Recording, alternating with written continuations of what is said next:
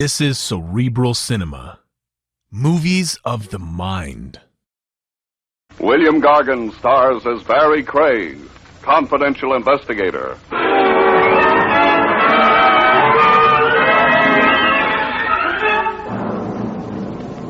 There's a place somewhere, folks, away from the hurly-burly, where everything is slow and easy, and you can sleep around the clock without being heckled. I could be referring to a cemetery.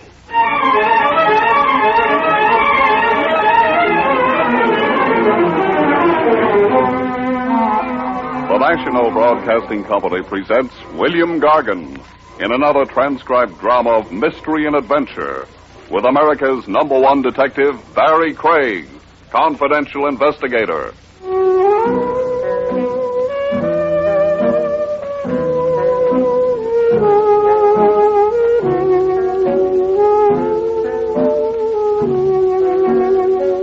Barrie Craig speaking.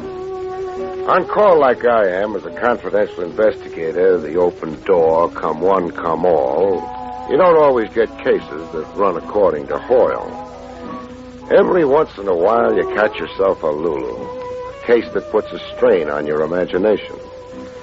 A case, say, in the category of spookaroo. You find yourself hobnobbing with ghosts and talking turkey to the dead. One like that began for me in the New York office of the Trans-Southern Insurance Company of Omaha. I've been urgently requested to come calling, please, by a claims agent named Brennahan, Roy C. Brennahan.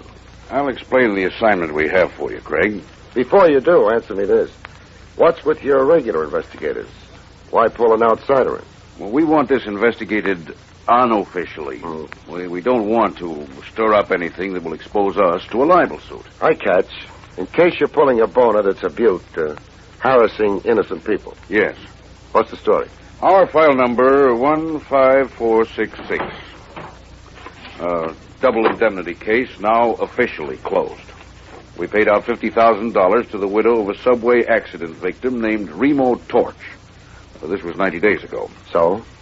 I'll now play you a recording I secretly made of an anonymous telephone call I was party to yesterday. Now listen carefully, Craig. Hello.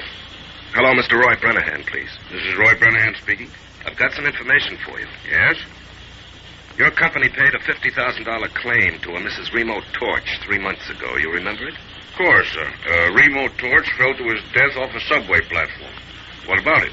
The claim was a fraud. It wasn't Remo Torch who fell under a train. But his widow identified the body. The identification was false. Who are you? A friend. Goodbye. Mister, wait, don't hang up. Identify yourself and there's a bonus. But my anonymous caller hung up, Craig, without identifying himself. I thought about it overnight, and today I called you in. Oh, it could be a crank call or an envious relative with a weird sense of humor. You must get 1,000 crackpot telephone calls. Yes, we do. We can't ignore them. Even if there's the smallest possibility of recovering a paid-out claim. Yeah, I've heard about the insurance claims agents, the fanatical watchdogs you fellows get to be. You're hoping and praying I turn up a scheming widow and proof that a third party was pushed off that subway platform and the corpse palmed off on you as Remo Torch. Handle this delicately, as if we have nothing to do with it. Like it's a case of your own. I can't be too delicate about exhuming a body. I need to get a court order for that. So do you want to get yourself another boy? No, I'll stick with you, Craig. Or be stuck with me. 10%, Brennahan. Any monies I recover for good old Trans-Southern, earmark 10% for Barrie Craig.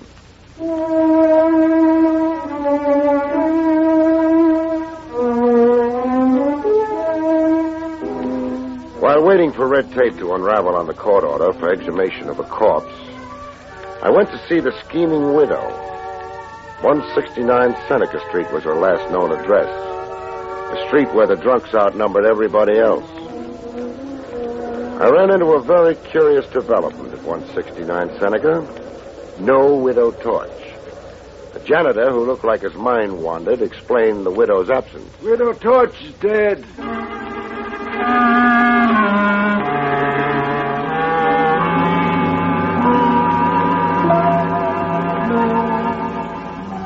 A dead policyholder and a dead, though rich, beneficiary. I had quite a cast of live suspects. The next evening, I drove myself to the Hillcrest Cemetery on Sycamore Street out in Long Island, where the mangled remains of Remo Torch had been buried. I had a signed court order okaying exhumation to serve on the caretaker there, an old geezer named Sam Billings. Going through the big iron gate, I heard the night chimes. Night is a nice time to go calling on a graveyard if you hate yourself. Every superstition you had as a kid comes back to haunt you. You begin to see things and hear things. Going up a narrow path toward the caretaker's house, I heard things. A scream as if somebody was being murdered not 50 yards away. I got to the scream. It was the old caretaker Billings on the ground near an open grave in a dead faint.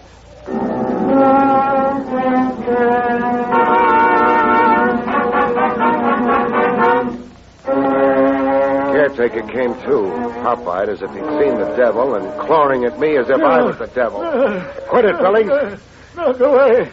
Keep choking me and I'll have to flatten you. I'm Barrie Craig, a confidential investigator, now concentrating on insurance. Now, if you can collect your wits, old man. You're an investigator. Who'd you think I was? Him. Him? Who? Risen dead. Makes sense, old man. I was making my rounds like every night when I heard the noise. Noise I'll never forget if I live to be 100. The odds are away against you, the hypertension you've got. I turned to look, bringing my light close, and it was the lid of a coffin coming off, as if by itself. Neatest trick of the century. And then what happened? I lived to be 100. We've already been through that. Then the dead man got up and stood there, alive as you're standing here, all green under the moon. How does the rest of the hallucination go? I watched him go off, not making a sound, and walking in a funny little hop. And then... You screamed and fainted dead away. The next thing you knew, you had your fingernails in my neck. Now get your bearings and throw a light on that coffin. I want to have a look. See, the casket is empty. Empty it is. So a stiff came to, forced the lid open, turned green under the moon, and then went on the town. It's something to believe, but I saw it with my own eyes. With that 20/20 vision you don't have, did you also see who dug them up? Dug them up? That's what I asked, if you'll really open your eyes. 6 feet of dirt piled in 2 neat hills on both sides of the grave. See it? Yes. To get out from under, your stiff needed a muscular accomplice on the outside. Who was supposed to be buried in that grave? I can't make out the name on the tombstone. Torch. Remo Torch.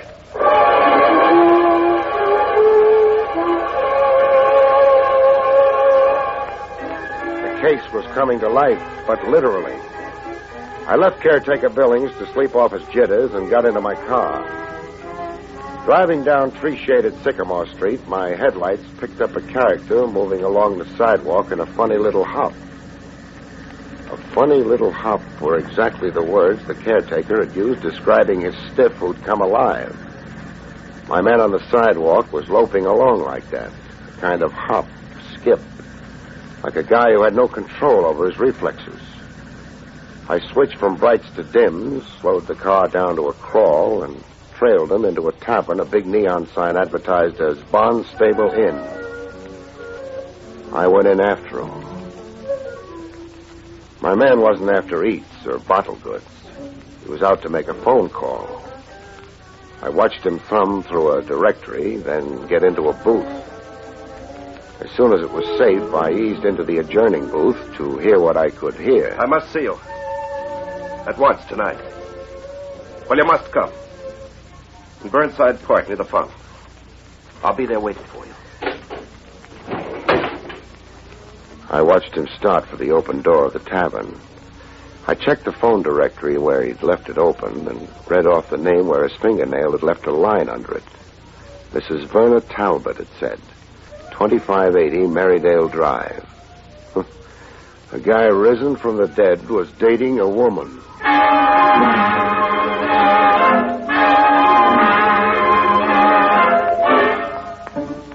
was right there in Burnside Park in a grandstand seat behind a row of bushes when they met. My man was hanging off to his side as if he wasn't really meeting the woman, but ambushing her. I could hear her high heels clicking toward him. Hello, Mary. What? Mary? You're calling me Mary? Yeah. You're not who you said you were on the telephone. No, I'm not. It was a ruse to get you to come. I'll come out of the shadows so you can see my face. Well, Your face is chalk. it's a dead face. And your eyes. They're dead eyes, Mary. I've been dead, but I've come back. I've come back to claim you, Mary. Mary, my wife. You're insane. I'm not your Mary or your wife. I don't even know you. Let me go. Help! He wasn't just claiming her, he was strangling her. I got busy. Let go of her, mister. Suppose we postpone introductions for later.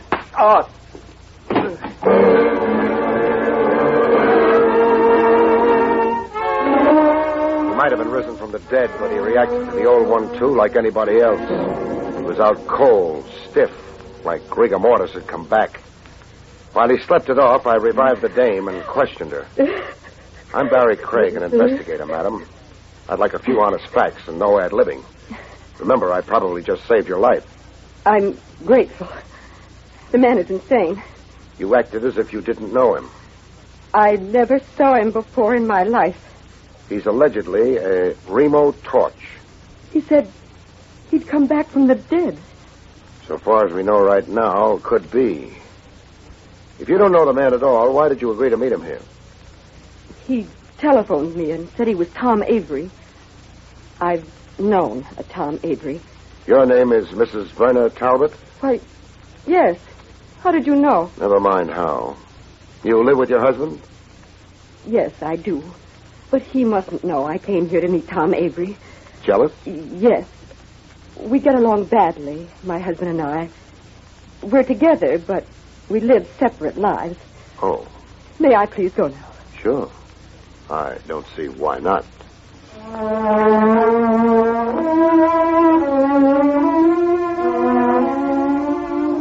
I watched her melt into the night, half mink, half woman.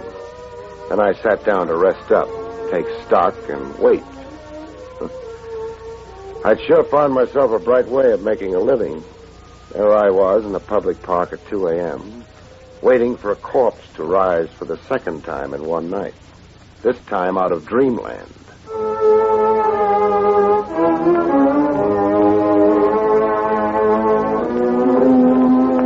Remo Torch, or whoever he really was, slowly came out of the dreamland I'd rocked him into.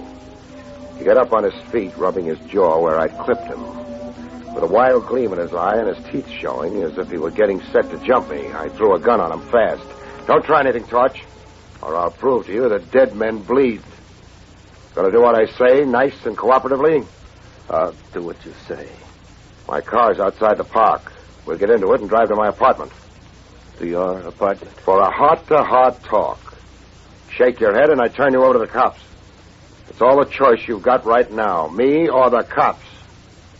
I'll go with you.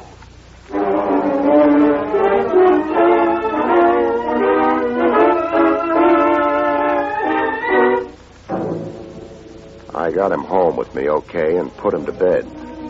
When he fell asleep, I handcuffed him to the bed and tied his feet. Then I showered and waited for daylight and a good morning chat with Lieutenant Trav Rogers at Willie's Coffee Pot. I don't get half of what you told me, Craig. Half's enough to hold you for now.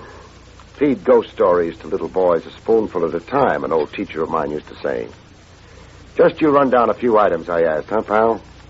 You want me to find out when Mary Torch died? And who signed the death certificate, and where was she buried? Phone me the minute you know.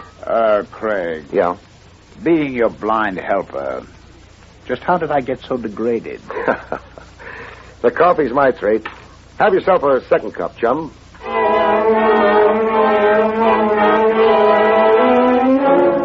Torch was wide awake when I got back from Trav Rogers. I untied his feet but kept the handcuffs on. All recovered from your busy night, Torch? What do you want with me? I'll settle for the story of your life. I can only remember the story of my death. I died August 28, 1951. Okay, I'll play straight man. Go ahead and tell me the story of your death. My last day alive was a Friday. After breakfast, I left home and my wife, Mary, to take a subway train downtown. In the subway, the express platform was crowded, as it always was. But waiting for my train, I could feel one man closest to me. Why this one man? He went everywhere I went. What did he look like? Seeing him was like looking into a mirror and seeing myself. He resembled you? This man who was always behind me was a man with my face. Oh, go on. He was behind me, this man with my face. A train was coming in. I heard its warning sound, and then I saw it come at me, hissing like an iron dragon with enormous eyes that held me spellbound. I tried to push back, but hands threw me forward into the jaws of the iron dragon. No! That's how I died, August 28th, 3 months ago. You don't believe the story of my death? When I do, peddle me to Bellevue. That's how you were supposed to have died August the 28th last. That's the phony story in the Trans-Southern insurance files. You were supposed to have died like that, Torch, only you didn't. Somebody else did. Somebody else did? Yeah. The patsy whose remains were identified as Remo Torch. The poor devil who was really in that coffin you supposedly stepped out of last night. Excuse me. Barrie Craig speaking. Barrie, this is Trav Rogers. Mary Torch died a month ago. A heart attack. And Eric Carter signed the death certificate. She was buried in Hillcrest Cemetery like her husband before her. I got it. Thanks, Trav. Can I be of any further service to you? Yeah, you can. Send one of your boys over to my apartment. I've got a prize package I want under lock and key while I roam the world.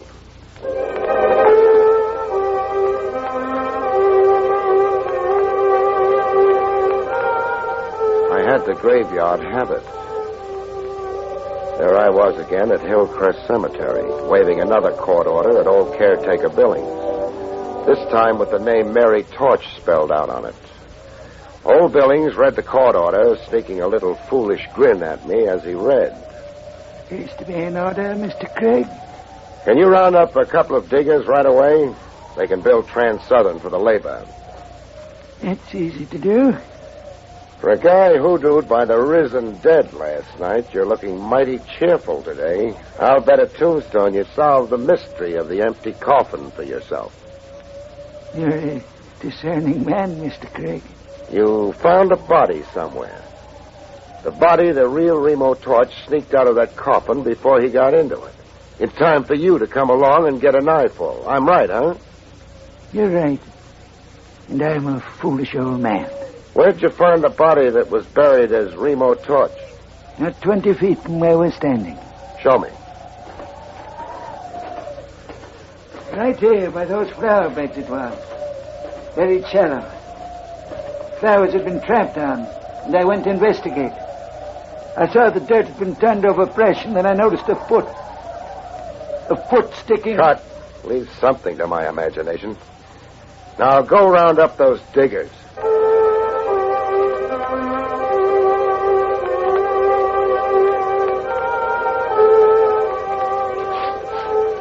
The slab of marble read Mary Torch. Two beefy gents were digging her up. They wore a look on their kisses that said they just loved to make an argument of it. They were the same team who buried the Mary Torch coffin only a month ago. To them, I was some creep undoing a work of art. Me and my court order. You've got the coffin exposed enough, men. Now use the crowbar on it. I soon got a look at the contents of the coffin. No. Body, Mr. Craig. The casket's full. Full is the word, Billings. Full of rocks.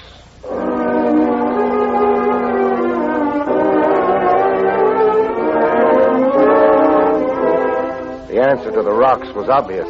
Mary Torch's death was a phony, and ditto her burial.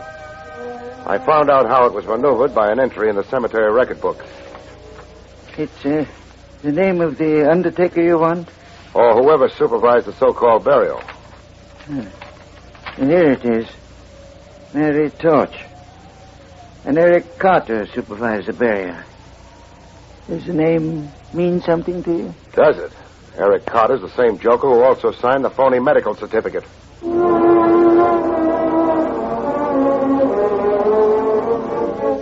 The great insurance swindle and how it was accomplished began to stitch into one piece. I had almost all the answers, enough answers anyhow, to parlay into a climax. Only somebody was working his own idea of a climax to Barrie Craig. I'd left Hillcrest through the big iron gates for the drive back to Manhattan.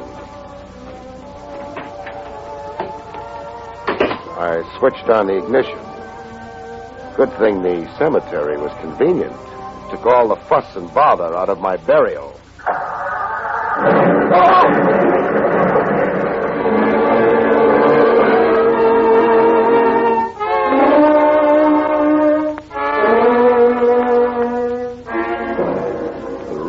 Dead. I was getting a whack at the trick myself. I was dragging toward a light no bigger than an arrowhead, waiting for me somewhere at the end of a long sleep. And bells tolling morning, the bells were saying. Now wake up, Craig. Wake up.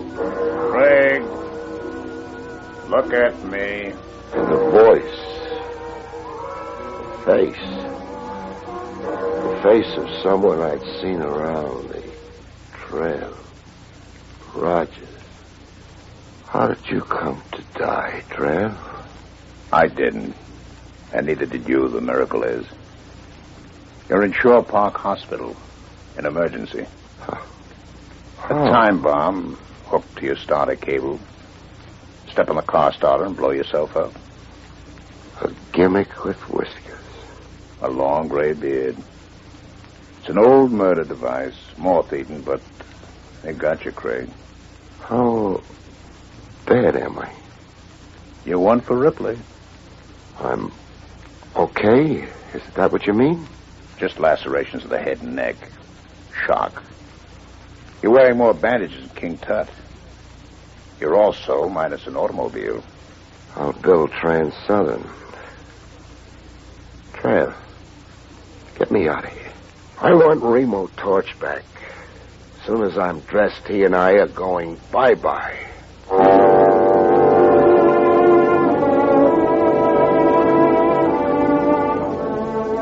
I taxied Remo Torch across town to an address in my little black book, 2580 Merridale Drive.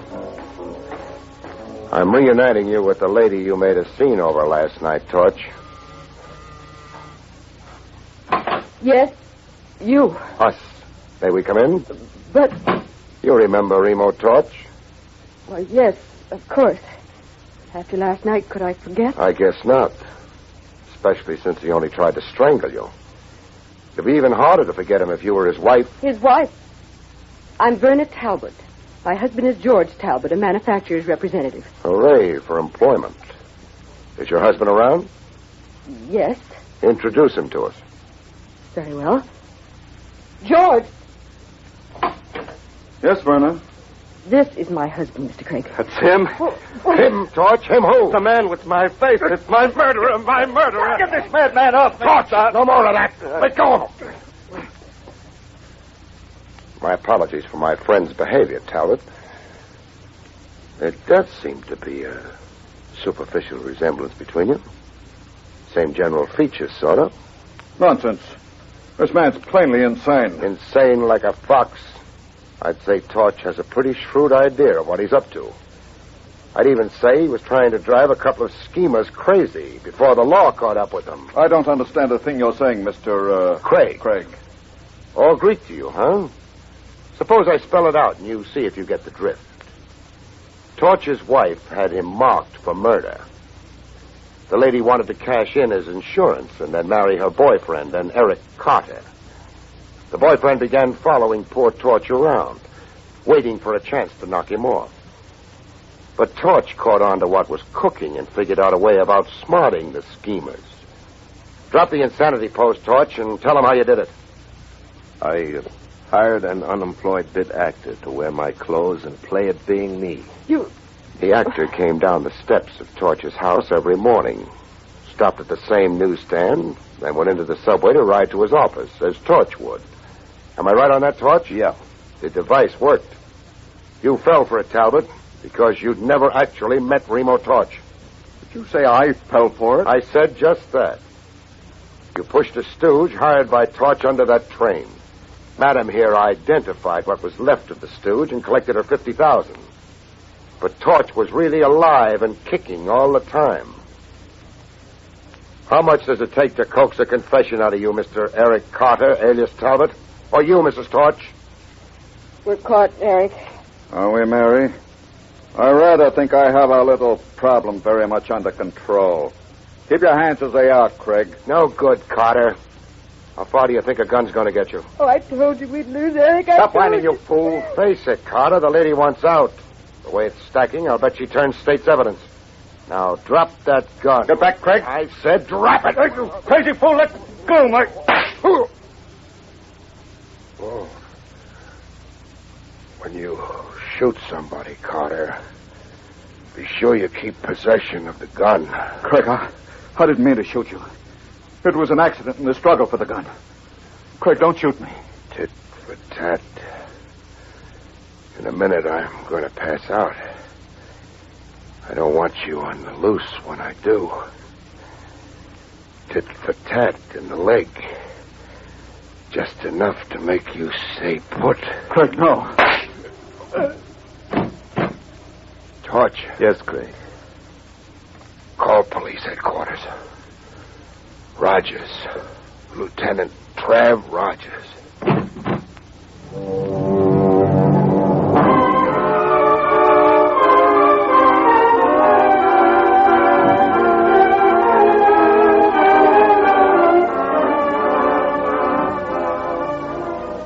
Wake up from a long sleep, and there's the same face in front of you, like a pin-up on a wall.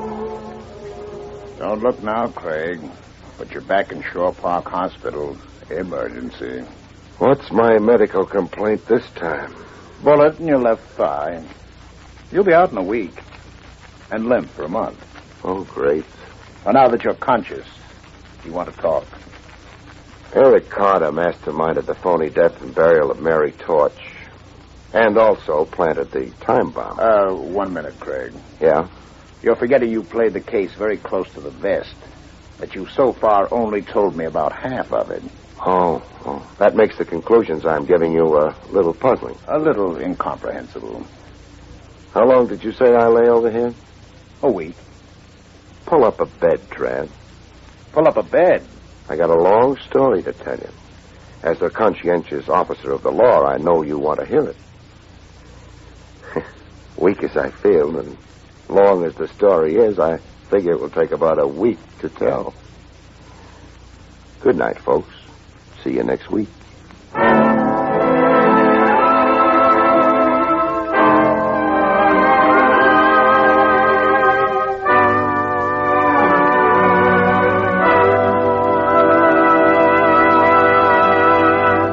You've been listening to William Gargan in another exciting transcribed mystery drama from the adventures of Barrie Craig, confidential investigator. Tonight's story, Ghost of a Chance, was written by John Robert. Next week, it's the strange story titled Song of Death, about which Barrie Craig has this to say. In next week's story, Song of Death, I rescue a young lady from a fate no worse than drowning. And I meet a crack-brained songwriter whose death lyrics are murder. See you next week, folks.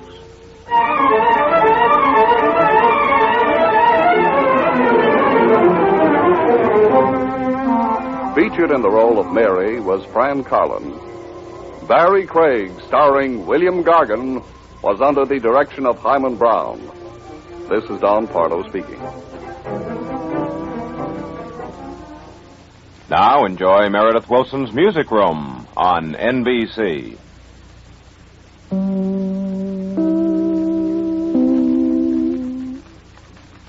William Gargan stars as Barrie Craig, confidential investigator.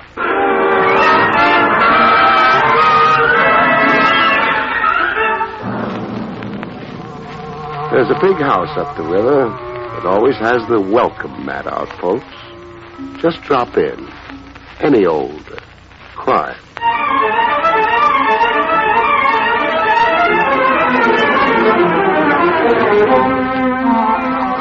The National Broadcasting Company presents William Gargan in another transcribed drama of mystery and adventure with America's #1 detective, Barrie Craig, confidential investigator.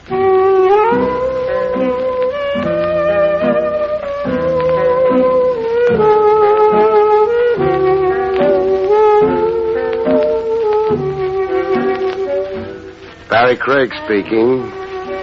The streamlined confidential operator keeps a case file with a nod to police regulations and with an eye to posterity. A book of memoirs someday, you figure, to show your grandchildren you were full of hustle yourself once upon a time. You keep a well-detailed file. Case number so-and-so, the nature of the crime, the principal actors, the outcome. And page 1 stating by who and just how were you pulled into the felony in the first place. Take the file in my hand right now, numbered 113. Who asked me into the case reads Father Neptune.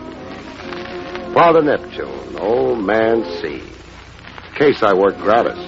Been out of sailing over to West Side Pier, seeing a friend off. I hung around the docks for a while, walking off the champagne and canopies, and wondering what there is about a lonesome river at night that makes the little man inside you cry. Well, about that time, Father Neptune decided to take my thoughts off me and transfer them to a mermaid in the drink. A drowning mermaid, the way it sounded. Where are you? Over here. I can't swim. Help! Oh, December is a great month for a dip into the river if you're a polo bear, but in I went. Hey, grab a hold of me. Oh, me. Hey, I didn't say a stranglehold. Cooperate to your rescue, lady, or I'll have to. Okay, much as I hate to.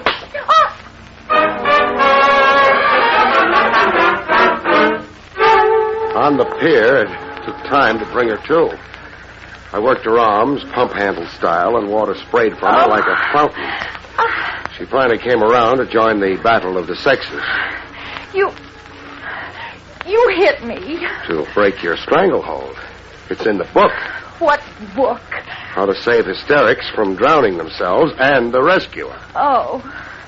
You didn't have to hit me so hard. Oh, my jaw. Feel the welt. Got my brand on it now. B.C. B.C.? Barrie Craig. The initial man's ring I'm wearing left initials on your jaw. You're crazy. And cold. Yeah, me too. Pray it's pneumonia. Well, why that? There's no cure for a cold. So? There's a cure for pneumonia. Penicillin.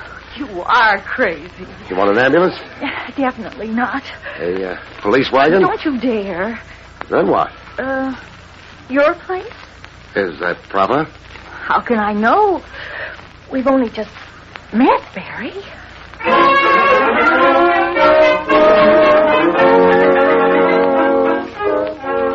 We got into dry things, and properly enough to rate a good conduct medal from the mayor.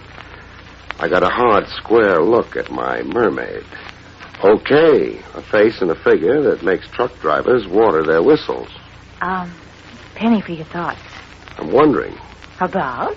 How many lies you're going to tell before you tell the truth. No more than I can help, I promise. Your name? Susan Lane. What made you go for a swim? But I can't swim. That's what I mean. I fell into the river by accident. I was walking and my foot caught on a loose board on the pier, and start all over again. I wasn't pushed in. No? No. Fact is, I jumped in. Why? I'm like that. Peculiar. I get fed up with things. Things like? Nothing special, just life, men, the way the world is. I just get an uncontrollably morbid impulse, and then I'm sorry. What if nobody happens along to save you for the next impulse? Goodbye, Susan Lane. She wasn't much. Oh, excuse me. Hello? Hello. Have I got the right party? Have you? Well, I mean, are you the Joe who pulled the blonde out of the drink? The name isn't Joe. I followed you to your joint, white guy. And my phone number? Your name's in the bell, Barrie Craig, and your number's in the book. I see. Are you interested in hearing what I got to tell you? I've heard nothing so far. Well, open your ears, stupid. Hey, don't believe anything the dame tells you. I don't. What'd she tell you so far? That dill pickles make her hiccup. Okay, be a dope. All right. She said she'd attempted suicide. Baloney. She was tossed into the drink, picked up off the ground, and thrown to the fish. You know that? I saw. Where do you fit into this? We won't go into that. Another thing. Paste this song title in your hat. Sugarloaf Mama. Sugarloaf Mama. It's number one in the jukebox, you stupid. Where do you spend your nights? Standing up in a closet to improve my posture. Well, the song's the key to the whole deal with a girl. Now make like a detective. Come by.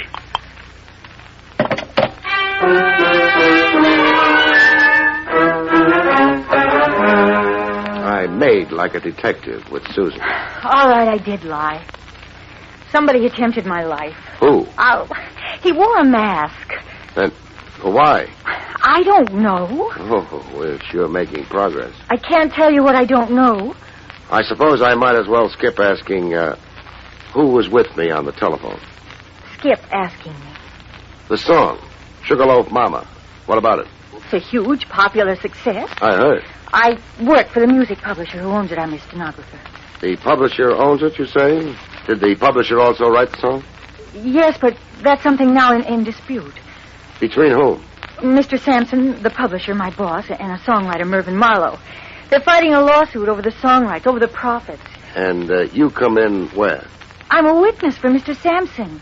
Testifying to what? That my boss never personally received a song submitted by Mervyn Marlowe. That it's our firm policy to return unsolicited manuscripts unopened.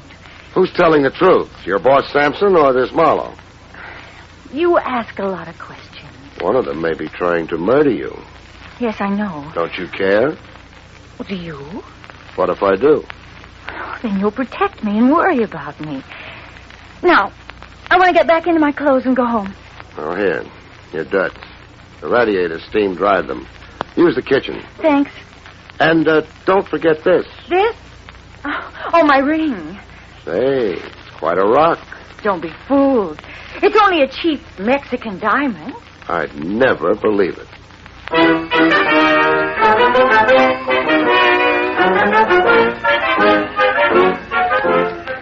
A lightning change of wardrobe, and we were on the street, arm in arm, like we've been engaged since the high school prom. Call a cab, Barrie.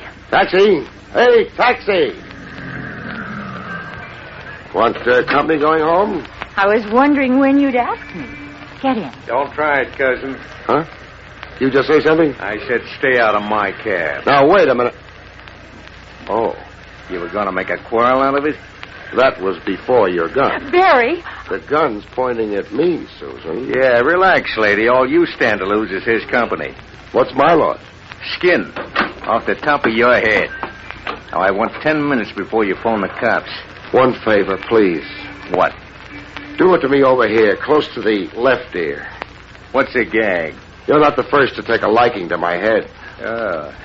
The rest of your head's still sore, huh? And unhealed.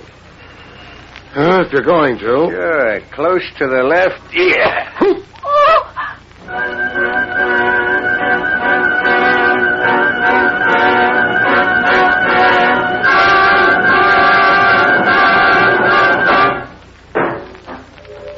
You fall down and you get up. You're still the same guy, except that your legs have aged 10 years and your hat doesn't fit.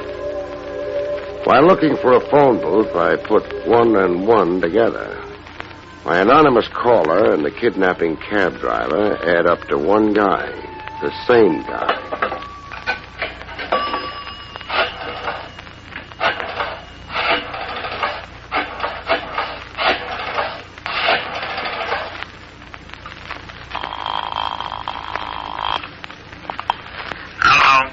Give me Lieutenant Trav Rogers, please. You've got him, Craig. Oh, your voice is changing, Trav. Should I worry? Over losing a squeaky soprano? Is this an official call, or are you just passing the time? It's official. What about? Mayhem in December. I found a girl and lost her. Sad. I can refer you to a Lonely Hearts Club. A torpedo masquerading as a hacky put the snatch on her. More facts, please. Susan Lane, 5'2", blonde, blue eyes, wrinkled dress that needs ironing. A wrinkled dress? Stop prying into my inner life. The hacky, so-called, was heavy-set, meat-faced, with jowls like Pluto the dog. A brown and white taxi cab. Did you get the license number? No, I was about to when I fell down and hurt my head. You were assaulted? If there's a law against slugging confidential investigators. There isn't. We hand out decorations for it here at headquarters. What danger is the girl in? Catching a cold. Catching a cold? A permanent cold. Send out a general alarm, Trav. She's too beautiful to die. Who isn't? Now. No personalities. Goodbye now.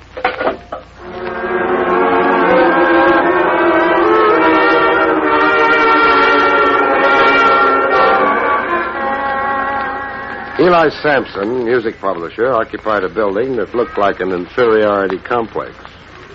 Calcimine streaks for paint, outside windows with the dust of ages on them, and a broken-down staircase that made you feel like a dinosaur walking on eggs. The staircase was going to loom big in my future, as I soon found out. The first warning I had was a shot. Correction, 2 shots, and then a yell from an upper landing. A yell of bloody murder enough to freeze me in my tracks. I stood still automatically in the middle of the staircase, and that was my undoing. What sounded like a stampeding herd was coming smack at me. Him was a wild-eyed maniac who looked like he jumped out of the street. Out of my way, you. I'd love to oblige, but narrow like the staircase is, it's the bottleneck. I said out of my way. I'll need time to shift to reverse. Let me do it for you.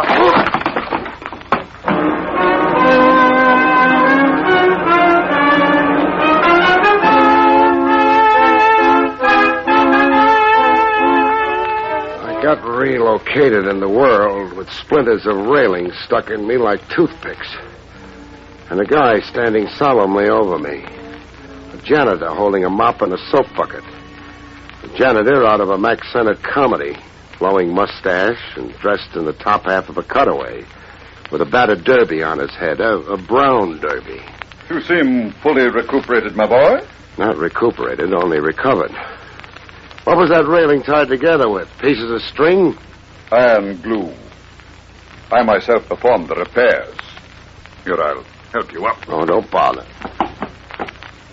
What are you made up for? You refer to my elegance? To the mop and the bucket. A temporary condition, my boy. The mayor is down, the mayor is up. Up being? Stocks and bonds. Oh. I fluctuate as it fluctuates. You're, staring at me? Yeah, trying to place you. I've seen that odd kisser of yours before. Along the stock exchange, perhaps? No. Who did all that shouting on the upper landing? It was me, summoning help. Who got shot? One Eli Sampson. The miscreant fugitive who butted you so unceremoniously. You'll get nuts in your tongue, Lemaire. Mind if I leave you for Sampson? Not at all. I'm in no mood to be interviewed today. The market is down.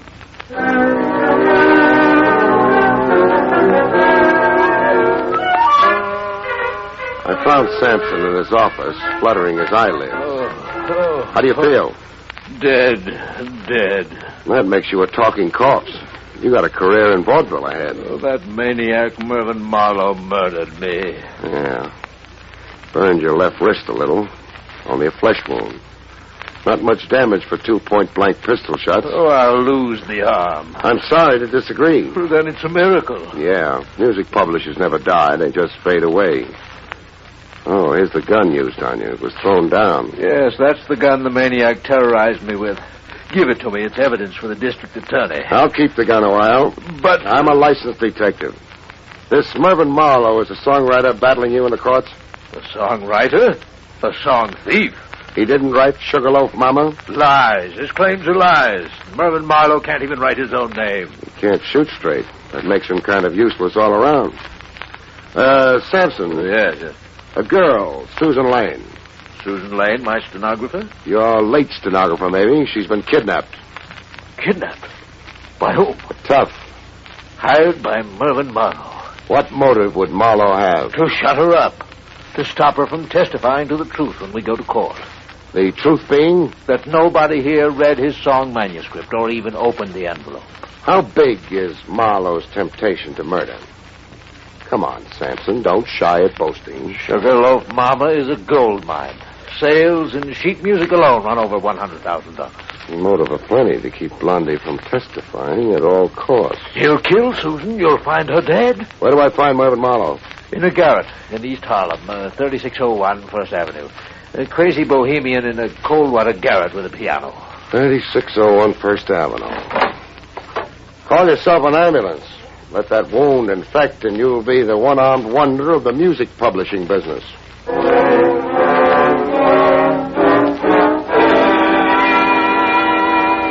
Before quitting the building, I looked up Lemaire, the janitor. I found him in the basement, washing up. Welcome to my humble quarters, my boy. Dry your face. I've got something to discuss. Proceed.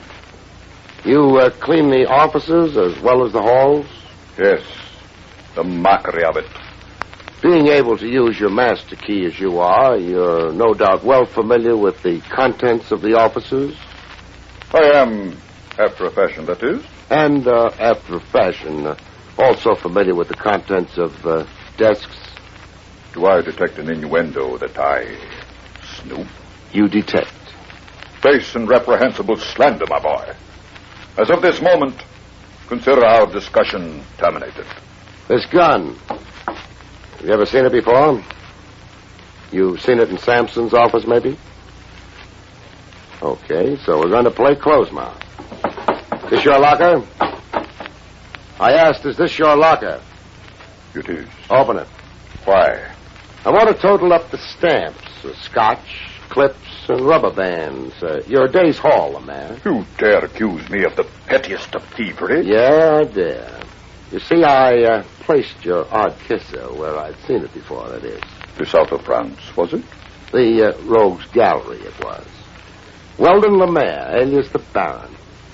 And what's snatching ladies' handbags if not petty thievery? Shh! Not so loud. I lose face with the building management. Tell me what I want to know. Yes. I have seen this precise pistol before. Where? In Mr. Sampson's desk drawer. The bottom left drawer, if my memory serves. You've cost me a pretty piece of change. The blackmail you could have wrung out of Sampson. So it's Sampson's own gun, huh? The old reprobate shot himself? The old reprobate sure did.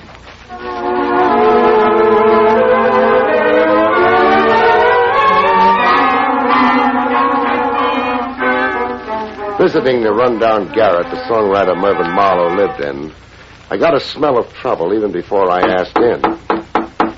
Who's there? I didn't need X-ray vision to know a crackpot songwriter on the other side of the door was heeled with a gun. Who's there? I want to talk to you, Marlowe. The door's unlocked. Come in. Come in and nod hello to a gun. An old familiar situation. I came in, but with a bang. Oh! Marlowe was out cold with his fingers coiled around a gun. A gun I relieved him of.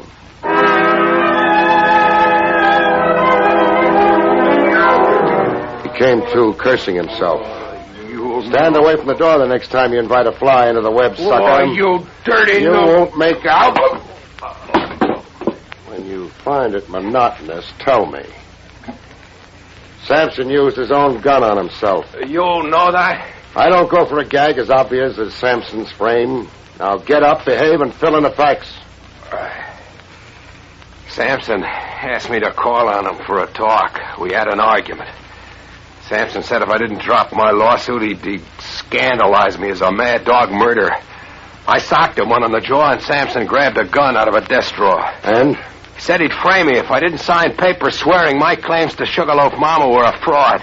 He said he'd swear the gun was mine and that I'd come in to kill him, that he'd overpowered me and seized the gun after I'd fired at him. When I ran out, Sampson fired 2 shots, not at me. At himself. He gave himself a flesh wound. That's Sampson all over. Anything for a buck. $100,000. Money belonging to me. He stole my song. You'll have your day in court. Yeah, with Sampson's lying stenographer perjuring herself with a boss. Now that we're down to her, where is she? Where is she? What are you talking? Susan Lane was kidnapped. Now what frame of... You and Sampson are the interested parties. If she was for Sampson, she was against you. So? So only you'd have a motive in shutting off her testimony, it would appear. If you arrange the snatch, Marlowe, you're a sucker. Get out from under while you can. Rang off. I had nothing to do with it. How about an attempt on her life on the docks? Nope. You're incapable of it? I'm capable of it, but I didn't do it. You own a hat? Sure, why? Get it. I'm taking you to headquarters. What for? You'll only land on the floor again to protect you against yourself. That wild gleam in your eye belongs under temporary lock and key. I spent years writing a song, picking my brains, days, nights, starving in this filthy, infested hole, so that swindler Sampson... That's just what I mean. The Friday night you're cooking at, you've got to explode. If you're really innocent of anything so far, I want to keep you that way. Walk in front of me.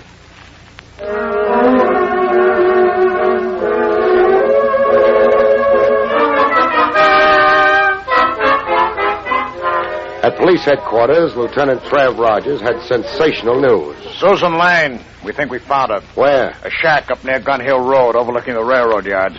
But how? Let's go get her, shall we? I'll tell you how another time.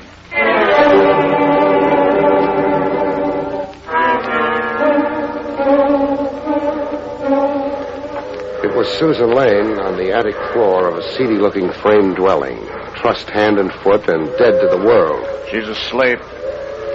Here's how we were tipped to her whereabouts. The telephone? The receiver's off the hook. The girl squirmed enough to roll against it and knock the receiver off. The operator became suspicious and called police? Right. Help me untie her, Trev. I've got a pocket knife. Hey, Susan, wake up. Susan, it's me, Barrie. She seems dopey. An overdose of sedatives, I'd say. See how the pupils of her eyes dilate? Somebody figured that asleep she couldn't make a disturbance. Where am I? In the arms of the law, baby. I've never seen you this romantic, Craig. I've always had a soft spot for struggling stenographers. Let's all ride downtown now, huh?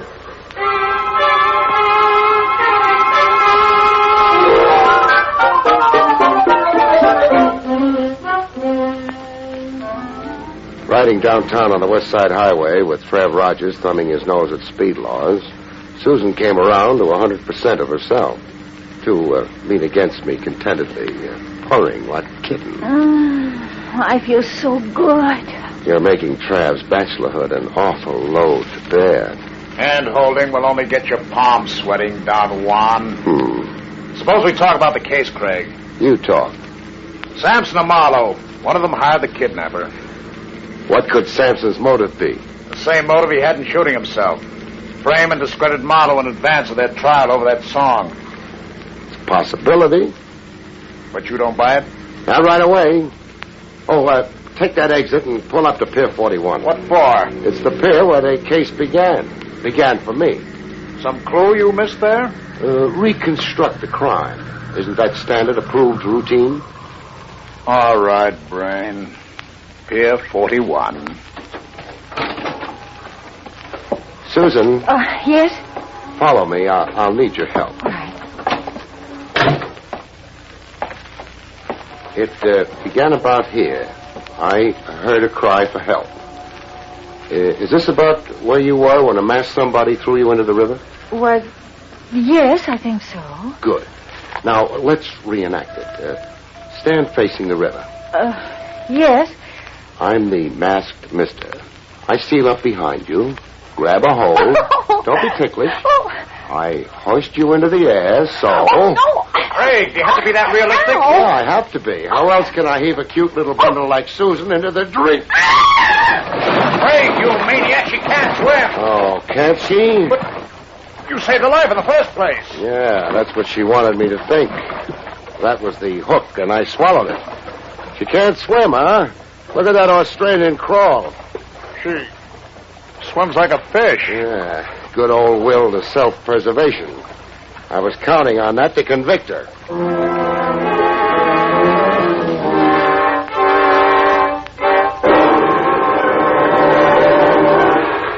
What was her game? Dramatize herself. Big.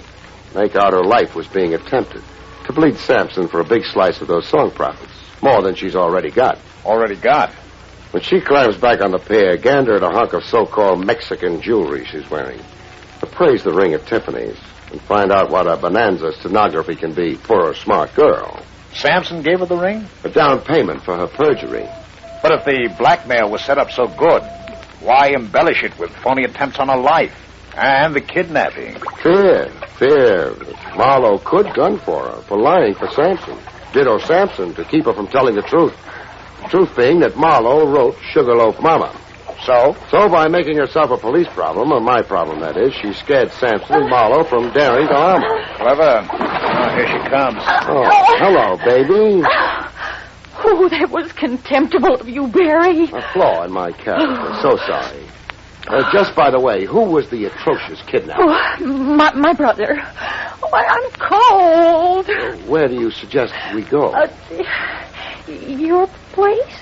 No, it really wouldn't be proper this time. I'd be pinched for sequestering police property.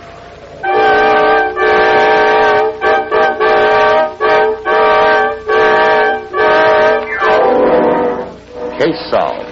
Only Trav Rogers didn't let me just walk away from it.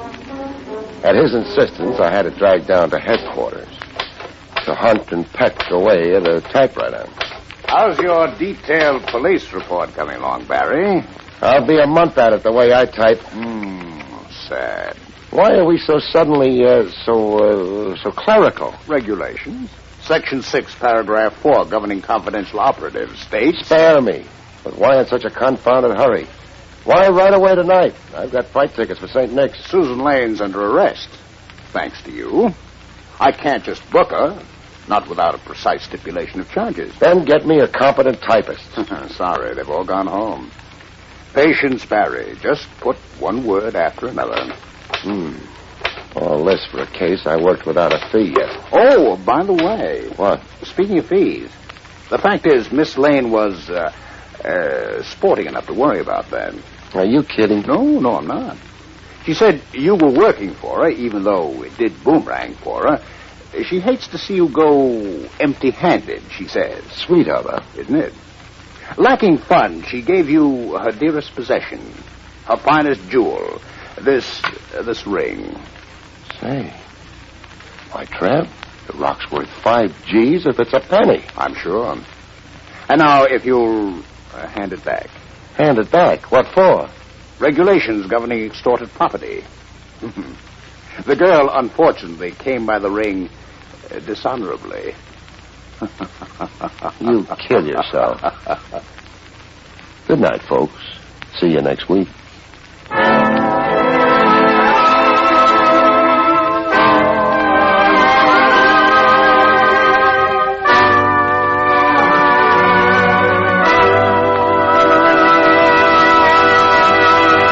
You have been listening to William Gargan in another exciting transcribed mystery drama from the adventures of Barrie Craig, confidential investigator.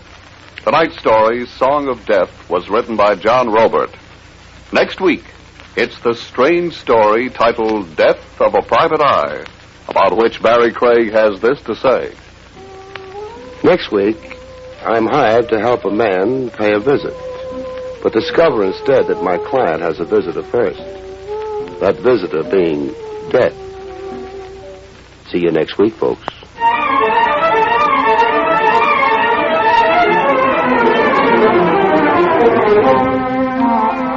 Featured in the role of Susan was Amcy Strickland. Barrie Craig, starring William Gargan, was under the direction of Hyman Brown. This is Don Pardo speaking.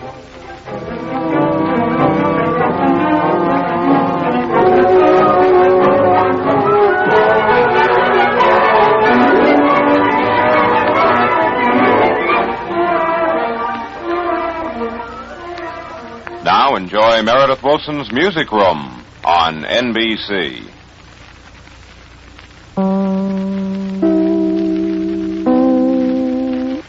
William Gargan stars as Barrie Craig, confidential investigator.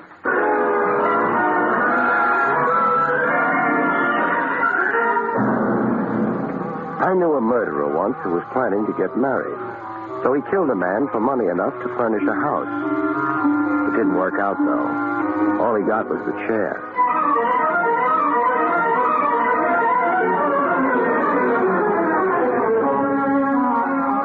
The National Broadcasting Company presents William Gargan in another trend #1 detective, Barrie Craig, confidential investigator.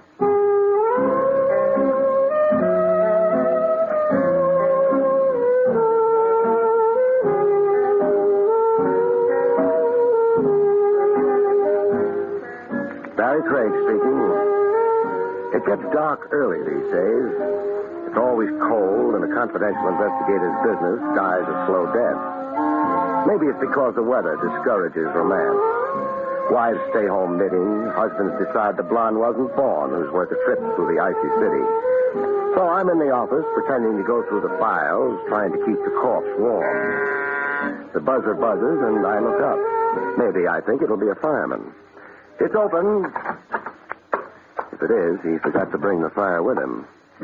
You, Craig? I'm Craig. Sit down. Yeah. And colder. That's why I'm still here, Mr. Hearn's the name. Joe Hearn. How do you do? Are you in a position to take on a job? A job for when? Tonight. Oh, you're lucky. It so happens I'm free tonight. Now, if you'd wanted me to go to work tomorrow, you'd still be lucky. I'd be free then, too. What's the matter, Pop?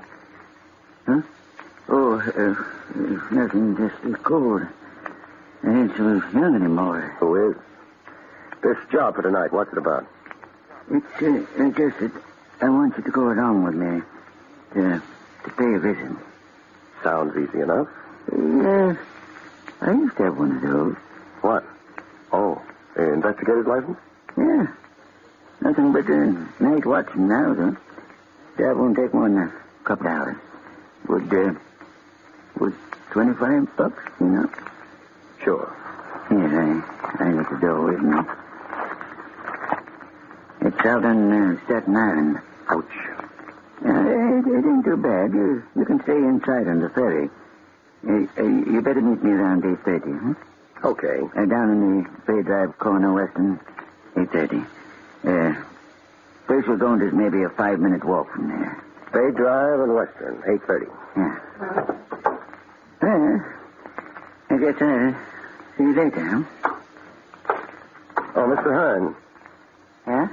$25 for company on a visit is a little on the rich side for you, isn't it? Yeah, but on next visit, Yeah? I want to make sure I don't get killed.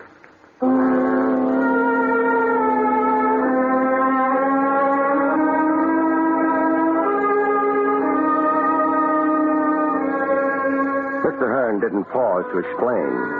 I started after him, shrugged my shoulders, went back to the desk, and put my files away. A client's got a right to his privacy. I wondered how I'd like being a night watchman if I ever washed up as a private eye.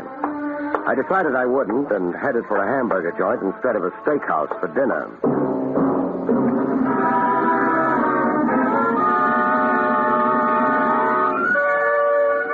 The ferry had been fine, but Bay Drive turned out to be right on the bay. I didn't care for the result.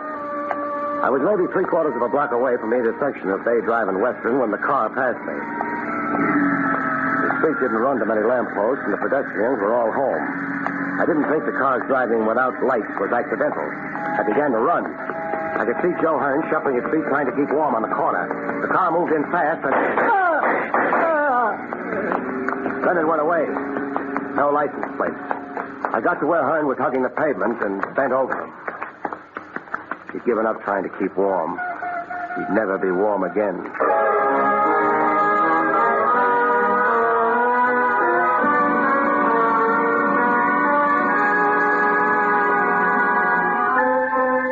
Bay Drive ran parallel to the water. Nothing was below it except the crooked shoreline and the cold darkness of the bay itself. I'd flagged a passing car and had the news phoned in. After a while, Joe Hearn had a spotlight on him. The undivided attention of a half a dozen cops and a nervous intern. Joe Hearn wasn't particularly interested. Barrie? Welcome to Staten Island, Lieutenant Rogers. Thanks. I could use a red carpet for a windbreak. Hearn hired you to help him pay a visit. To whom? Me? I would have said to who? That's an interesting sidelight on your grammar. Doesn't tell me anything, though. That's because I don't know anything. Hearn wasn't giving out information. Hearn was a night watchman for the coastline. He worked in one of their warehouses. Near here? Half an hour's walk. No help there. His date was closer. His date has been canceled. Nobody spotted the car, Barrie. Probably put the lights on again once it got a few blocks away. Trav, were your men able to dig up anything on Hearn's actions just before he wound up here? Landlady of his boarding house said he had dinner there. He stopped off at a place called Old Tyrol for a beer. I spoke to the manager, a man named Grunner. Wound up with nothing. Hearn always had a beer there on his way to work. That's it? Yeah, I hope he enjoyed his beer.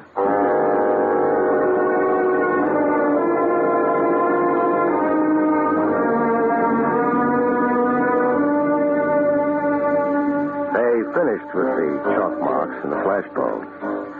Hearn wasn't a heavy man. They had no trouble rolling him onto a stretcher and taking him away. The last I saw of him was a pair of tired shoes. The right one had a hole in it. I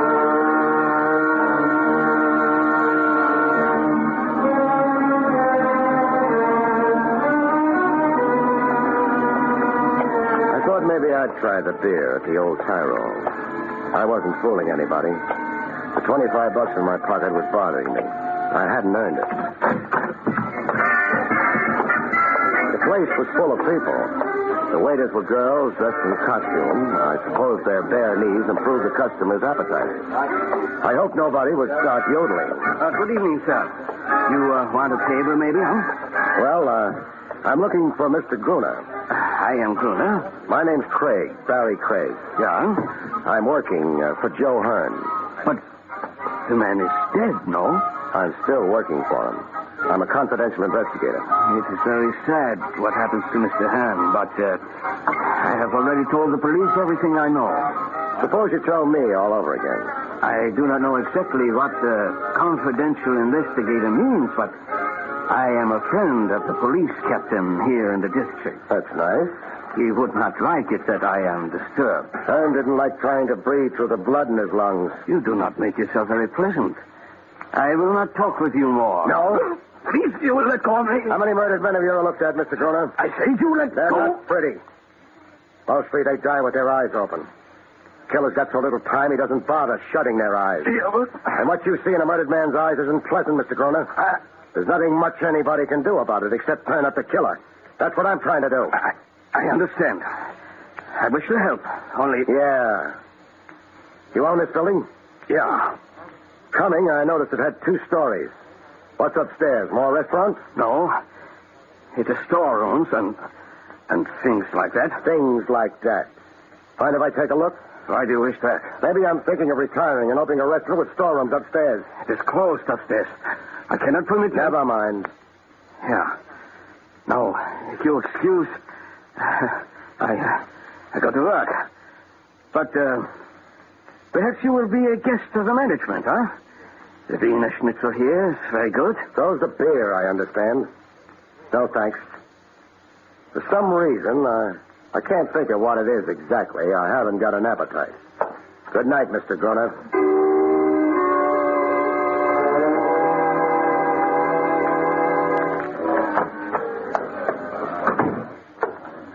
Welcome to the Bay Drive precinct, Barrie. Hello, Trav.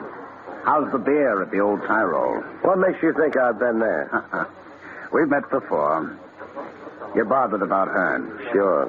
I owe him $25 worth of investigation. Uh-huh. Worrying about money? What else? I won't tell anybody you're sentimental, Barrie. Thanks. I'll keep quiet about your reading books. That makes us even. What'd you find out, if anything, at the old Tyrol? Nothing. You? You gave us the fact that Hearn was a private eye once upon a time. So? Reason he quit was because the commission revoked his license. They must have had a reason. They had. A good one? Not too good. But they couldn't help themselves. Happened around 10 years ago. You going to talk without prompting? The way it went was Joe Hearn had an office downtown on the waterfront. Had a lot of jobs for shipping outfits. Was doing pretty well. Until he testified against a man named Pete Solder. They had a law then about testifying against men named Pete Solder? The charge against Solder was smuggling. His lawyer brought in a lot of witnesses. In the higher income brackets, Barrie. That made them good witnesses? Well, it helped. The case against Solder was shot full of little holes. Hearn almost got himself charged with perjury. Was Solder guilty? Sure. Ran gambling houses, too. He was deported a few years later. But at the time of the trial, his guilt couldn't be proved. So Hearn had his license taken away. Was that or a perjury charge? Trav, let me have a list of the witnesses that testified for Solder, huh? Yeah, I've got it here. Thanks. Brunner isn't on the list. No. Thanks, Trav. You leaving? Uh-huh. And going where? Back to the waterfront. Got a lead? No. But you're going anyway. All for $25? No. I keep remembering Hearn's shoes. What about them? They had holes in them.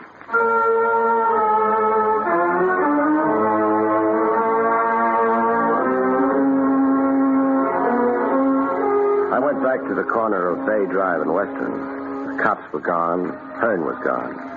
The only thing left was a blood stain on the pavement. Not much to show for a lifetime. I remembered what Hearn had told me. His visit was to a place 5 minutes from Bay and Western. It wouldn't have been back along the way I'd come. It couldn't be down Western to the water.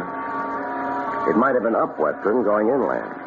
It might have been along Bay Drive where it hugged the shore. I'd invest 5 minutes along the shore. Hearn's life had been played near water, and it ended there. 5 minutes was a small investment. But Bay Drive died on me. In 5 minutes, a high brick wall stared at me. I backed up away from it, and there was a house rising above the wall, set deep behind it. Maybe it was the wind that lifted the small hairs out of the back of my neck. I found a gate in the wall. There were lights in the house. Who's that? Open the gate. Sure, I'll open it. Now what? I'm paying a visit to the house. What time do you think it is? 2:30 in the morning. No time for visiting. Everybody's asleep. The lights are on. They're nervous up at the house. They sleep with the lights on. Now. Listen, I don't want to get rough. I'm visiting. Oh, you're on your way out. Now. Hey, You nearly broke my arm. keep your hands out of your pockets. I'm not interested in your gun. I wasn't. You mean you're not? The house, huh? Okay. I don't know what you think you're doing. Paying a visit. You announced me as Craig. Craig? Yeah, Barrie Craig. Hey, you're a private eye. Confidential investigator sounds more expensive. What are you so kind of edgy tonight? Maybe I'm always edgy. Dodging in on Mrs. Warren like this won't do you any good, though. I'm not looking for any good. What's your name? Dolan. Got a license for that gun you're carrying? What's the matter? You got a license complex or something? Forget it. That gun been used recently? You keep popping on my gun. Lay off. They've been out the grounds all night. I didn't ask you. Mrs. Warren run to a butler? He goes to bed early. All right. Get back to the gatehouse. Oh, wait a I minute. said get back. You like to throw your weight around, don't you? I've got plenty of it. Yeah. Only one thing. There's just so much I'll take, and then... And then? Nothing. Dolan, what? I'm not Dolan. So I see. The name's Barrie Craig. Mind if I come in? That might depend on just who Barrie Craig is.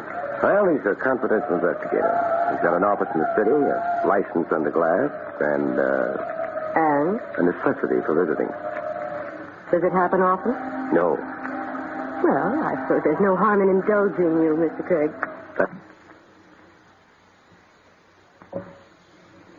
It's up to you. Would you go away if I asked you to? No. Come in, Mr. Craig.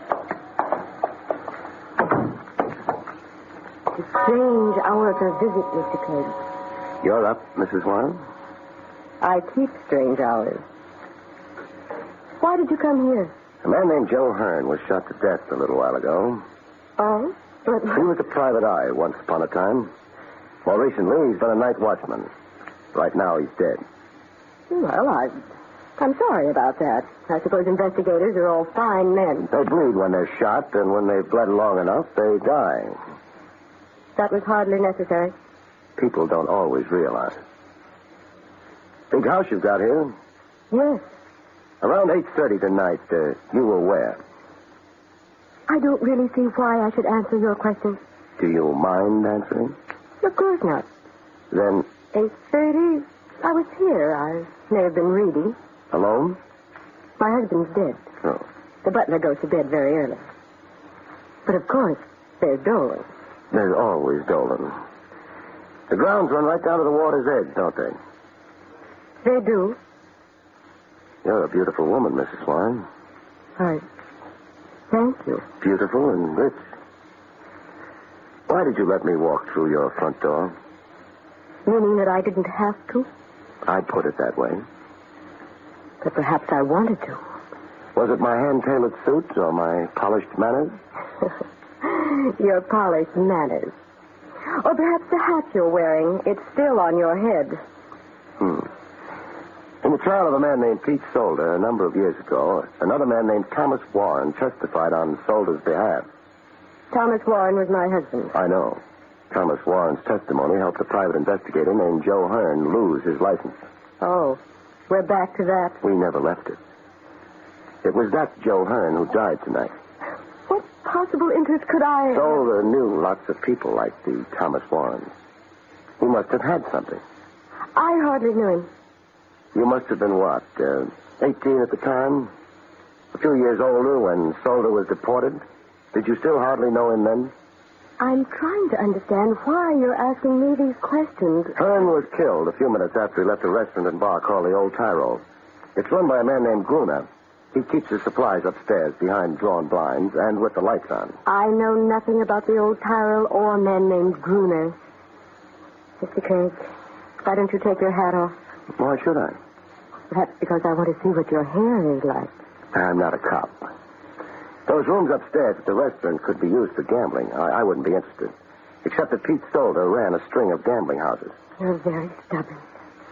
I'll take it off for you. This is pretty quick, isn't it? You're very real, Mr. Craig. Very real and disturbing. I still think it's pretty quick. You underestimate yourself.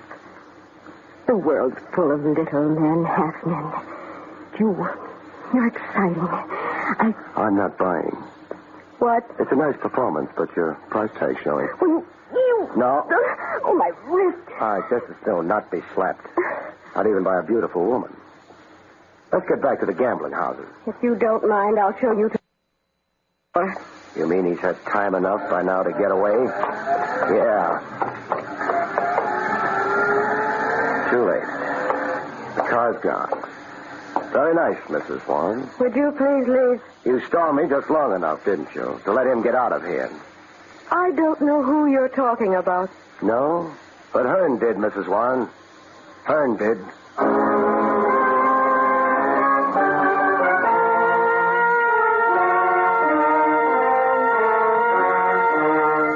I left. Dolan didn't try to stop me. I hadn't expected him to. Out in the bay, the boats lay at anchor, rocking with the tide. The Old Tyrol was still open for business. I gave it mine.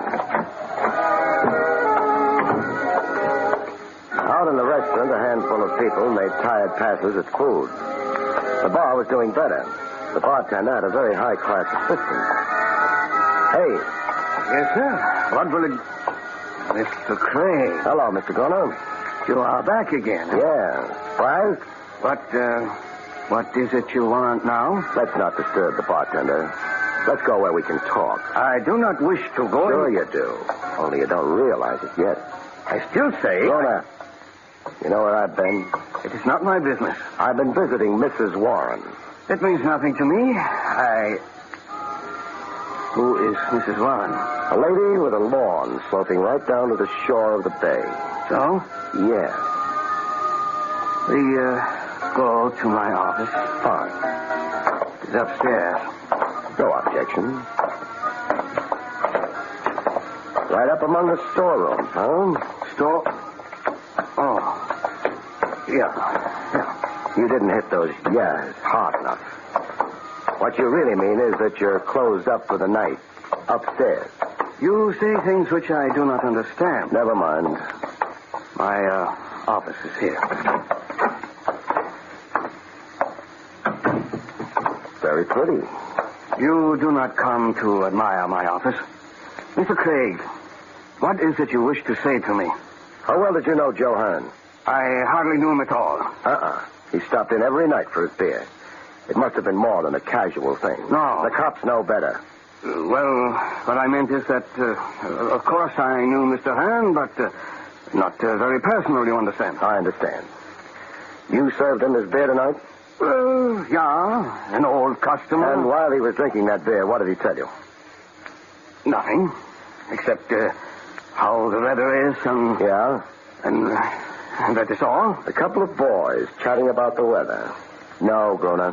What do you mean, no? I don't like your answer. Please, I'm not being brutal, just making sure you stay with me. Groner, what did Hearn tell you tonight?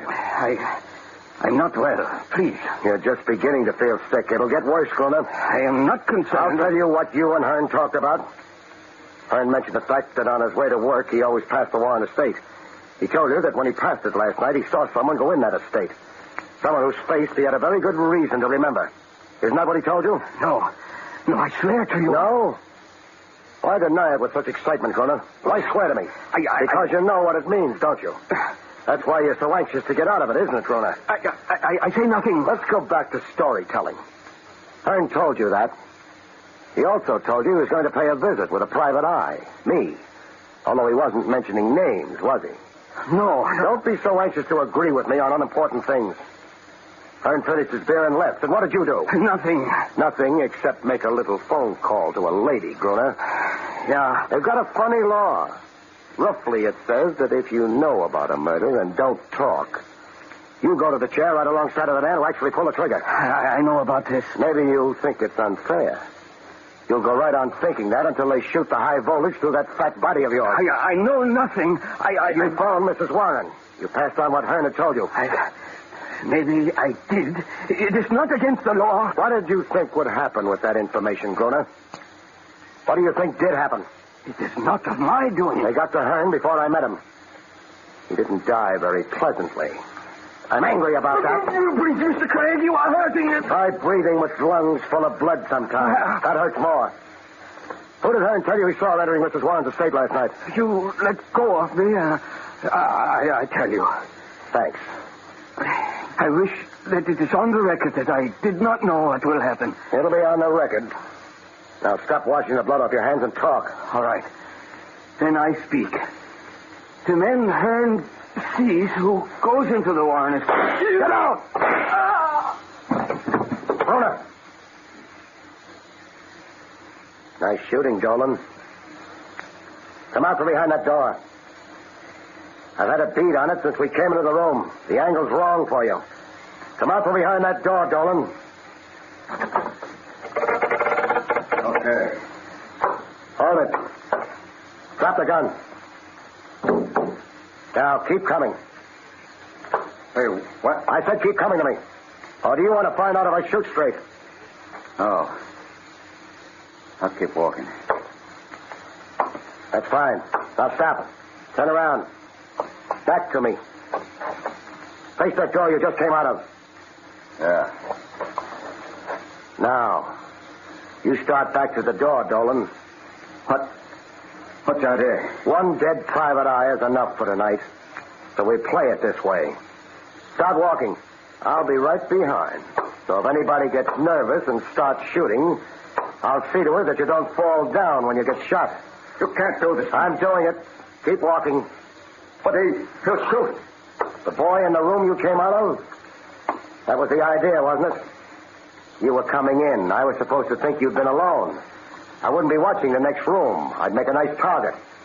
But I like you better as a target. No. Kick the door open all the way. Okay. Yeah. Better. Much better.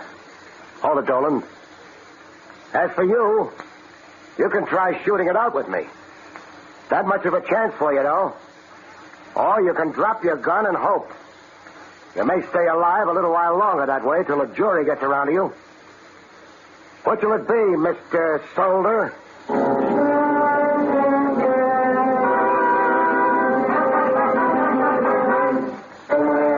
Mr. Solder, Mr. Pete Solder, dropped his gun and surrendered to the authorities. I dropped him in Lieutenant Rogers' lap. The lieutenant dumped him in a cell, and then... He'll keep for a while. Not too long. He's turning spoiled right now. But Pete Solder, after all these years... Yeah. Funny, he sneaked back into the country and might have got away with it.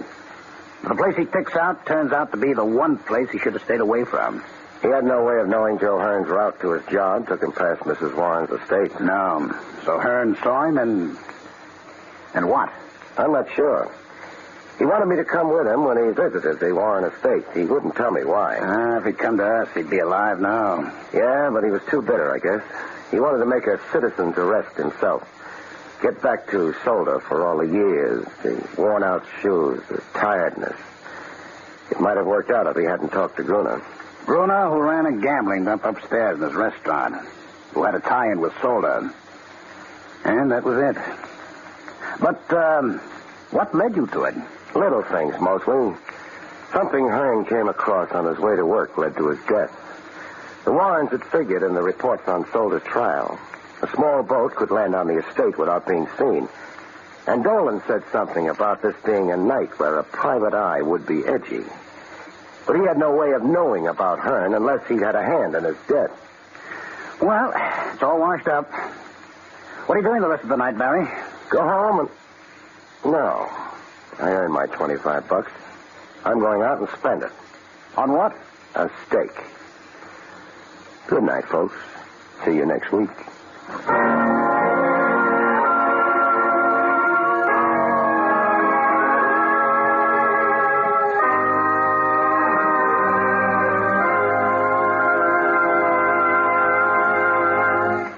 You have been listening to William Gargan in another exciting transcribed mystery drama from the adventures of Barrie Craig, confidential investigator. Tonight's story, Death of a Private Eye, was written by Lou Vittis. Next week, it's the strange story titled Murder Island, about which Barrie Craig has this to say. Next week, I meet a burlesque queen with a knack for unveiling corpses, a lawyer who is his own worst argument, and a gun-toting client who throws me a shroud for a fee. See you next week, folks.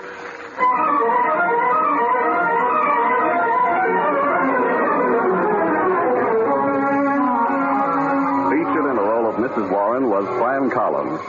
Barrie Craig, starring William Gargan, was under the direction of Hyman Brown. This is Don Pardo speaking.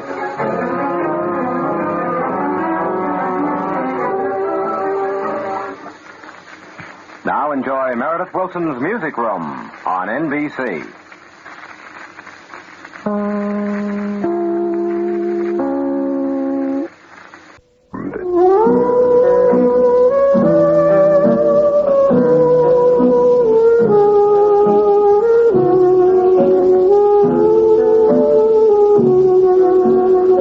Barrie Craig speaking. A confidential investigator occupies a kind of strategic position in law enforcement. He can mix with an element a regular department cop is obliged to scorn, if not arrest on sight. Like a cop, the confidential operator is on the side of the angels, but he can work for the devil, like I did, not too voluntarily once upon a crime. The case came at me in broad daylight at the foot of Father Duffy's statue on Broadway. The first I knew of it was a gun in my ribs. Freeze, Shamus, and don't let out a peep. A tough right out of a B movie.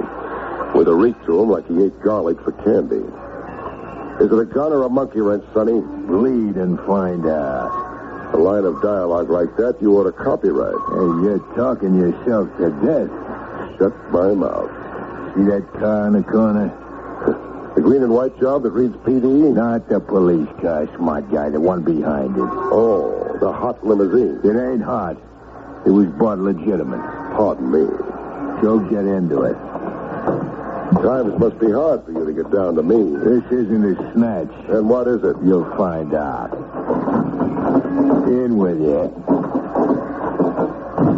Give her the gun, Needles. And off the big street, first turn you can make.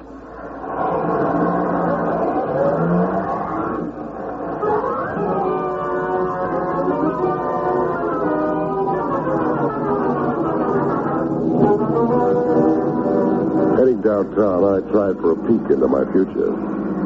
Who was it? Who was who? Hired you to work over me. You're sure in a sweat, Shamus. It's my memories coming back.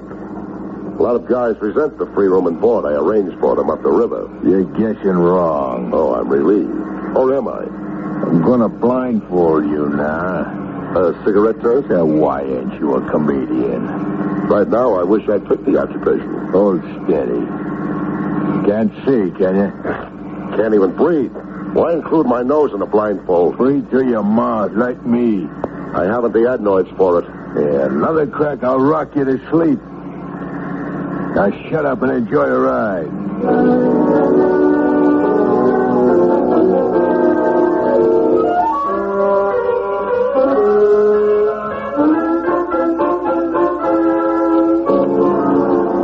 I could guess our general destination by the odor.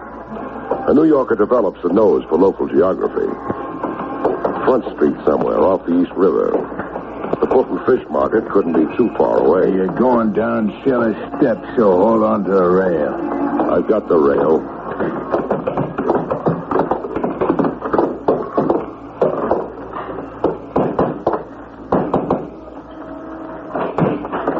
In with you, Shamus. Was that push necessary? Here's your pigeon, boss. Good work. Take the blindfold off. I second the motion. Hello, Craig. Wait till the fog lifts. Not Sam Stacy. Surprised? I'm shocked at the lousy reporting this town gets. The headlines have you in Acapulco and China. The papers have been crucifying me. Mad Dog Killer Stacy. When do they come off with that stuff? A guy named Crowley wasn't only dead. A bullet in his brain, plus his head caved in, plus his features smeared and his clothes gone to make identification impossible, plus being drowned in Long Island Sound. You put your heart in your work, Stacy. I didn't kill Crowley. Nobody will believe you. Sure, I'm a dog with a bad name. Grab Stacy, hang the frame on him. Okay. Start lying at me. Lying? Isn't that why I'm down here with the smell of fish and rats? Why, you... lay off. Maxie insults easy. Stop baiting him, Craig. He's a hothead. I must remember to cool him off someday. I'm waiting to hear the lie. There was bad blood between me and Crowley, sure. I never made a secret of it. Crowley began taking horse bets on my side of the street. Like a chump, I shut off my mouth publicly where stoolies could pipe my remarks to the cops. Shut off your mouth about what you were going to do to Crowley. That's right. But you didn't. I didn't get a chance to. You tried to, however. Yeah. I'll give you the truth with nothing held back. At your own risk. Under these circumstances, I don't regard it as confidential. The day before Crowley was fished out of the river, I trailed him to Obermeyer's boathouse over on the north shore of Long Island. But... What's the big but? Crowley shook me. I bushed for him in my car off the pier, figuring he'd come walking right into my gun. He never came off the pier. He took off by motorboat. That's your story? It's the honest truth. Why are you crying at me? Get whoever beat me to Crowley. Get me in the clear. I'll pay a fat fee. If you live. I'll live. I've got a hot flash for you. There's a shoot-to-kill order out for you. I'm in Acapulco, China. Only I know different now. You mean you'll finger me? I mean. It's a chance I'll have to take. Way it stacks, you're my only chance. Why not let me surrender you alive? No good. I'd hate myself in the hot seat. Maxie. Yeah, boss? Dump Craig somewhere. Crease him a little? A little. I can't risk you being able to pinpoint my hideout, Craig, if you decide against me. I've been hit on the head before. I don't want Craig injured, Maxie. Just like you say. A big break for you, Summers.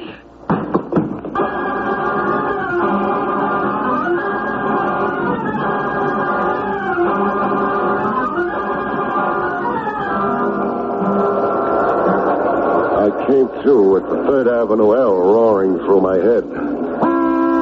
A familiar flavor that breathed so close it flicked lint off my trousers. Barrie Craig. Lieutenant Trav Rogers. Climb in. Must I? It's an order. Where are we going? To make a police entry that you've been recovered safe and sound. What's the gag? You tell me. You were reported as kidnapped 2 hours ago. Joke. I'm not in the habit of wasting official time on practical jokes. A Broadway news vendor with a stand across from Father Duffy's statue phoned in a report that a gunman picked you off the sidewalk and took you for a ride. Nice to know our great big city is on its toes. I anticipated the worst. I have my men checking hospitals, ditches, cellars, and the morgue. Tell them they can go back to playing pinochle. Craig, what was it about? About? The snatch. Oh. Trav, I wish I could tell you, only... Only? I got hit on the head. Here, feel the lump. So? So I don't know anything. I got a touch of amnesia from the blow. Craig? Let me out at the corner, huh? Like a sweetheart. I got an important engagement with a boathouse.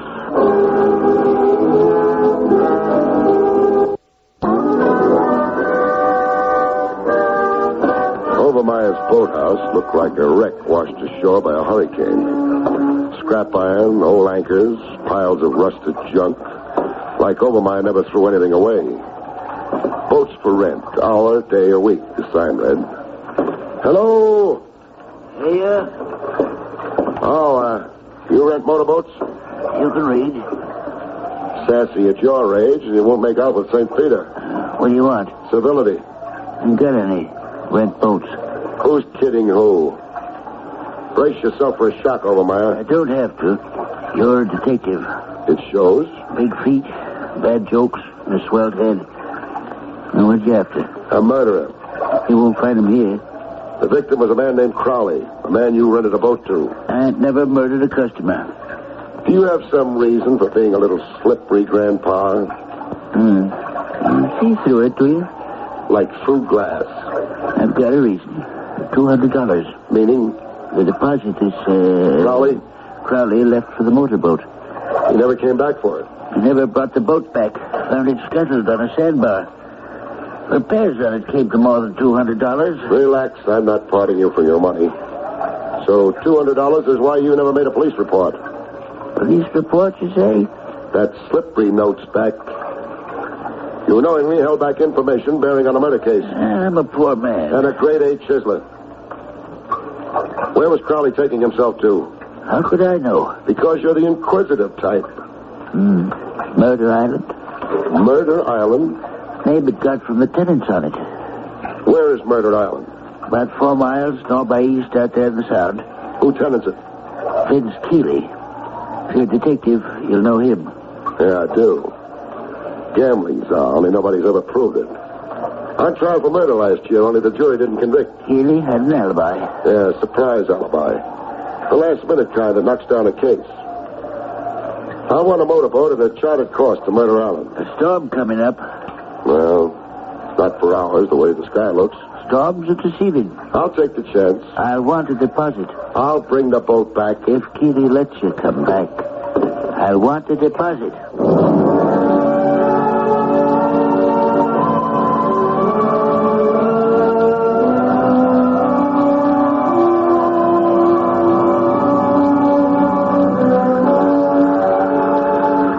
Storms were deceiving. The storm had come at me. Like Obermeyer had push-button control over storms and was having this laugh at me. Rain in buckets from overhead and the river splashing over me below. Faster than I could bear water. It was only minutes before I could swim for it. What flashes through your head when you see death working you over? One measly thought playing over and over like a record stuck in a groove. Why did this have to happen to me? When there was no doubt about Obermeyer losing a boat to Davy Jones, I started a long swim.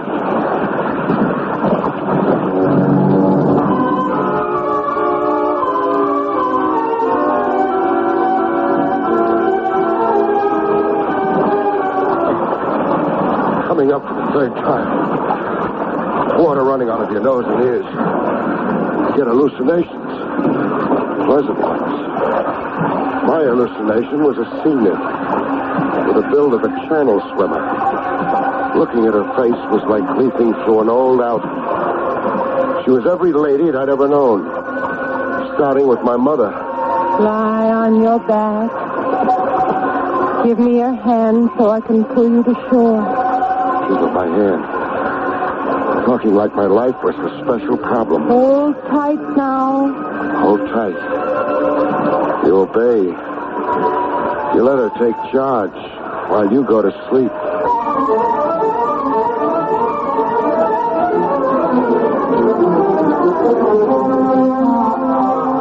I knew I was still alive by the sandflies making a playground of my chest. I was on a beach littered with fish skeletons. Hello. And a girl flopping beside me like a come-to-Bermuda poster of honeymooners. A girl with none of the faces in the old album. Flash storm capsized your boat. Yeah. Obermeyer worked that trick with push buttons. What'd you say? Never mind.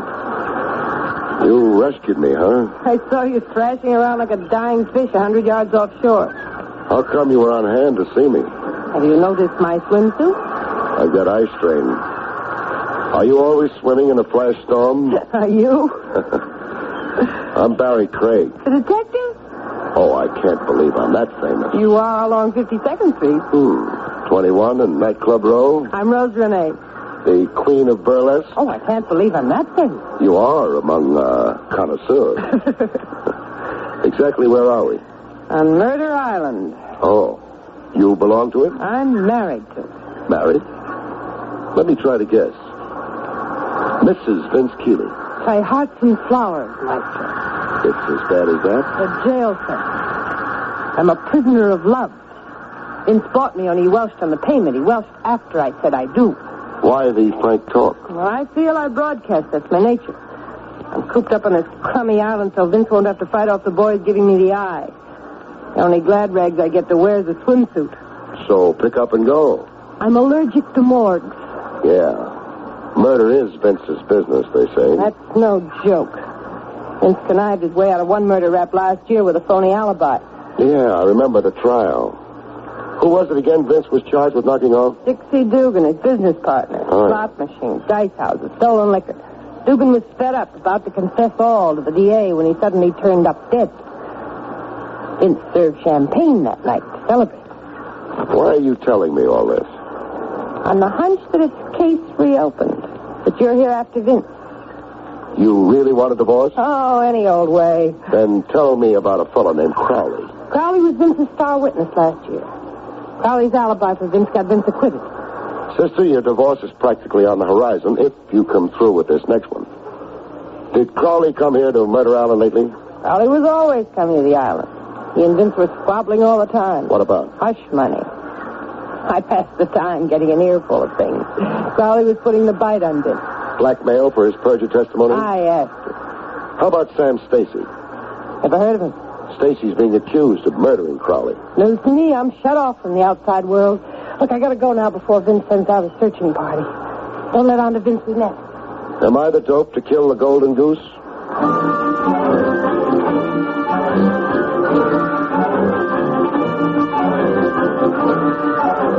A snake in Vince's bosom. Boredom wasn't Rose's only motive for putting hubby on the spot. She had her eye on big dough and a high old life as a merry widow. Vince Keeley acted as outraged as a guy could get. Hey, Craig, you've got rocks in your head coming here to burn me. Let's confine the argument to Crowley. Craig, get out of here. Sure. But first I'm showing you this. A rod, eh? A rod. I'll take some killing before I'm killed. You're crazy. Prove it by ferrying me off the island. I lost my boat to a storm. I'll have you ferried off, but stay off.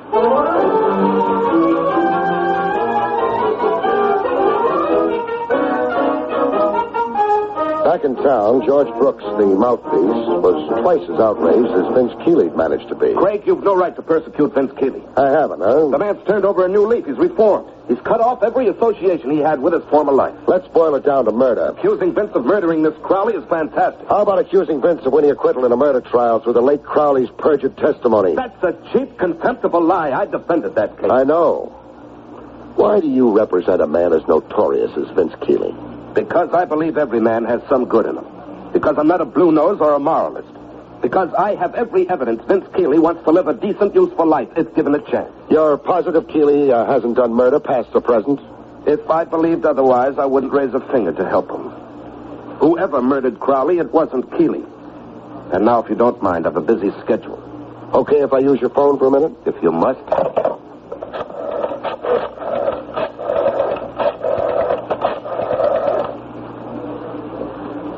Barrie Craig speaking.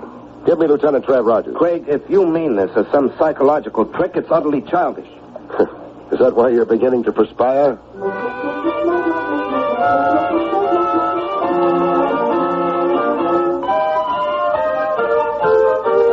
Over coffee and sinkers, I got the benefit of Trev Rogers' power of analysis. Putting one and one together from what you told me, one notion keeps standing up in my head, Craig. Said notion being? That you might end up where you began, with your client. Stacy murdered Crowley like the police bulletins insist, huh? Yes. Stacy hired you as a smokescreen. He heard Crowley had business with the Czar of Murder Island, and hoped I'd create a competing suspect in Vince Keeley. And take the heat off Stacy. The notion makes sense, but... You don't buy it? Not until I have another look at Murder Island. Looking for what? The Queen of Clubs. Rose Renee. And at the terrain, the rocks, shrubbery. I'm curious about Crowley's missing clothes, his personal effects. Crowley's clothes? He wasn't wearing any when he came out of the river. You've got a point. Find any article of Crowley's on Murder Island, and you've made a liar out of Vince Keeley. Crowley hadn't been around in over 6 months, Vince swears. Let's go. Oh, just a minute. You including yourself in? It's suicide to buck Keeley and his crowd alone. I'm the suicidal type. Morbid depths to my personality, my horoscope says. Craig, don't be stubborn or vain. The case is too big, too important for a confidential operative to lone wolf it. I've done okay so far, without company. Then I'll have to throw the book at you. You're representing a fugitive from justice, a man we've issued orders to shoot on sight. The regulations governing your license... Cut. Nice speech, but I'm only half convinced. Now, give me the other half. I don't want to see you dead. Your repulsive kisser is an eyesore I've gotten used to. Like poison ivy in July. Lieutenant, you are cordially invited on an excursion to Murder Island. We combed every nook and crag of Murder Island, but no luck. My aching feet, Craig. I can make a surveyor's map of this rock pile from memory. So we drew a blank. Will that be your Queen of Clubs? It is. Barrie Craig. And friend? Lieutenant Trev Rogers. What have you got? A divining rod for locating me? I've been watching you for half an hour. You're wasting your time. Am I? You won't find Crowley's clothes. How do you know what we're searching for? Is that hard? It even occurred to me to look for them. How'd you make out? Ashes. Ashes? The clothes were burned. See that stone incinerator over there? Yes. That's where Vince burned them. Still punching for that divorce, huh? Lead me to the ashes.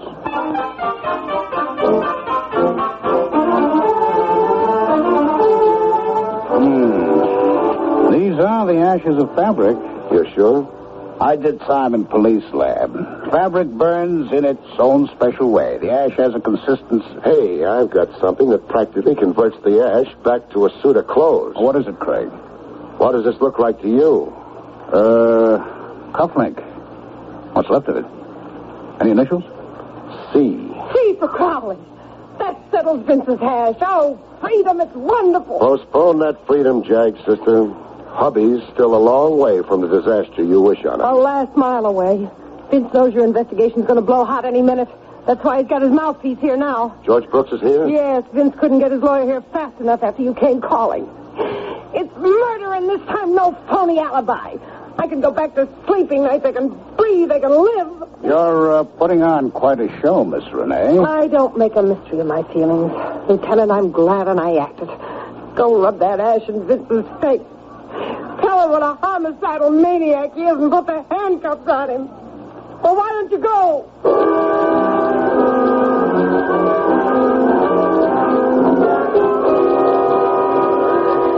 Quite a repertory, Rose Renee. Hysterics. They were long overdue. Vince Keeley roped her into marriage and never let go of the noose. The way you work up sympathy. I'm not all cop, Trav. Who makes the arrest? It's your case. Door's locked. A pistol shot, Craig. From inside the house. Vince! Vince! Let me in! Vince! Can you identify whose voice? Brooks, the mouthpiece. Asking Vince to open the door? Sounds like Vince shot himself. Locked himself in a room and shot himself. Make with that bell again, Trav, and don't take your thumb off it. Craig. And Lieutenant Rogers. What was that shot? Vince. In the library. He locked himself in and shot himself. Rough. I begged him not to. Not suicide. What alternative did you suggest, Brooks? Alternative? Lieutenant means suicide or the chair for murder. It was 6 of one and a half a dozen of another for Vince. Yes, I suppose you're right.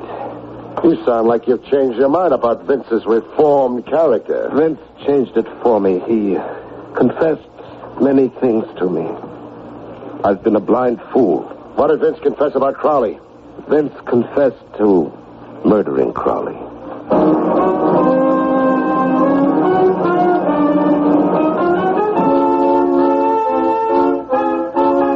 In the library, Vince Keeley lay in peace with a look on his face that said he wasn't sorry to go.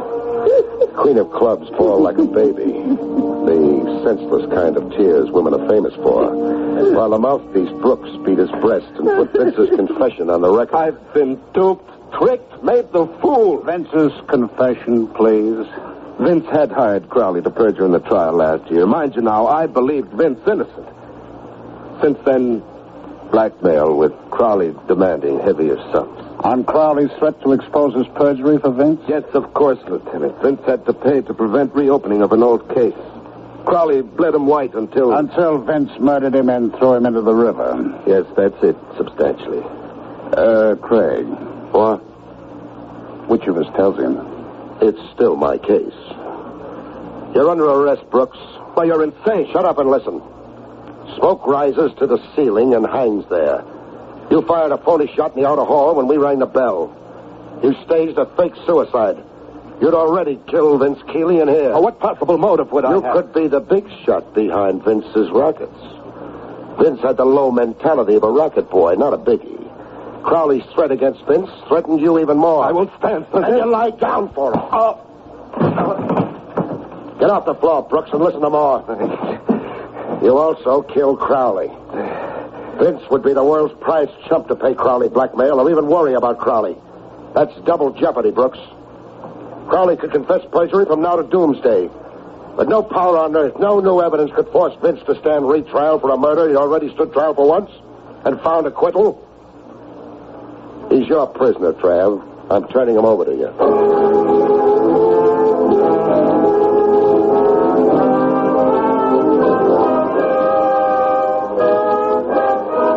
A week later, Stacy looked me up to thank me. In a midtown half-brow where the Wiener Schnitzel made you hungry for ham and eggs. You took the curse off me, Craig. I'll never forget it. Mad dog killer. Those headlines gave me the willies. You're grateful, huh? I'm on bended knees. You can't reach for your wallet like that. Reach for my wallet? There was talk of a fat fee. Oh. I hate to do this to you, Craig. But the fact is... The fact is? I'm broke. Government's new bookie tax. folded my tent. No bets, no horses. I'm down to driving a beer truck. For the wife and kids. That's another thing, Craig, I want to tell you about. No kids? No wife, even. I'm not married. Good night, folks.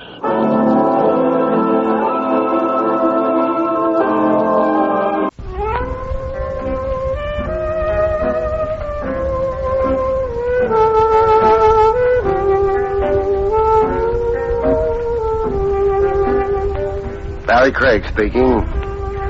Lots of people shy away from going to a privatized office. I guess they figure it isn't respectable. I guess when you spend a couple of minutes thinking about it, they're right. It isn't respectable. Because it's a confession that something's wrong with their lives.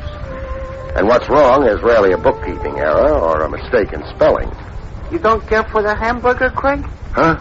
Oh, the hamburger's fine, Willie. Then stop looking at it like it was still alive. I wouldn't worry about it. No? No. Even if it was still struggling, your coffee would kill it. What's the matter with the coffee you get at Willie's Wagon? Nothing. I'm sure you use only the finest grade of sulfuric acid in it. You got a tender stomach? I doubt it. I'm still alive. You're a fine type of customer, I get you. Wise guys. Wise guys? This is your hamburger. She ain't in your price class. Who? Oh, say, you could be right. That fur she's dragging around was contributed by only the highest type minks. You'd better wait on her. She might get impatient. I can't. Huh? I ain't had a manicure in weeks. You are Mr. Craig. I am? I waited outside the building in which you have your office until you left. Now, I followed you here. You're allergic to offices? Well, I couldn't... do you mind talking business here? Would you like something to eat or drink? No. Willie, go polish your coffee iron. Huh? Oh, yeah. Well, it's on needed. You're... Viola Henning. Mrs. Viola Henning. Uh-huh. And the business you wanted to talk about was... My husband is keeping an appointment tonight, and I want you to... Well, to... An appointment with whom? A business associate? No. With a girl. A girl named Muriel. I see. Where? The Grammont Hotel. She works there? No. She's taken a room there. I overheard my husband making the appointment. I don't especially go for divorce cases. Oh, no. It isn't for that. I'd never divorce Dan. I just want to know. What time's the appointment? 8. And all you want to know is if your husband, in fact, does keep this appointment. Yes. Would $100 be enough? Oh, more than enough. Then here you are. Thanks. You won't tell anyone. Investigators with loose mouths don't last very long, Mrs. Henning. I suppose not. I'll phone you in the morning. Fine. Good night. Good night. Yeah. For that, you need a license? Huh? The babe and the minks. Just a case, Willie, on the face of it. The face wasn't bad. No, but what's underneath?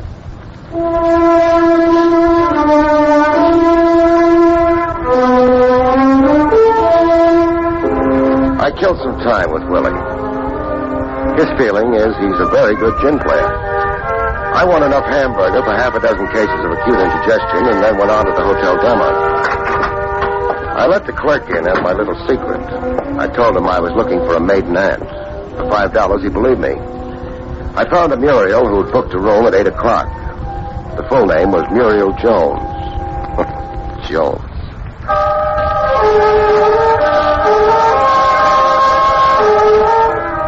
The room number was 807.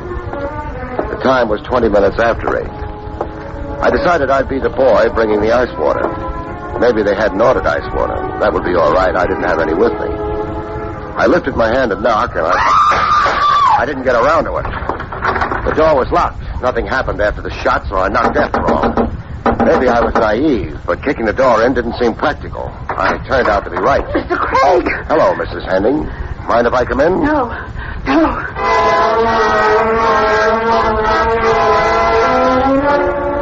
There was a girl lying on the floor. Her eyes were open, and they stared up at the ceiling of the room. It wasn't a very interesting ceiling, but that didn't matter. She wasn't seeing it. Dead. Who was she? Muriel. The girl I told... Yeah. Except you didn't mention you were also planning on showing up here. I couldn't help it. I had to see her. She isn't much worth looking at right now. two-room suite. At the back door? I don't know. Yeah.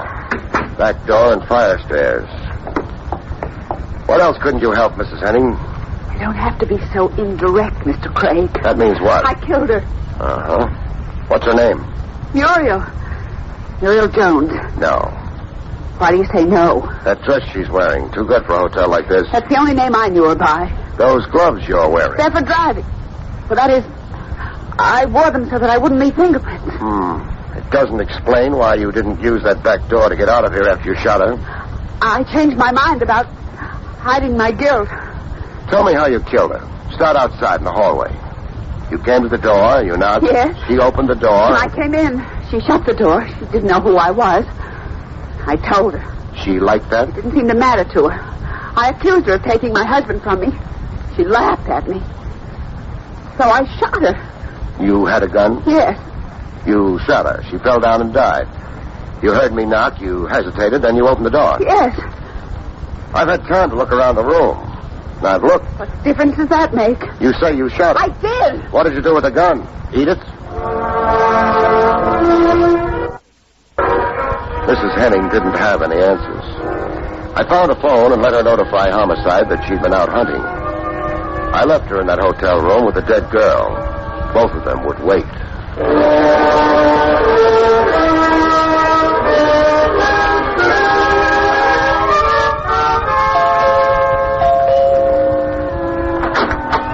The butler at the Henning home didn't seem delighted to see me. I think it was my tie bothered him most. I figured if I ever wanted to visit again, I'd get it hand-painted.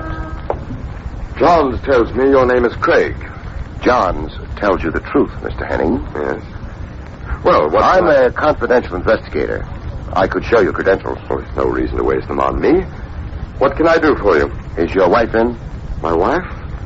Why, yes, she's upstairs asleep. Asleep? It's a little early for that, isn't it? I don't see how that's any of your concern. I guess you don't. Would you mind asking her to come downstairs? I most certainly would. I'm afraid you'll have to anyway. I don't see why. You're not curious enough about why a private detective is calling? I'm merely assuming that you'll inform me sooner or later. Let's say for the time being that it's because your wife hired me to do a job for her. What job? The information is confidential. I refuse to believe That's silly. All you have to do is ask your wife. Well, yes, but... Or are you afraid to? I resent... Don't bother resenting. Check with your wife. If she doesn't want to come down, you can throw me out. Well, all right.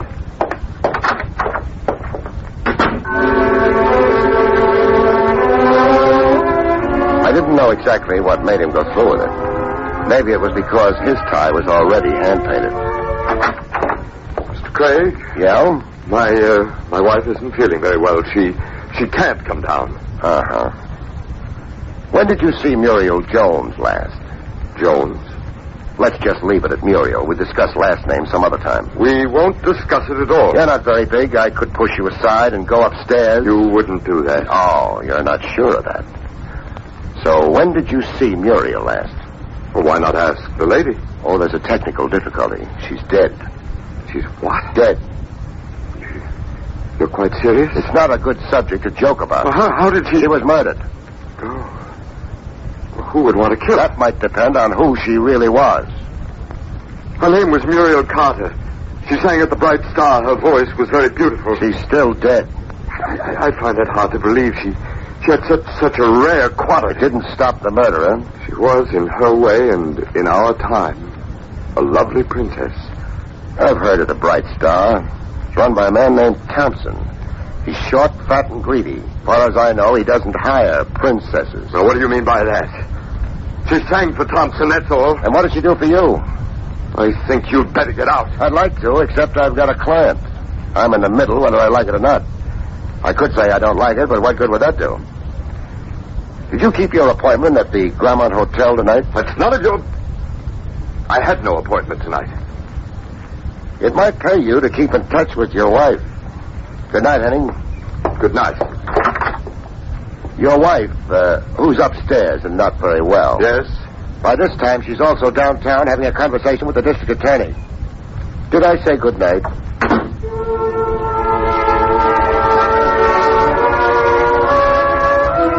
Mr. Henning's face over the hand-painted tie wasn't very nice to look at. I stopped looking at it, climbed into my car, and got away from there. It took me a while to notice the black coupe on my tail. When I did, I decided I didn't like it. Halfway down the block, I swung my car across the road and got out. The car tailing me burned brake lining and managed to pull up. Hey, get that car out of my way. What was that? I said get that car out of my way. Maybe you'd better help me. Get out. You're a wise guy something, you're blocking traffic. What traffic? Okay, wise guy, I'll get out. That's better. You're looking for me? Let go of my arm. Who do you think you are? Who do you think I am? Okay. Now maybe you won't be so smart. That's a nice gun. Got a license for it? You in the license business? No, but hey, I'll borrow it. Thanks. You can't. Who put you on my tail? I don't know what you're talking about. Who put you on my tail? You'd like to know, wouldn't you? Hey, you can't get away with beating me up. Am I going to beat you up? Then let go. Actually, I don't know. I could. Look, it won't get you no place. I'm not going any place. I've got lots of time for you. Go me, will you? How can I? I'm trying to decide. Decide what? Whether to beat you up or not. You got my gun. You're bigger than I am. That's right, so maybe you better tell me. Who put you on me? Mac Thompson. Thompson? Gentleman who runs the Bright Star, huh? Pull your car over to the curb. We ride in mine. I kind of need a star in my life, especially a bright star.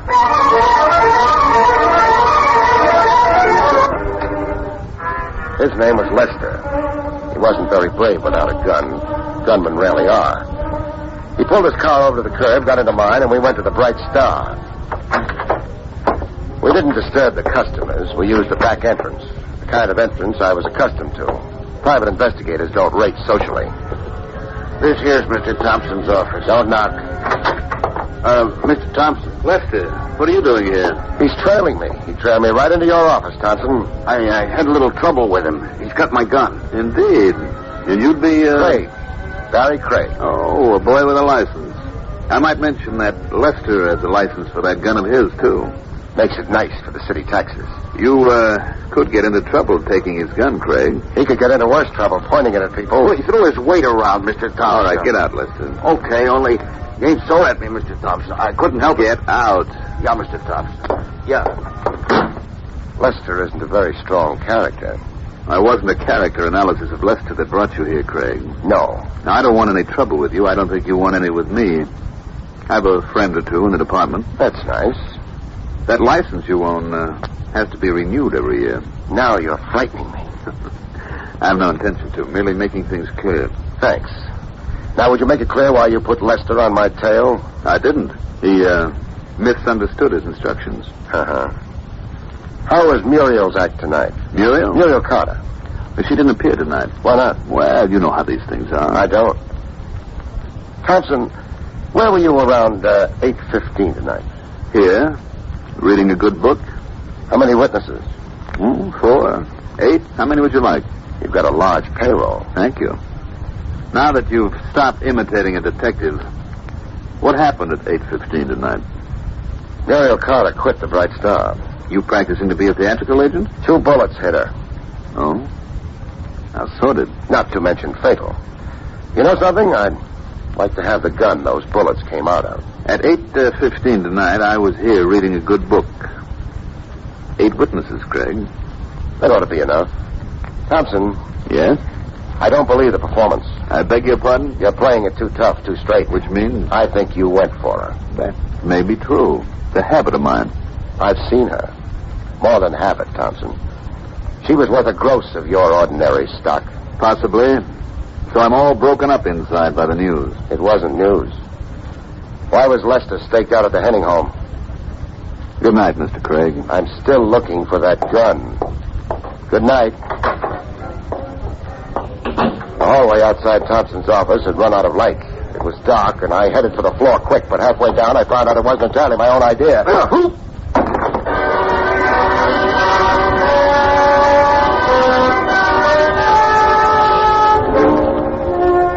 You get knocked unconscious, and it's dull for a while. Because you're unconscious. But after a while, things change. Something began to pound. It must have taken me 20 minutes to discover it was my own head. I lifted it off the ground, and the air smelled good, which meant I'd travel. There were trees around in the sky. From which handful of facts I deduced I was out in the country. The gun someone had been careful to put in my hand was still warm. I got to my feet and crossed over to him. He was lying a dozen feet away. Dying hadn't improved his looks any. Lester was very dead. It wasn't a frame-up especially. It wouldn't stick. But it did help use up time. Time? For what?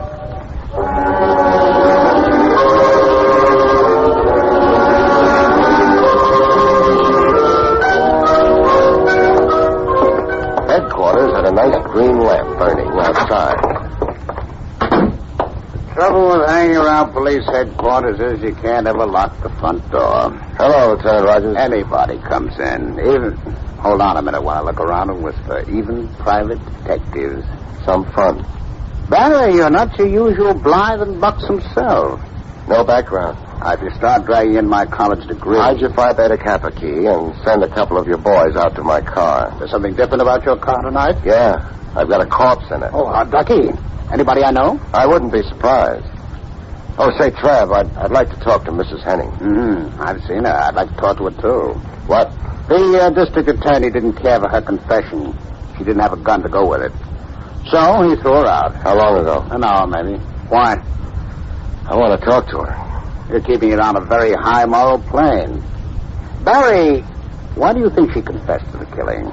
Maybe because she loved her husband. I understand it happened. It must be something special. Sure. Wears hand-painted ties.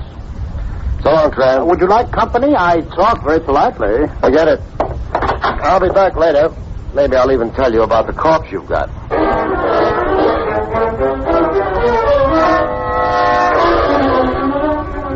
My head didn't feel too good. Maybe I was wrong. I'd find out. The Henning house was dark when I got to it. I didn't worry about the butler much. It turned out that I didn't have to. The front door was open. The skating rink they used for a foyer was dark, but a line of light under the door down the hall told me where I wanted to go. Nobody noticed my low bow as I went through the door. Mr. Craig! Which way? The window. I caught a tail light going around the corner outside. There's nothing special about a tail light. I was late. Mrs. Henning.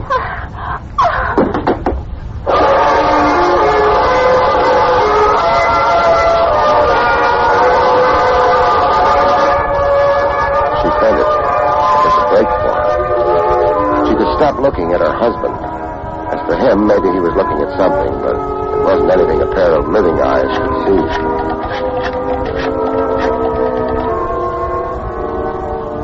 Lieutenant Rogers, homicide. Trav? Barrie. I'm at Mrs. Henning's home. Yeah. It also used to be Mr. Henning's home, but he won't be living here anymore. He's moving into smaller quarters. Underground.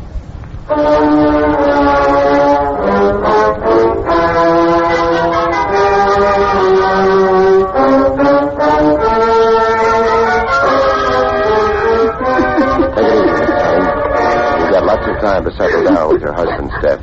It isn't possible. It's possible. It happens all the time. But who could have done it? That's for later.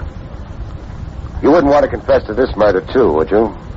How can you say things like that? Practice. I need a little information quick. The truth, maybe. What happened at the Grammont Hotel? For real. The hotel? I got there after Dan did. From the hallway, I could hear him and that girl calling. And then the shots. I wanted to run, but I went in. Dan wasn't there, but... Oh, I can't go on with this. You don't have to. Just hang around and greet the cops, huh?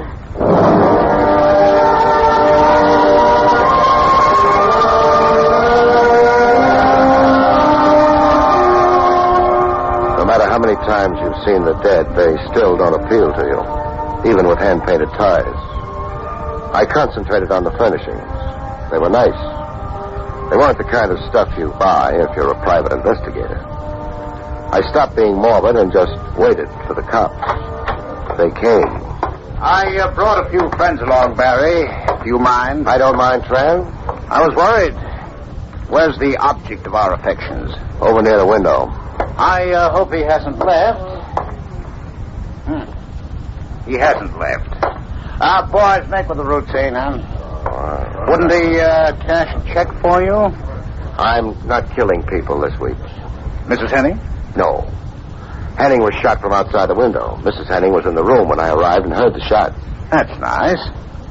Maybe it's the perfect crime. Maybe. Mrs. Henning's in her bedroom. I imagine she'll wake up if you knock.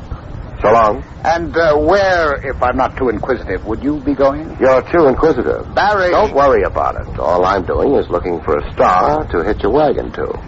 A death wagon.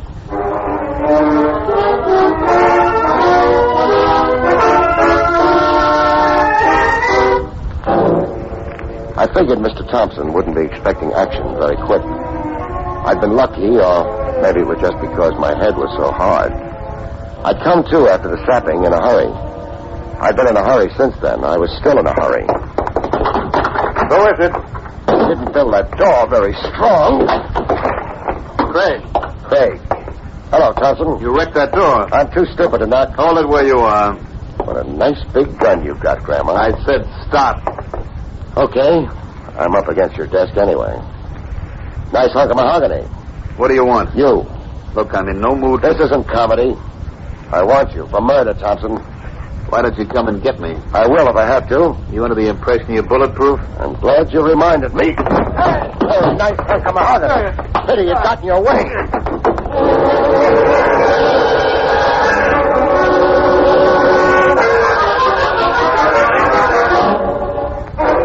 I hadn't hit him very hard.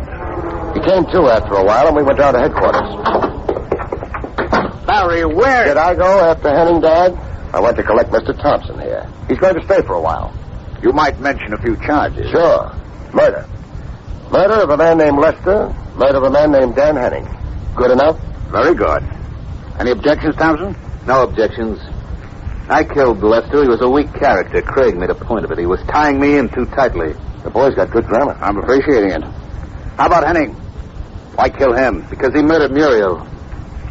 You didn't know her, did you? He murdered Muriel. And even now, with me where I am, I can almost figure it's worth it. You see, I did know her.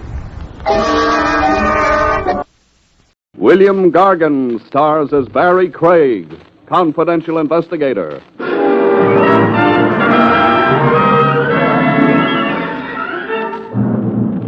The fellow in the driver's seat is always much better off, folks. Especially if it's the morgue wagon.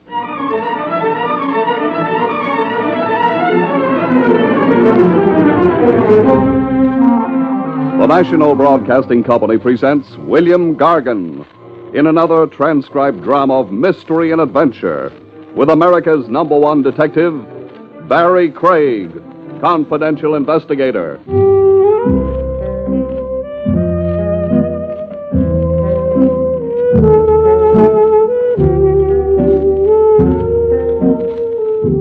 Barrie Craig speaking. A thing that defeats a confidential operator is his heart. I don't mean the wear and tear that comes of chasing creeps around the landscape. Heart. Meaning the way you get involved emotionally with a case or a client. Like a doctor gets involved with a patient or fights not to. The human angle. You go for it with a tear in your eye and a throb in your throat. And you're no longer working for a fee. No, sir, you're a dedicated sucker, like I was in the case of Boxer Doyle, a ring champ of his day. My first introduction to the strange Boxer Doyle story began in a Times Square penny arcade. I'd stopped in for 2 bits worth of practice on the rifle range, and so I could check on whether a punchy-looking guy in an Eisenhower jacket had been dogging it after me, as I suspected he was. The Eisenhower jacket was watching my marksmanship, all eyes. I can shoot okay, huh, friend? Yeah, bullseye every time. There's a fly squatting on your ear. Watch how I do. I said you were good. You don't have to prove anything. 46th and Park, then west to Broadway, then south to here. Why so attached to me, friend? I was making up my mind. About? Whether you were the guy for the job, Craig. And? I'm throwing my business your way. Lay down the rifle, I'll tell you. I can't wait to hear. It's only an hour's work, nothing complicated, everything on the up and up. So much for the preamble. You represent me confidentially in an auction sale at the Phoenix Galleries tonight. What am I bidding on? A diamond belt that once belonged to Boxer Doyle when he was welterweight champ. Mrs. Doyle's put it up for sale. I want it. Why? Sentiment. Boxer Doyle's been one of my heroes. You can still bid on it yourself. You don't want the job? How much can I be losing? $500. High pay for an hour's work. Get me the diamond belt. What's the ceiling, Mr. Bid up to $5,000 if you have to. And if I'm outbid? I don't think so. It's been appraised at only $1,500. Sentiment is expensive. Come to a side. I'll count you out the dough.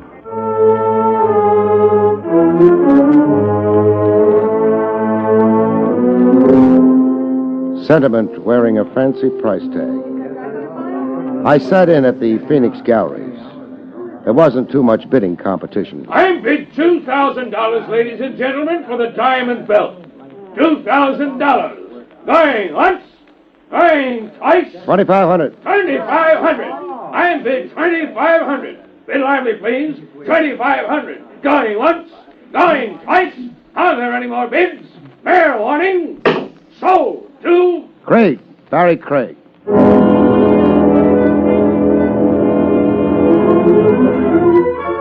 I turned the belt over to Mr. Mooney, collected my 5 bills, and wrote him off as a sentimental screwball. A weird deal, kind of, but legitimate on the face of it. So why push my imagination? Another day, another dollar, I figured it. That is, until Lieutenant Trav Rogers popped into Ronzini's pizzeria to drop a poison pellet in my minestrone soup. How's the soup, Craig? 9 parts water, 1 part can, as usual. A bowl of minestrone, Tony. Mind company, Craig? The eats are public. Just don't jostle my elbow. I never do when a man's eating soup. Police protocol? Emily Post. No. I came across an interesting item in the morning paper. There are Iranians in Iran. Back page, where they put the fellas in oddities. I'm reading. Diamond belt, once presented to Boxer Doyle by the Sports Writers Award Committee, was sold by the Phoenix Auction Galleries by order of Mrs. Boxer Doyle.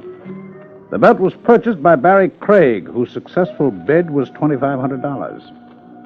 You spend money, Craig. What's money for? Same morning paper. An inside page now. A muckraking column titled Sports Topics. I'm reading.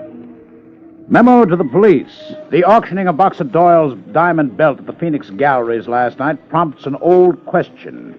What did happen to Doyle? And who's covering up why? Who'd you buy that belt for, Craig? Why such a guess? You're not rich enough. Or sentimental enough. It's confidential, sorry. Think again. And eat soup? Boxer Doyle disappeared years ago. Dropped out of sight, dropped out of the world. The police handled it as a missing persons case. We got nowhere. Now, this business of the belt might be the first significant development in the sticker we've long given up on. You can hope. I want to ask your client about his expensive interest in the Boxer Doyle diamond belt, just on the chance. I'll ask him. Now, Craig. I owe him that much discretion, Trav. I'll ask him, then you ask him.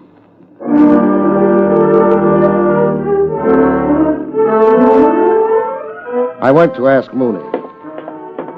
A flea-bitten hotel in the East 20s, where the desk clerk looked like he was dying to frisk you before letting you climb the stairs. Room 4A. I'd been there before, delivering the belt. Craig, you forgot something? Yeah, a footprint. I must have left it somewhere on the rug. Pick it up and go. Go where you're going? You use your eyes a lot.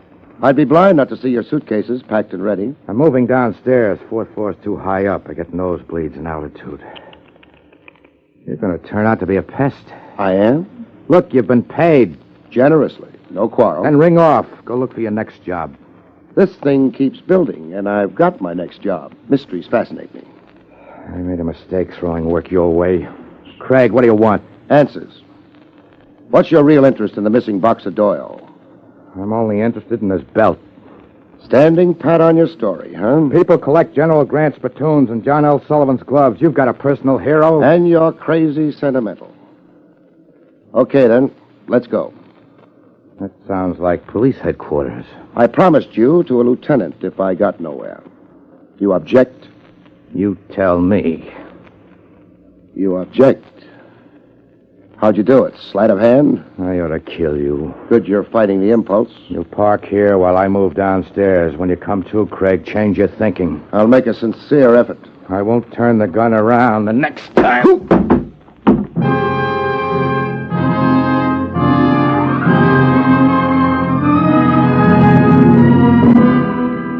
There was no use trying to change my thinking.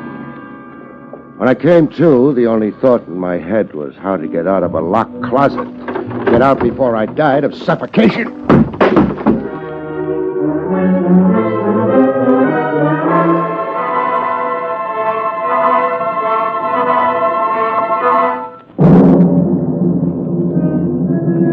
At headquarters, Trav Rogers was overjoyed at the lump on my head. Craig, the violence means something. My aching head. It means there's life in a case that's been in the doldrums for years. Again, I say you hope.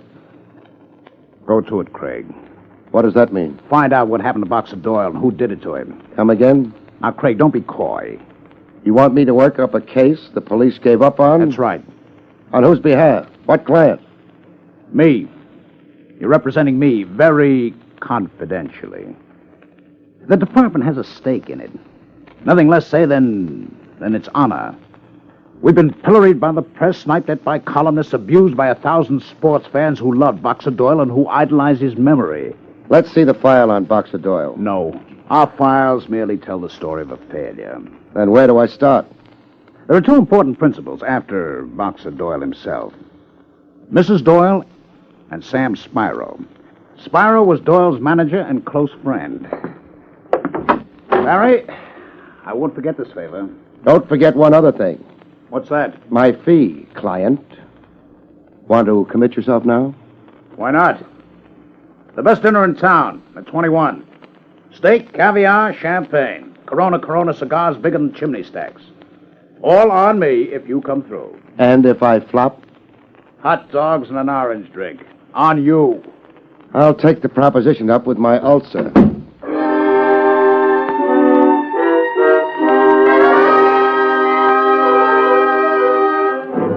Mrs. Boxer Doyle, Wilma Doyle, had a henna bleach and the telltale look of an ex-showgirl a little too old and frayed around the edges for the chorus line.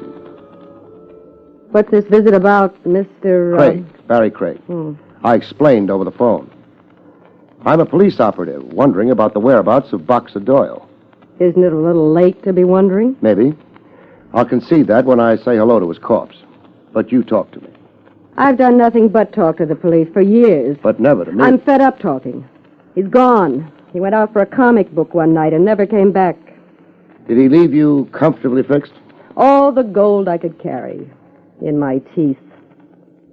Doyle was a fast man with a buck. He even tried handing me cigar coupons for table money. Look around you, Copper, and tell me this dump reminds you of Buckingham Palace. Almost. I missed the crystal chandeliers. An ex-world champ, Doyle made barrels of dough. And salted it away where I couldn't touch it. Who could and can? Sam Spyro, his manager. Sam's got the power of attorney over everything Doyle owned. Except me. And that diamond belt you auctioned off the other night. Doyle gave it to me in a weak moment. All in all, there was no love lost between you and Boxer Doyle. We fought all the time. Doyle scored KOs that don't appear in the records. Why would he pick up and disappear? Whams in his head. Toward the end of our happy marriage, Doyle was 90% off his rocker. I slept with a gun under my pillow in case he went berserk. What had him down? His career was behind him. He'd hung up his gloves. Sour, disappointed, and depressed. Hey, you ought to be all out of questions. One more. Who's in the bedroom? What kind of a stupid... The door's open a little. It wasn't when I came in. Who's getting an earful? My boyfriend. Boyfriend? Is it a crime? Doyle walked out here nearly 8 years ago. Steve, come out and be introduced. This is Steve Marcy. Steve, Barrie Craig. A pleasure. It isn't mutual. Steve! Shut up, Wilma. He's not here for your good. I got an earful, Craig, and a line on your angle. Which is? To weasel and browbeat Wilma out of her rights as Doyle's widow. Said rights being? An accounting of every penny Sam Spyro holds of Doyle's and Wilma's right to cash in Doyle's insurance. If Doyle's dead. He's dead. Legally, anyhow. Enough time has elapsed. You're petitioning the court to have Doyle declared legally dead? Wilma is. Oh. I don't like that wise guy, oh. You're so full of dislikes, Buster. And ready to demonstrate. Oh. Ooh. Nice right cross. Was it just knuckles or brass knuckles? My bare fists. You're a boxer? I'm a boxer. The lady's preferences run on a single track. Get out, Craig. Sure, but not the way I am. I don't mind nursing my jaw, but not my pride. When the contender comes to, tell him he's a sucker for an uppercut. I'm sorry, Mr. Craig. Skip it. I'm out to weasel you, he said. That's both true and false, Wilma, depending on how the facts develop. The guy drops out of the world, and his deserted wife turns out to have a profit motive, and an eager boyfriend with an itching palm. A situation like this pops an ugly word into my head. Murder.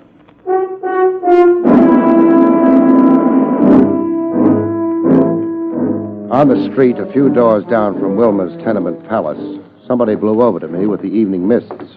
Mind company, Craig? No, provided you don't say goodbye to me in locked closets. Keep walking. I sense a gun, but I don't see it. You've seen me draw? Yeah, regular sleight of hand. Jumping me would be a mistake. I never want that spelled on my tombstone. How much, Craig? How much for what? For you to hop a plane to Tijuana. What's there? High lie. Never played it. You're bright. You'll learn. Is it expensive? Only if you lose. What's the maximum I can lose? $5,000. When I go, I go. 8. You'd blow me to an $8,000 vacation? You got rings under your eyes. Keep getting hit on the head, you'll lose your mind. That's no joke. You need to knock off. Rest up. Stick your hand out for the dough. You really want me to forget about Boxer Doyle? No changing the subject. We were talking about $8,000. But what if I'm busting with curiosity about Boxer Doyle? Craig, don't be funny. No fooling. I'm still kid enough to be glory-struck over famous sports figures. Enough to be sentimental, like you're sentimental. You don't want the dough? What good's my sitting in Tijuana with my mind on something else? I want to know what happened to Doyle. Where did he go? And if murdered, who killed him? And where is the corpus delicti? Walk ahead of me. Keep walking. I'm going to get shot in the back? Maybe. Or maybe not. Maybe today. Maybe tomorrow. Walk.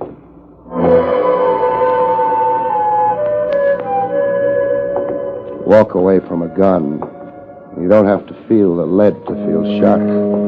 You imagine it. The sudden burning heat in your spine.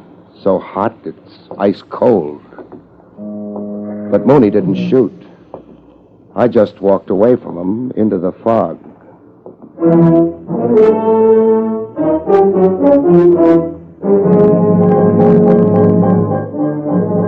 I finally located Sam Spyro in Kelleher's gymnasium. Collodion and arnica. The place smelled like a surgeon's office. Watch that left. Spyro was watching one of his pugs work out. Sam Spyro! Whatever it is, saving. I'm busy. Your boy will keep while we talk. Look, I told you. Hey, who are you? Barrie Craig. Process server? Confidential investigator. Is that the same as a cop? It is. And say what you mean. If you'll transfer your interest from your meal ticket a minute, I will. Hey, I'm not under arrest. Depends on what's on your conscience. Come on. Watching the kid will only aggravate you. You think he's that bad? His arms are too short. Come over where we can talk. Make it snappy. Okay. Where's the body buried? Whose body? Boxer Doyle. What makes you think Doyle's dead? I think you killed him so you could keep the dough he let you hold for him. Or you blew the dough in. The stock market, the horses. So you knocked off Doyle to avoid an accounting and prosecution. When you stop hiding behind a counterfeit laugh, Doyle's as alive as you. flattery won't help you. What makes you so sure he's dead? 8 years. Where does a celebrity keep himself 8 years? On an island. What island? Samoa. Doing what? Painting. He got fed up with people. He bought a paint box and a roll of canvas and swam to an island. Where else does he keep himself? On a mountaintop. He grew a beard and he's writing the story of his life. He's in touch with you? All the time. We're like Corsican brothers, Doyle and me. We communicate all the time. Give me the word I can't think of. Telepathy. That's it, telepathy. Every night, promptly 11 p.m., there's a message on my wavelength. What does it say? It says, Sam, why can't people mind their own business? Signed, Boxer. How much loot of Doyle's are you holding? I'll remember to count it sometime. When's Doyle reappearing from wherever he is? That message I ain't received yet. Now I gotta get back to my boy. Yeah. Better go wipe his nose or he'll begin bawling for his mama.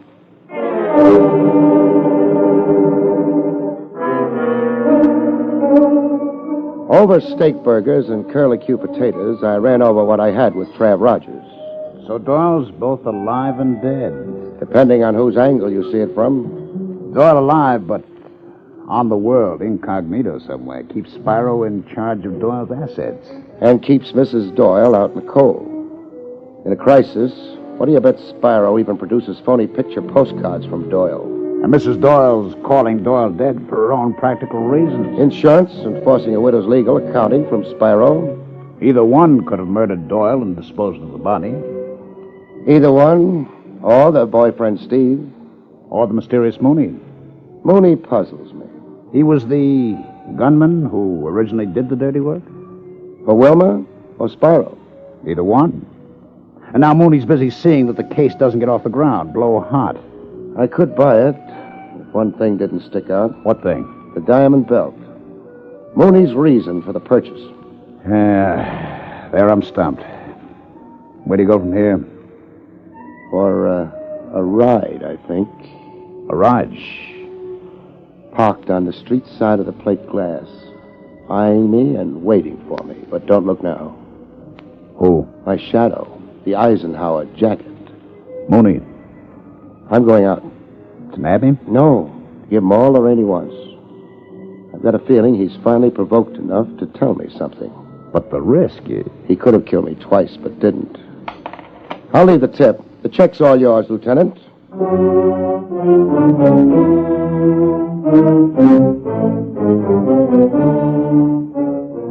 I didn't wait to be coaxed to take a ride.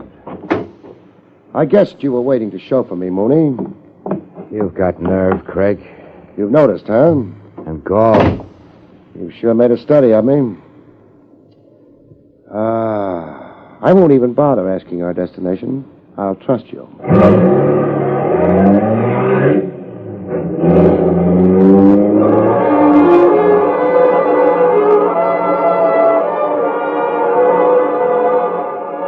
Our destination turned out to be the home of a man whose shingle outside a big rambling estate read Dr. Otto Steiner. A round, little nervous man, Steiner, with fluttering hands. It was plain to see that Steiner didn't relish the upcoming session. Tell Craig about Boxer Doyle, Doc. Tell Craig, yes.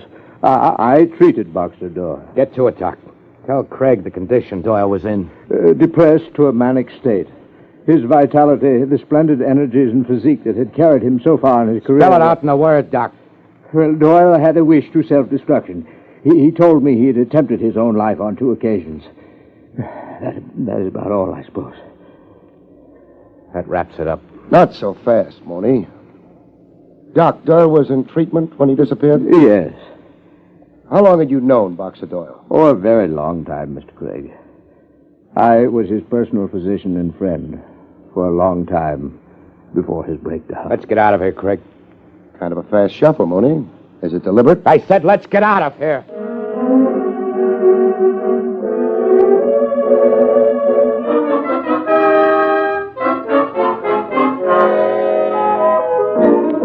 Mooney tacked on a postscript to the doc's testimony over drinks in the nearest roadside tavern. A small beer for me and lots of drinks for Mooney, like a guy drowning a painful memory. You heard the doc, Craig? What were you to Doyle? My name isn't Mooney. Barley. Trainer Barley. Trainer Barley?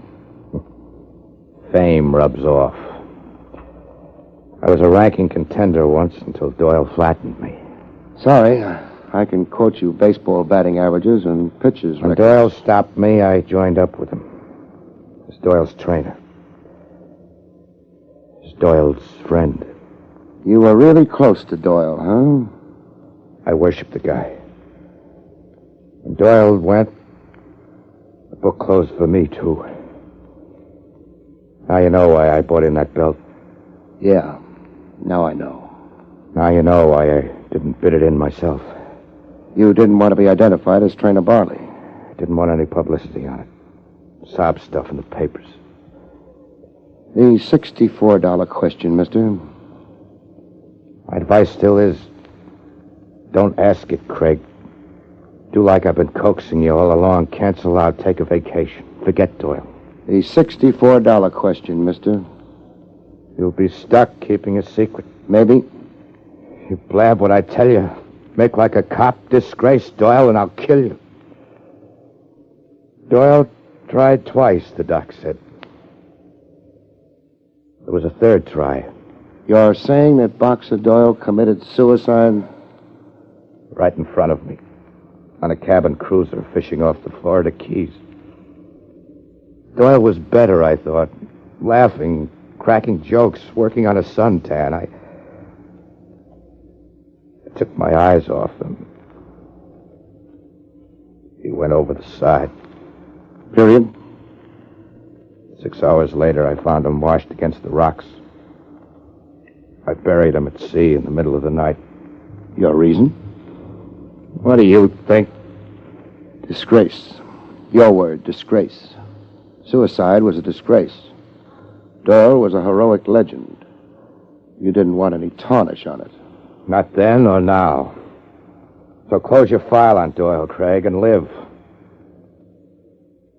Come on, I'll drive you back to town. No, thanks. I'll stick around here for a while. Way out here? What for? Tie on a bun, maybe, like you did. What are you up to, Craig? I could be sad and sentimental, like you're sad and sentimental. Good night, mister.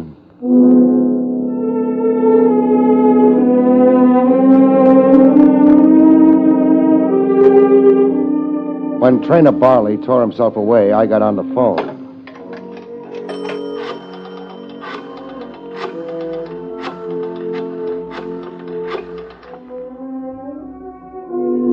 Headquarters, relay this message to Lieutenant Trav Rogers and quick. He's to meet Barrie Craig at Dr. Otto Steiner's in Wentmore, out in Nassau County, as fast as he can make it.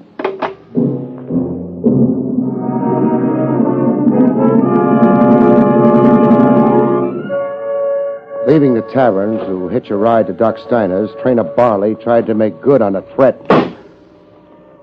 Barley shooting from the concealment of roadside bushes.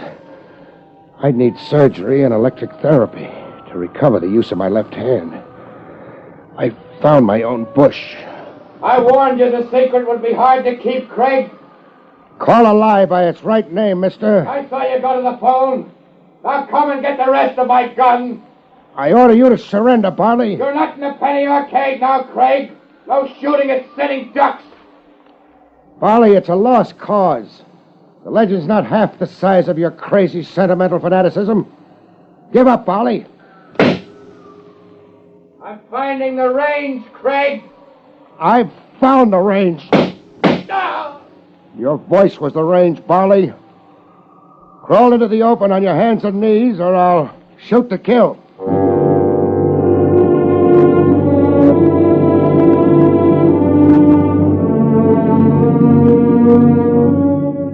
Later, after patching up Barley's leg wounds in a private hospital behind Otto Steiner's residence, Trav Rogers and I got to meet Boxer Doyle in the flesh. Gentlemen, this is Boxer Doyle. A shrunken man, half as big as the sports world remembered him. He sat in a chair facing a window, vacant to his surroundings, deaf to our voices, Around his waist was a diamond belt held in place by pins. This was the secret Trainer Barrie risked his life to keep? And Sam Sparrow. Only his wife knew nothing. A rare disease of the spine. Malignant. Doyle fell away bit by bit to what you see. How long, Doctor? Not long. He has nothing left. Only his magnificent fighting heart. Trav. Yes, Craig. When the story gets out, I'm taking over. As crazy fanatic as Trainer Barrie. Any tarnish on the legend of a great champ, I'll break heads. Good night, folks. See you next week.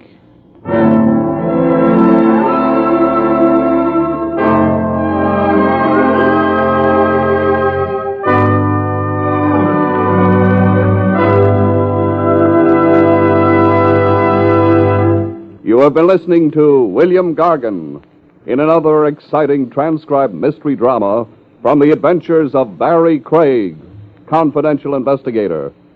Tonight's story, The Deadly Fight, was written by John Robert. Next week, it's the strange story titled The Very Odd Job, about which Barrie Craig has this to say. Next week, I'm hired to deliver a puppet, watch a girl faint, discover a vintage murder, and realize that the only thing that's black as it's painted is a coffin. See you next week, folks.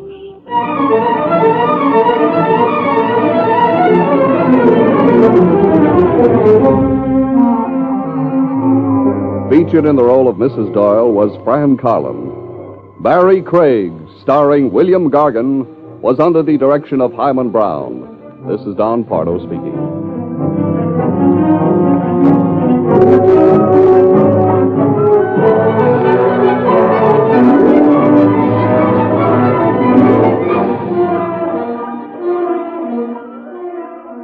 Now, Robert Montgomery presents something different in news analysis on NBC. Barrie Craig speaking. With the weather what it is, a smart operator would be spending his evenings indoors, parked near the steam heat, with a glass in his hand and a small warm glow in the region of his lower chest. I guess I don't qualify. I still like to take walks. Around about this time of the night, there's not much on the street. The air's cold and clean. It's nice to find out you have a pair of lungs which can use that air. Hey, you. Me? Hold it, huh? Oh, what? The lippy type, huh? No, just not quick, that's all. You're Craig. That's more or less what I answer to. I got a job for you. I better make a note of it. What the devil you took? How often does a job come running after a man? I saved the conversation for a friend, Craig. You would like to make a couple of hundred easy? Me and most of the adult male population of the United States. Take this. This? Small puppet. Come to think of it, are there any big puppets? You deliver that's all. 200. I deliver it to who? The name is Ann Kelly. She wants a puppet? She'll be very happy to get that one, see? Not exactly, but there are lots of Kellys in the phone book. And this time of night she'll be at Easy's open house. It's a clip joint over in the East 80s. She helps Easy keep the house open? She helps him keep it filled. What does she use, a hook? You catch her routine, you'll be able to add it up for yourself. That's in addition to the 200? Yeah. I don't see the 200 yet. It's on your office desk. It's going to get awful dusty. You know, the last time I looked, I didn't notice any money on that desk. It's there now. But don't try to collect it, see, not till after you deliver the puppet. Makes kind of sense. Do I give Miss Kelly your regards along with the puppet? Do you know whose regards to give her? No. Well, then you better skip it. You can make the joint in maybe 15 minutes. I wouldn't be happy about you dragging it out. Craig always keeps his clients happy. I'll get it to her in 15 minutes. So long. I wouldn't bother remembering the license plates. You wouldn't? No, they don't belong to the car. Well, that's so. Even more than that. Yeah? The car don't belong to me. I didn't bother about the license plates. I always believe a client, even if he happens to be a mug. This one was.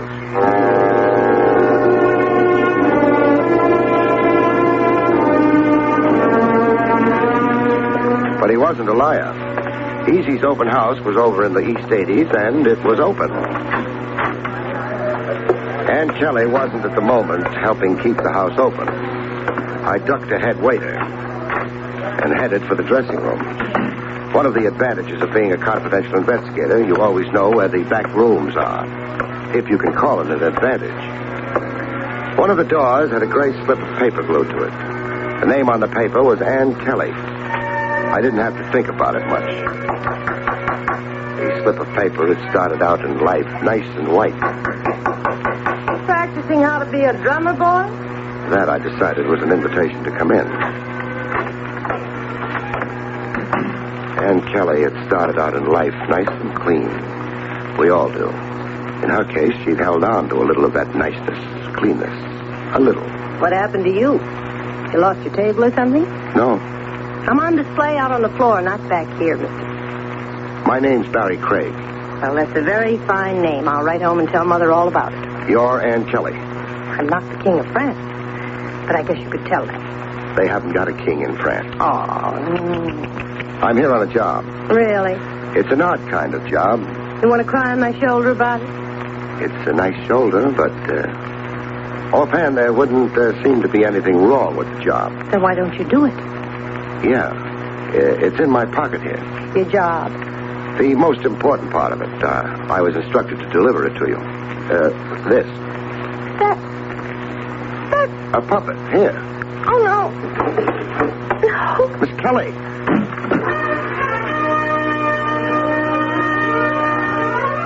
My client had said Ann Kelly would be very happy to get the puppet. He was wrong. Unless every time Ann Kelly got happy, she passed out. Miss Kelly. Miss Kelly. Kelly, you're on. Kelly. I don't like to be nasty, Kelly, but the customers are impatient. Oh. She fainted. Really, sir, you shouldn't. I mean, after all. I didn't. Oh. You Easy? I beg your pardon. You meant, am I Mr. Easy? That's what I meant. Well, I'm so sorry. I'm not. I'm Osborne. Oh, don't fret about it. Where can I find Easy? Oh, his office is down the hall. Oh, what a delightful puppet. You must have dropped it? No. Well, I mean, is it yours? No. Well, it must be Kelly's then. Fancy. I'm too busy right now. Better hang around until she comes to, huh? Well, I suppose I must. Yeah. I didn't spend any time thinking. I hadn't anything to think about. The hallway back at the club was a carbon copy of the mall. Shabby, the walls greasy with ancient dirt. The light bulb overhead not putting up much of a fight. Easy's office wasn't hard to find. That figured. Light leaked out from under the door. Somebody was in. The door was locked. Osborne could have been lying. Impatient, friend? He wasn't. Mr. Easy was at home. But why the delay? The strong, silent type, friend? The name's Craig. I think I'd like you using it better than friend. I'll try to remember. You coming in, Craig? If you don't mind. So, now what? Just information. What do you know about Ann Kelly? Why do I discuss her with you? I'm on a job. And it could turn out pretty nasty. And it could be the Kelly girl doesn't deserve it. She appeals to you? That could be arranged. You got a heavy hand, friend.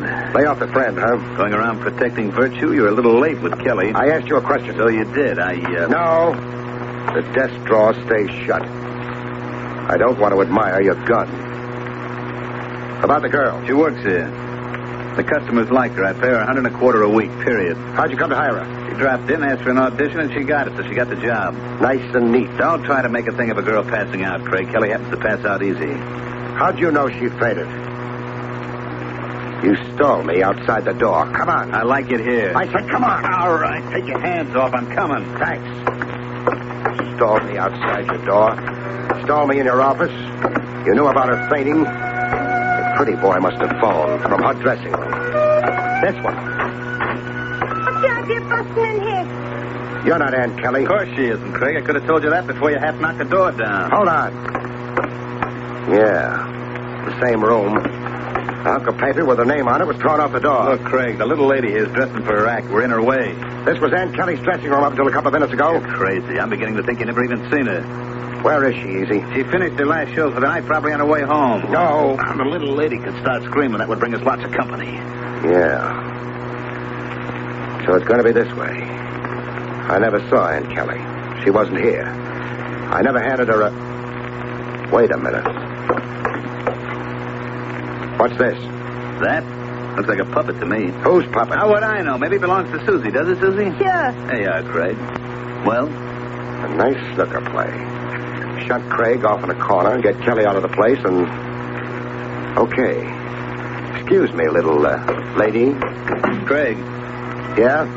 I don't want any trouble. I don't know what you think you saw. Make it short. But if you want to look through the place, it's okay with me. Thanks. I'm not much good at closing stable doors, though. So long, Easy.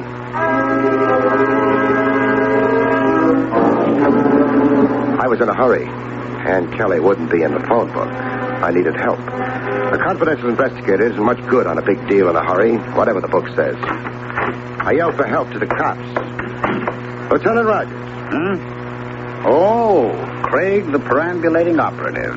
Take it easy, Trav, and don't forget, I never went to college. Will anyone ever forget I did? Lead a clean life, and maybe they will. Trav, I need help in a hurry. What kind of help? I want a girl named Ann Kelly found, and found fast. What's special about her? She faints when you shove a puppet under her nose. I feel something like that about puppets myself. You're not joking? No. All right. We'll go see what the boys in the back room are having. What can you give me on her? She's an entertainer at Easy's open house. So far, pretty bad. I've got a feeling she's in the wrong place. Chivalry, Barrie? It's part of a job. I beg your pardon. I almost insulted you by implying you have a heart. Everybody's got a heart. All it does is pump the blood around.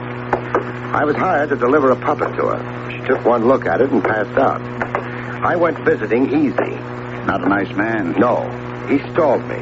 By the time I realized it and shot back to the girl's dressing room, they'd planted somebody else there. The girl was gone. You stop here. I'll go inside, find out if there's a record on her. You sit down and write out a nice description. You might feed a pretty boy named Osborne to your men, too. Works for Easy. Osborne. Sit down, Barrie. Get that description done. No poetry, though. Poetry? What's that?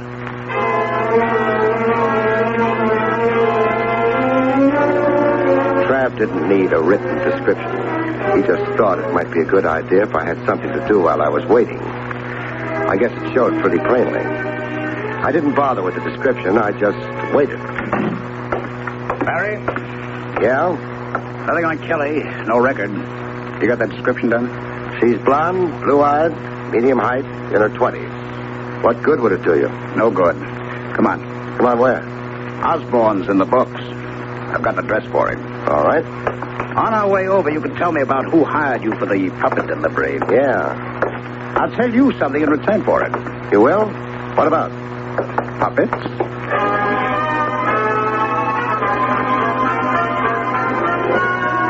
We climbed into Lieutenant Rogers' car and went away from headquarters. My story didn't take up very much time. You never got a good look at your client, then? No, I'd recognize him, but... maybe it'll come out in the wash. Or perhaps we can correlate a couple of stories. You're speaking to somebody who had his troubles with the 8th grade. Mm-hmm. I imagine the 8th grade had more trouble with you. Barrie, about a year ago, the department became indirectly interested in the puppet show. Homicide? Homicide. The primary interest was by the Treasury. Seems a couple of people who were very good with puppets also did pretty well with distributing counterfeit money. Peculiar tie-up. No. The puppets work with a tent show. The tent show is always moving, hits every part of the country. Its customers keep changing. It's not a bad center for distribution. I guess not. The puppets were handled by a couple of people. A blonde girl named Ann Keegan and her father. Keegan? Kelly? A possibility. However, the Treasury started pressing. Things happened. There was no direct evidence about the girl, but her father was definitely implicated. Along with a couple of men in the background. One to supply the counterfeit, the other to run the whole operation. They had names? The manufacturer was called Dalgos. The man in charge may have been John Easy. May have been? No evidence. Dalgos served a year on an old charge. The operation was broken up, but a couple of $100,000 in very good counterfeit currency disappeared at the time. And somebody's looking for it now. You said homicide was interested? Yes. The girl's father was cracking under the pressure. He was ready to confess. But someone got to him before then. And he died? He died.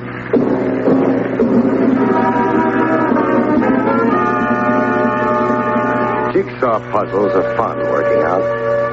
You keep looking at the pieces, and after a while you begin putting them together.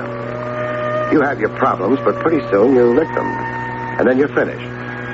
But suppose you don't like the picture you wind up with. Osborne's got an apartment in this house. He tie in with the tent show deal? No evidence.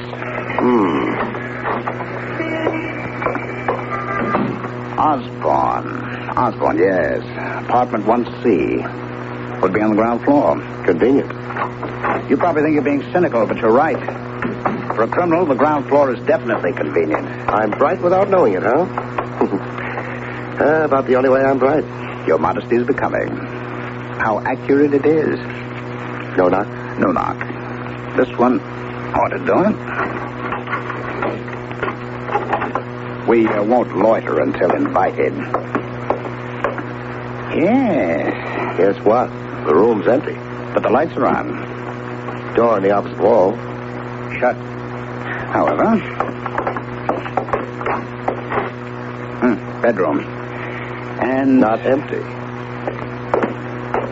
That's your friend, Osborne? He's not nearly so pretty anymore.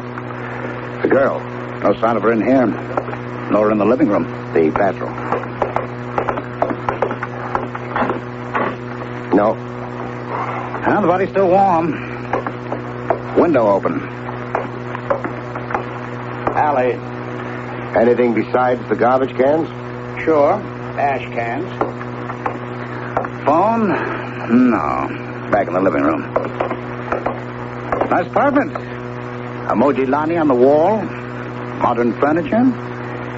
Good thick walls. The shots weren't hurt. A what on the wall? That painting.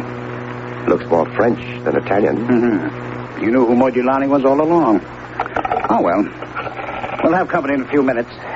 The girl must have decided she didn't care for Osborne's hospitality. Barrie!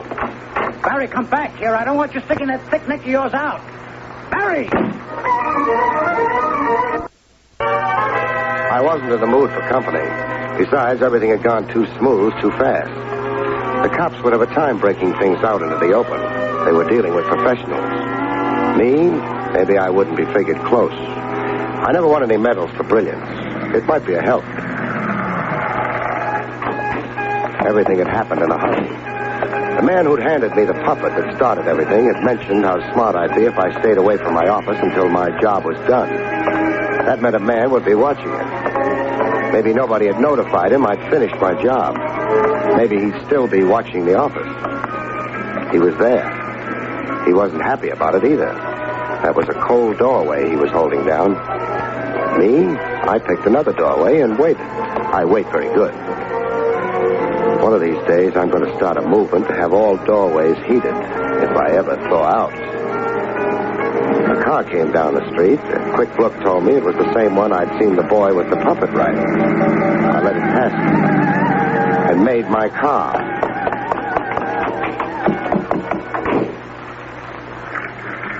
And watched the car up ahead stop for the mug on sentry duty. He climbed in. Everything was okay now. Craig could go upstairs and collect his $200. But Craig had other ideas.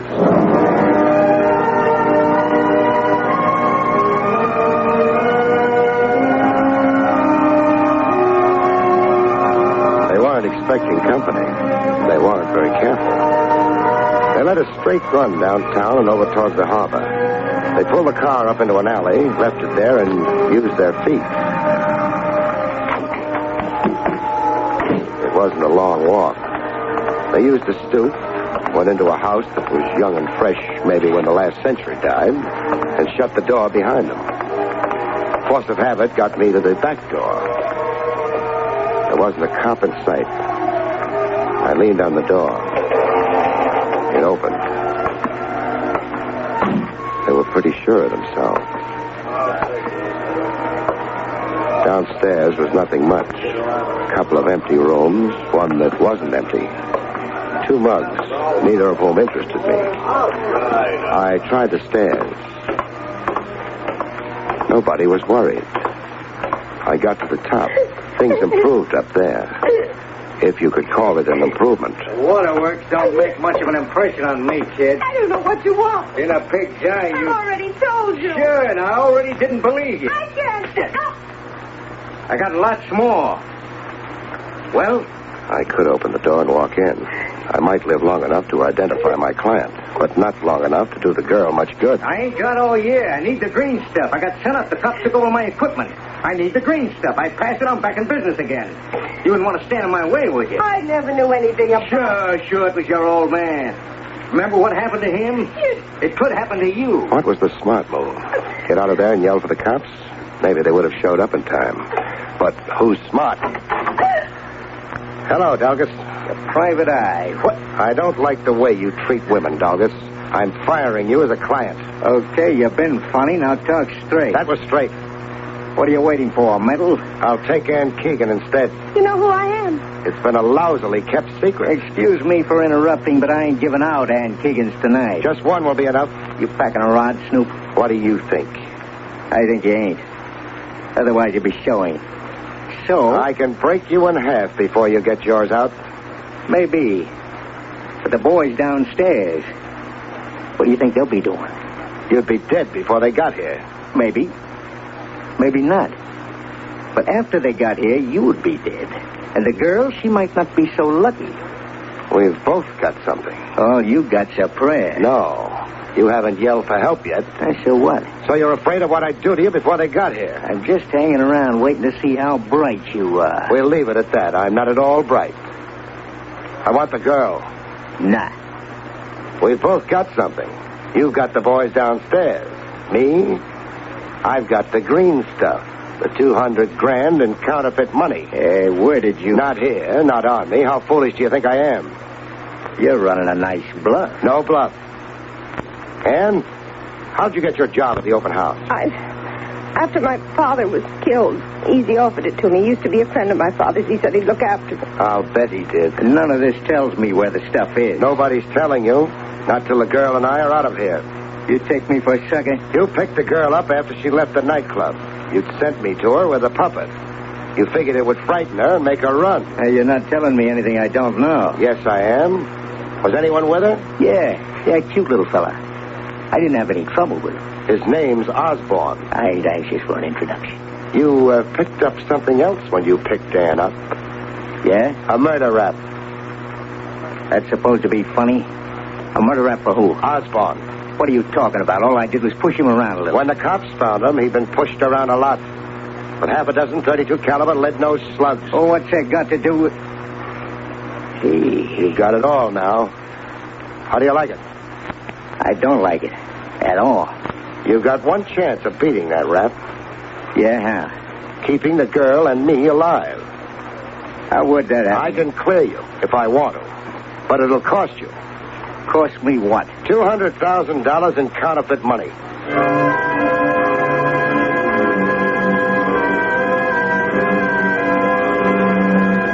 It took him a little time to decide. Him a little time and me a lot of sweat. But then he came around, halfway. He let Ann go. She went. But me he was holding on to until I could produce the counterfeit money and the out for a murder rap.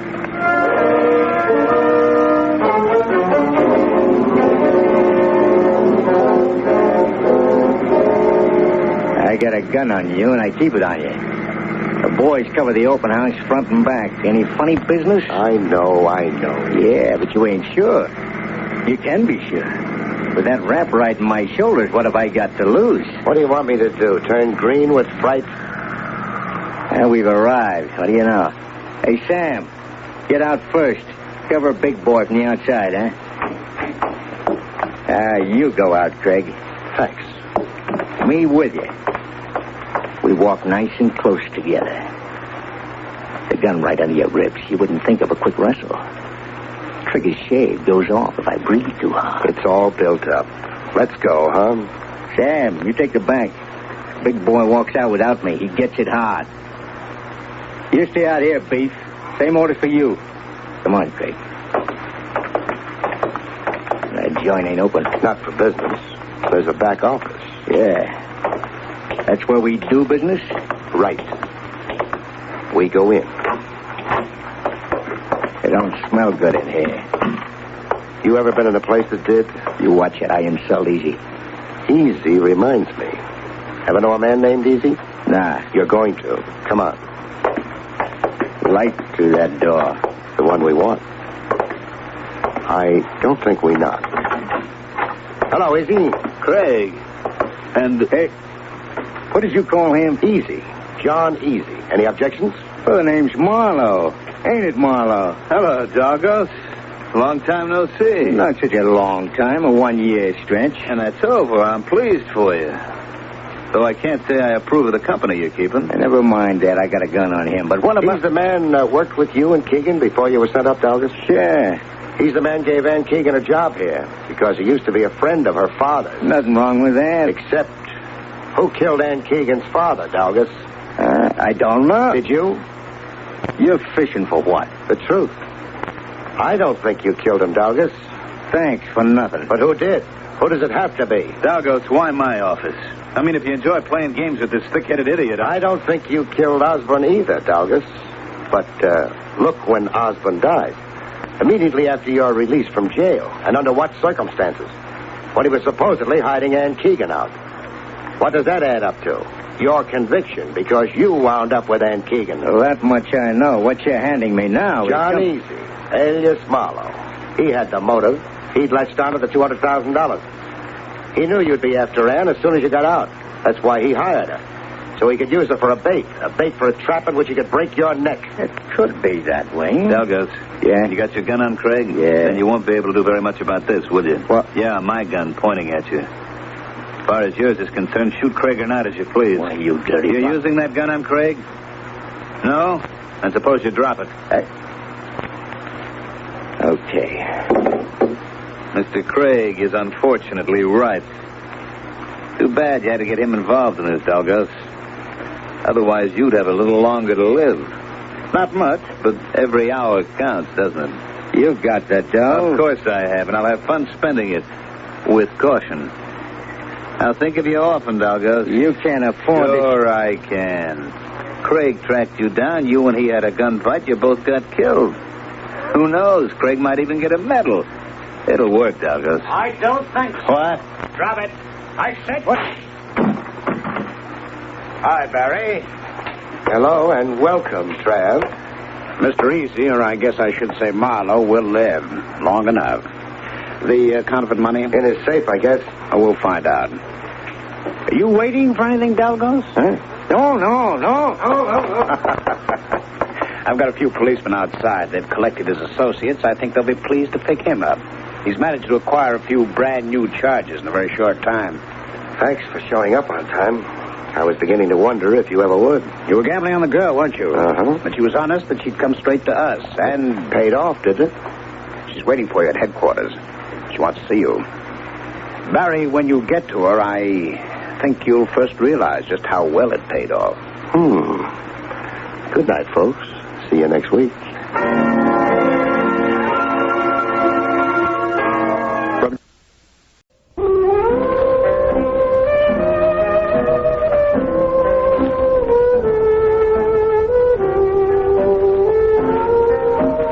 Barrie Craig speaking. Manhattan Island's my beat. From Battery Place uptown to Spuyten Duyvil. I've got my footprints on every inch of sidewalk, a memory in every mile. Get used to a beat and it's like home to you. You're an island native, and only a pretty fancy fee can drag you even across the river to Brooklyn or 3 other boroughs. To drag you out of town needs a major earthquake or an act of Congress. So how come I find myself 40 miles from Broadway in an incorporated village called Seneca on the trail of a claw murderer? A nice little gent with side whiskers like Abraham Lincoln coaxed me into it. Town Supervisor Samuel, as he called himself. His pitch went something like this. I came straight to you from Lieutenant Trav Rogers of your Metropolitan Police, Mr. Craig. Yeah, Lieutenant Rogers phoned me. You just left his office. No dice, old man. Seneca's off my beat. But it's a situation of desperate emergency. What's the population of your village, Samuel? 300. A killer can't lose himself in that small a crowd. But Order every townsman to line up in the public square. Then go up and down the line. When you see a wild gleam, nab him. A wild gleam? The guy you're looking for is a lunatic, first class. The claw used in the killing shows that. One nut in a neighborly crowd, your sheriff can't be that helpless. Well, he is. Berkey's only honorary sheriff. His business is farm tools and tractors. Who's your regular sheriff? We have nobody. Crime in Seneca is a rare thing.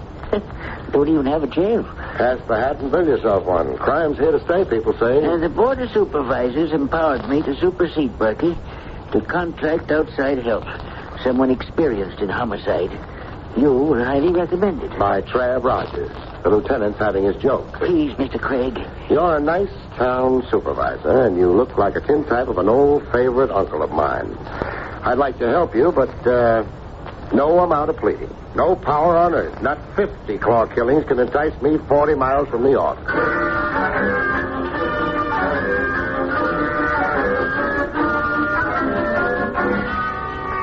In Seneca, flanked by Samuels and the sometime sheriff, I got a look at the corpse. The morgue was the back room of the taxpayer, divided into a grain, oats, and seed shop, and mortuary parlor. This was Dr. Tyler, Mr. Craig. A doctor, huh? Horse doctor. Oh, sad day for Dobbin. Pretty thorough job of annihilation. Shocking crime. The claw marks on the skull were made by a garden tool, looks like. Yeah. Did Doc Tyler have any enemies? Oh, let the sheriff answer, Samuels. Why, no. Not to my knowledge, he didn't. Doc Tyler was a pillar in the community, a fine, respected Save man. the eulogy for the funeral services, huh? Theft, then. Was anything stolen? No, I'll have to say no to that. All Tyler had was accounts receivable. Bills owing him for his doctoring work. You went over his property, then? I did. The robbery was my notion, too, at first. I ordered an inventory of everything Tyler owned, right down to the horse bales. And nothing was missing? Nothing of any account, no. Except for old Baldy, everything was right where it belonged. Except for old Baldy, you say? Huh? Yeah.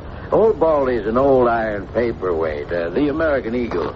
Doc Tyler always had it on his desk on top of a pile of paper. And old Baldy was missing? Yes, we couldn't find hide nor hair of it. Well, either somebody borrowed it and planned to keep it now that Tyler is gone, or Tyler threw it out. Or the murderer clawed Tyler to get it. Oh, now, why would anybody want to commit murder for a worthless old paperweight? Can't say. But that's why I'm in this whistle stop, to find out why. And that brings us down to cases. You and me. Come again? Your being here. Samuels brought you out against me. Against you? No, Sheriff. Shut up, Samuels. This is between me and Craig. Against me, I said, Craig. Oh, I get it. Your pride's hurt, huh, Sheriff? When you've jackassed around a while and Samuels admits to being the finicky fool he is, I'm marching you to the railroad station. With a brass band and local school mom doubling as drum majorette. A big goodbye to a conquering hero, Sheriff, because my parting gift to Seneca is your claw murderer in person. Want to bet?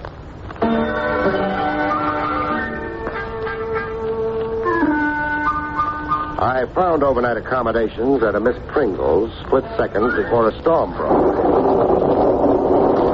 Miss Pringle was a spinster who looked it.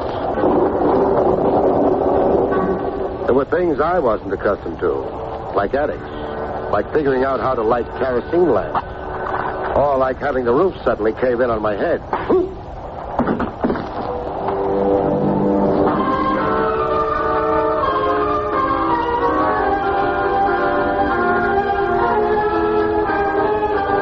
I went down from a sneak blow. A club, the weapon felt like. I went down, but not out. I could see through a red haze like a film of blood, and I could hear glass breaking somewhere in the room. I rolled on the floor, not to be a sitting duck for a second blow. But no second blow came. Just quiet and the rain outside. The rain blowing in from an open window.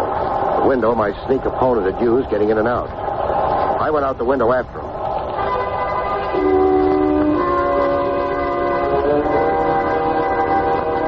Outside, just at the edge of Miss Pringle's driveway, I ran into a reasonable facsimile of King Kong. A guy who looked as if he should be swinging from trees. Sitting behind the wheel of an open convertible, his top down. Working the car starter and getting nowhere. Having trouble, friend? It's slow. Don't want to go. The wires are wet. I'm driving good and then it stops. Your wires are wet. I'm driving good and then it stops and then it won't go. You're getting all tangled up in your IQ, friend. Doesn't the top go up? Yeah, easy. This button here, you push it. So push it. No. You've got a medium-sized lake around you. Floodwaters rising from the floorboard. I'm not pushing no button. I like it like this. How did you happen to stall me? I told you I'm driving good. Let it stop so that it won't go. You making fun of me? No. Did we meet a while ago? Huh? Where?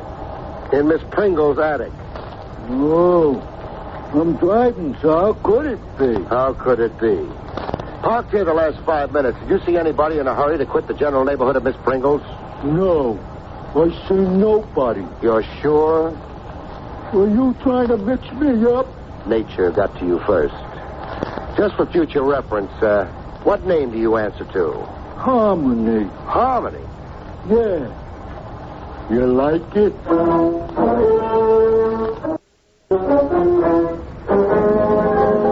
Back in the attic with the kerosene lamp lit and Miss Pringle in a trembling spasm, I took stock of the room. Oh, what you told me, Mr. Craig, it's unbelievable. Believe it. I wasn't born with this rhinoceros egg on my head. But what purpose? I'm checking to see. This picture on the floor, where was it hanging originally? The kerosene lamp's throwing so many shadows I can't see the nail hole. Why, it hung there over the highboy. The glass broke? Yeah, it needs a new glass. A ship's print, huh? Yes, the Princess Ida, an old whaling vessel. The picture have any special meaning? Special meaning? A value, an heirloom or something? Why, no value. I only paid $1 for... Oh, wait. Yes, come to think of it, I was offered a good price for it. How good a price? $100, if I recollect. For a dollar print? Who made the offer? The young Mr. Stanley, the one with the new antique shop out on North Rugby. Why didn't you sell the picture to him? Well, I'm not sure. For spite, I guess. Spite? Well, the young man was too persistent and bad manners. Calling me on the telephone and then tracking his muddy boots on my parlor rugs. But I don't understand why these questions. Somebody was up here to steal the picture. I got in the way and was struck down. But nobody stole the Princess Ida. It was dropped in the commotion and the getaway.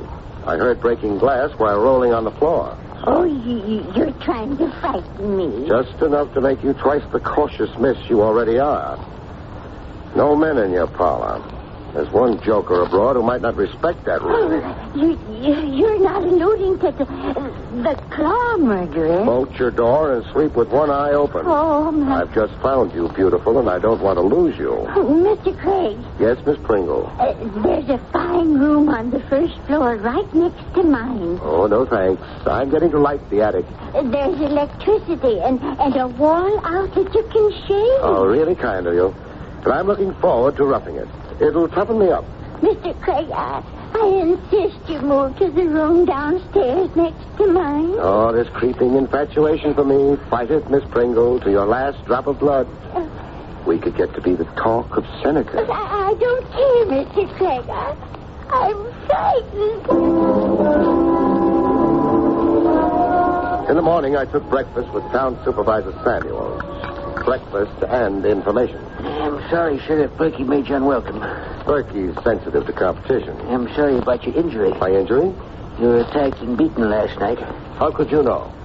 Miss Pringle had me on the telephone in the middle of the night. Oh. I want to know about a couple of your townspeople. First, a bright chap who calls himself Harmony. Harmony?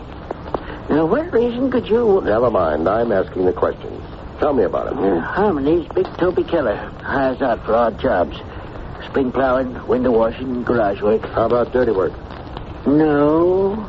Craig, you're wrong about Harmony. I'd take an oath. His mind isn't the best. But we know him to be good-natured, honest. Mm-hmm. What about a young Mr. Stanley? Fred Stanley? He's a newcomer to Seneca. What brought him here? A lawyer got him to come in the first place. From Chicago, I think. Yeah, Chicago. Fred Stanley came thinking he was a missing heir. Claimed his grandfather's fortune. But there was no fortune. Only an old house just this side of the Seneca line. Not worth the taxes on it. Why was there any idea of a fortune at all? And the grandfather, old Mitchell Stanley, was said to be a rich miser who put no trust in banks. When Mitch Stanley died, there wasn't a penny. They had to auction off his furniture to pay for his funeral. But young Stanley stayed on in Seneca. Yeah? Opened an antique shop in the old Stanley house. Can he make out in a one-horse town like this? He has business signs posted on the highways, hoping to get the tourist trade. What's your interest in Fred Stanley? He tried to buy a ship's print, the Princess Ida, from a girlfriend of mine, Miss Pringle. Stanley offered $100 for a picture worth $1. A liberal offer like that is... Craig! No, don't blow your gasket. It's only a parcel delivery through your closed window. Did you order this? What is it? A claw. A garden tool like the one used on Doc Tyler. And a note with it. It's addressed to me, Barrie Craig. Get out of Seneca by 10 this morning or never. Get out of Seneca by 10? 9. I've got an hour of grace. Or never. Craig, it's a threat against your life. I'll be planted in the country. A city fellow like me. The handwriting. No handwriting. The note was put together with newsprint. Can I borrow your car? Of course. Stanley's antique shop is on North Rugby Road, just this side of the Seneca line, you say? It's a 3-mile drive. Up the incline to Withers Ridge, then left a quarter mile. Craig, be careful. Please, I don't want your murder on my conscience. Okay, I'll stay alive. But only for your sake, mind you. Staying alive is a deal that sometimes needs the cooperation of unknown parties, in my racket anyhow. Climbing the steep incline to Widow's Ridge. Climbing maybe 300 feet into morning mists as thick as pea soup. I knew I wasn't going to get that kind of cooperation. A rifle shot that blew it higher in the confetti. Flash off the incline had to come.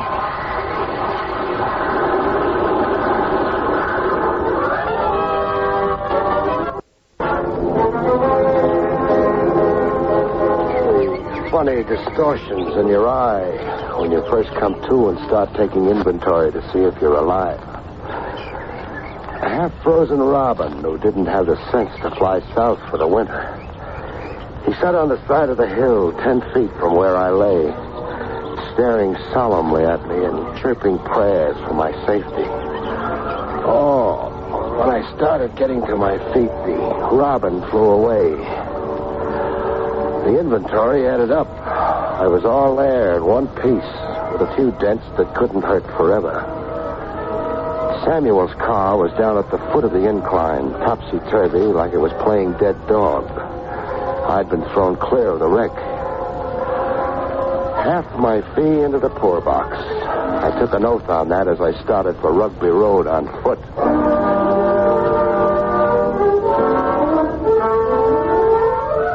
Fred Stanley gave me the expected answer. Just what do you find so unusual about my interest in buying old pictures, Mr. Craig? $100 for a $1 picture doesn't make sense. And why must it make sense? It's a cold, practical world, chum. People generally don't go haywire with money. They conserve it. Now, look, Craig, I collect Americana.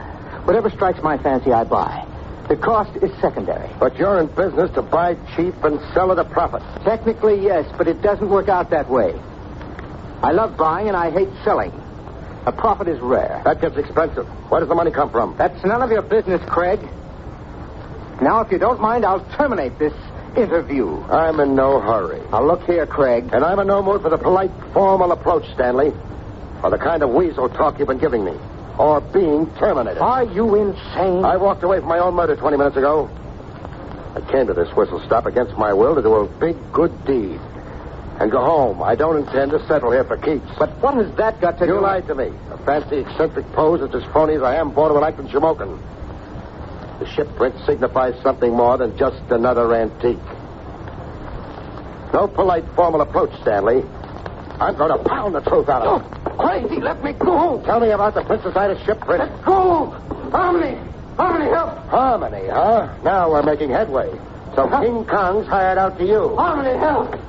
I want you to let Stanley go. Oh, strapping ape like you, Harmony, you don't need a gun to take charge. I want you to let Stanley go. Sure, I'll let Stanley go. I was only fixing his tie. Oh, Craig, you had no right to manhandle me. No right. It paid off. I got to find out who was providing Harmony with his raw meat. Harmony's with me on day hire to do general cleaning and polishing, scrape down old furniture. Plus prowl in attics, plus distribute garden tools shaped like claws all over town, plus take rifle shots at passing cars. You're out of your mind. You assaulted me and Harmony rescued me. Now get out of here. Sure. But I'll be back. I'll be back, Stanley. The minute I tumble to your motive.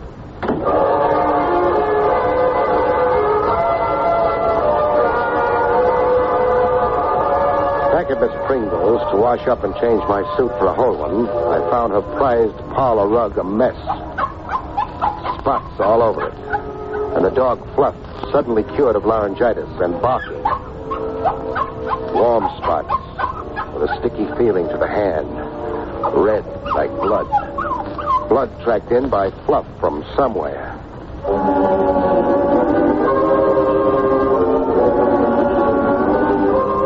I followed the tracks to Miss Pringle's bedroom. The blood was Miss Pringle's goodbye to spinsterhood. The garden tool shaped like a claw lay beside her on the floor like a third hand.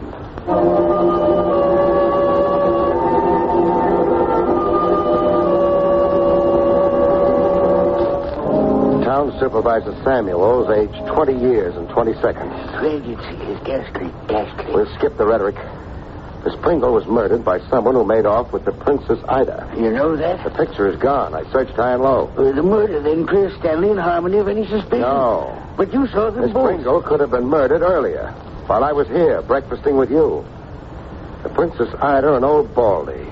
2 murders for 2 worthless relics. You're convinced these relics motivated the atrocities? It figures. The relics and somebody's lust to kill for its own sake. We're dealing with a nut to boot. Do the articles have any history? History? A story, some legend they figure in, say. No, nothing I know, Craig. Some background that could tell us why 2 hunks of junk produced 2 killings. I'm sorry. Is there anybody in Seneca who could know? A village librarian or a local historian? You could ask Will Briggs. Will used to be our recorder until the town board voted to abolish the job. Will Briggs? Will's crotchety, bad-tempered. I don't think he'll be disposed to help you, even if he could. Even in a town crisis like this? Will Briggs don't feel very civic about Seneca and its problems. Since we abolished his job for economy reasons, Will's been feuding. Suing in the courts for pension, making a rumpus at town hall meetings. Great cooperative little town you've got here. Great job you roped me into.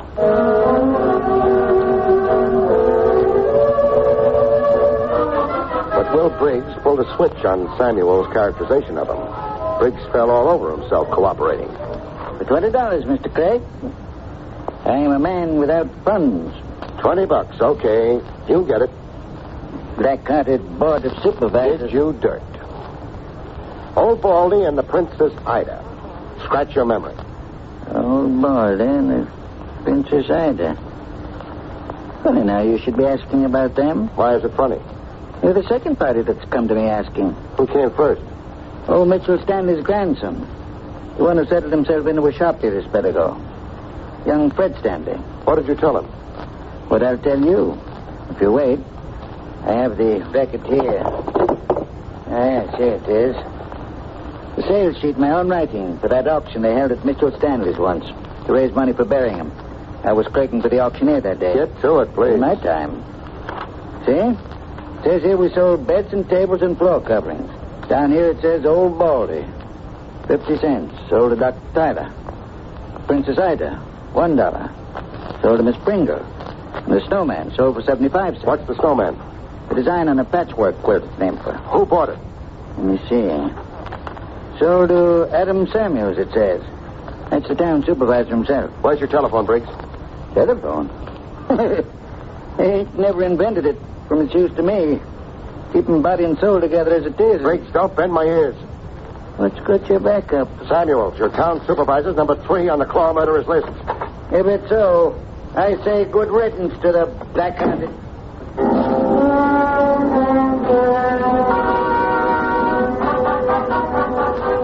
Good riddance of bad. Someone else would have to judge Samuel's merits as a human on Earth. The garden tool shaped as a claw lay across the room where it had been thrown. A claw with bright red fingers.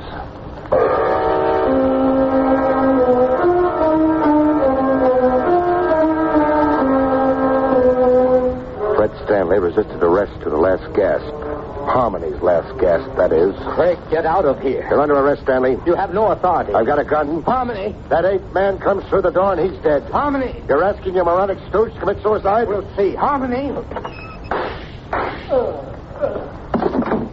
One down, and Seneca's a better place for it. You killed him. He's only wounded. Where do you want it, Stanley? I'll go with you.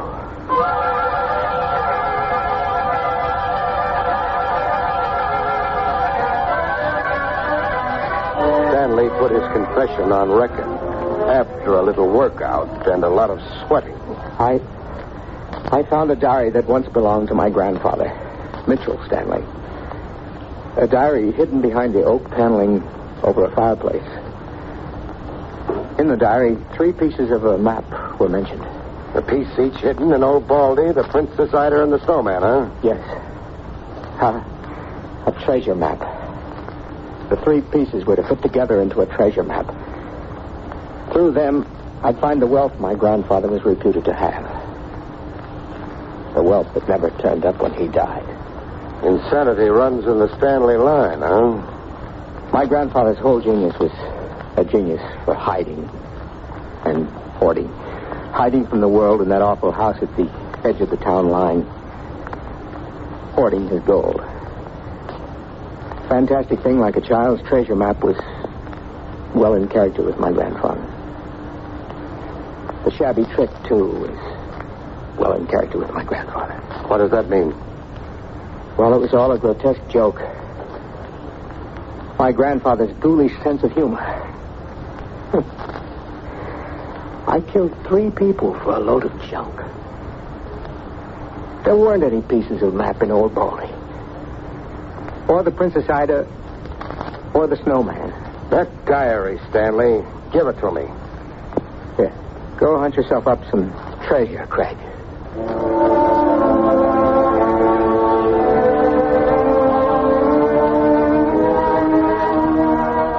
There was an anticlimax to the Stanley story.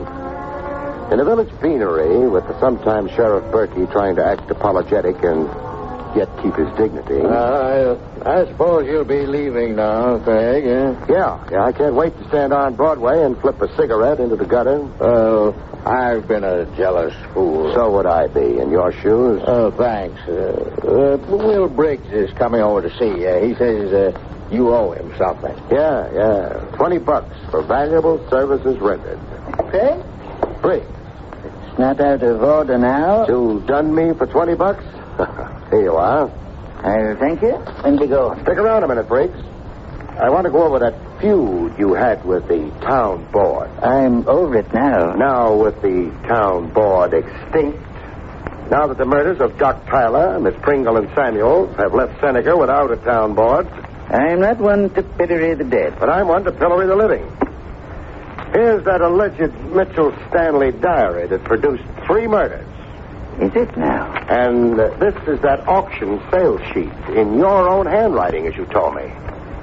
Do I have to tell you that the handwriting in both is the same, even down to the green ink? Craig, what are you getting at with Briggs? That Briggs here forged the diary, Sheriff, and planted it where young Stanley would be sure to find it. That Stanley killed 3 people Briggs hated, while Briggs sat back and enjoyed the show. That young Stanley was only a dupe, but...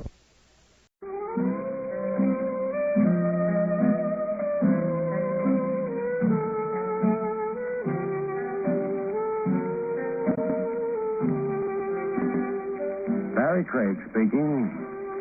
There's a popular notion people have about confidential operatives. Stop any guy on the street and ask him. The notion? Steam-heated love, or, as the French say, amour. My classification of workers always got a blonde on one arm, another blonde in his lap, and a third blonde in his eye. So people think. The truth, as a matter of fact, is people are so right. Textbook biology aside, the true reason for our howling success with the ladies is our fatherly appeal. It's women looking for the male protection they missed since the carefree days of the cradle. It's the unladylike search for the strong, dominating male who knows all the answers. It's also the classic feminine urge to pin horns on the masculine cranium. I won my horns by parking overtime outside Grand Central Station. I'd gone in to see if the mayor was making good on his promise to keep trains running on time. I came out to find a summons tied to my windshield wiper, a green ticket, the $15 variety. Ouch. In my car, I found something more had been added to liven up my humdrum existence. A Cupie Doll, painted a rainbow pink with saucer eyes, and blowing so many scents over me, I got an immediate perfume jag. Isn't there some mistake? No. You, didn't mistake this for public house? No. Then, I'm in the wrong car? Are you? I'll check. Well, keys fit the ignition. The car belongs to me. Oh, how wonderful. But you don't. How sad. Funny. Funny? I always wondered just how the future Mrs. Barrie Craig would happen along. Run into me turning a corner? Or come to me with a letter of introduction from my Uncle Hess in Allentown? You're disappointed it's like this. I'm frightened. Frightened? My blood pressure, 10 more points, and I'm flying with the angels. Oh, then you like me. We'll get married and have 6 kids. 7. 7's a lot of laundry. We'll live in the country. I'm allergic to marigolds. A picture wall looking out on green fields. Comes August, I sneeze and my eyes get red. We'll name the children Tommy. Not all 6 of them. 7. Oh, I did want one daughter. What will I call you when I'm hunting high and low for my company? Cerise. And when I want help with the supper dishes? Barrie. And when we toast marshmallows and reminisce about how we first came to meet, what should I remember? How I hid in your car to escape the dragon. The dragon? A repulsive little man who follows me. Where did he follow you from last? Connecticut. He was on the train. From Connecticut to my car? Yes. I see. Where is Mr. Repulsive right now? Behind us. Behind us? In the gray coupe. He's waiting to follow us when you pull away. I'll fix that. Oh, no. I'm Samson. I break heads like matchsticks. Please, no. No violence. Nothing to spoil the fun we're having. Oh, I feel so good. Oh, I haven't felt good for such a long time. So what do I do? Just take me away. With a chaperone on our tail? You're capable and clever. Huh. I shake guys like salt out of a shaker. I knew you were equal to the dragon. For every block he hangs out over 10, you can paint a zebra stripe on me.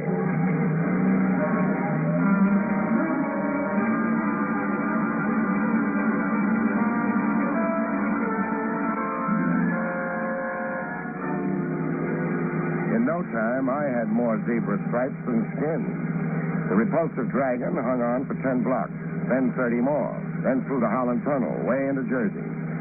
I hung up a new highway speed record, but the gray coupe stayed in the money. Your dragon drives like he was born to the wheel. But you're so much better. All of a sudden, baby, I'm not so sure. I got off the highway, snaked up and down deserted side roads. I followed the moon across rocks and stumps of forest like my car was a Jeep, but the gray coupe hung on. Hung on close enough to point up the risks in my undertaking. The dragon's spitting fire at us, baby. He's shooting at your tires. Oh, you're wrong about the tires. Oh, Barrie, you've been hit. How are you going to like me with a dimpled elbow? In front of him like this, we're a nice, lush target. Oh, you're not stopping. I've run out of road. Dead end ahead. Oh, but we can't. Barrie, look. He's crashed. arrest. Yeah, he has. That will teach him to shoot and drive at the same He time. ran into a tree. Remind me to kiss the tree. Let's go offer our condolences. Wait. I almost forgot. Got a dime handy? A dime? Oh, yes. Here. But why? I'm throwing it to Finnegan. For luck. It was Finnegan who made the gray coupe crash in the nick of time. Oh. You understand? Yes. Finnegan's your good angel. Oh, I almost forgot to. Let's see. A quarter. I'm throwing it to Mrs. Rumpelheimer, my good angel. You're growing on me, baby. No question about it. You're really growing on me.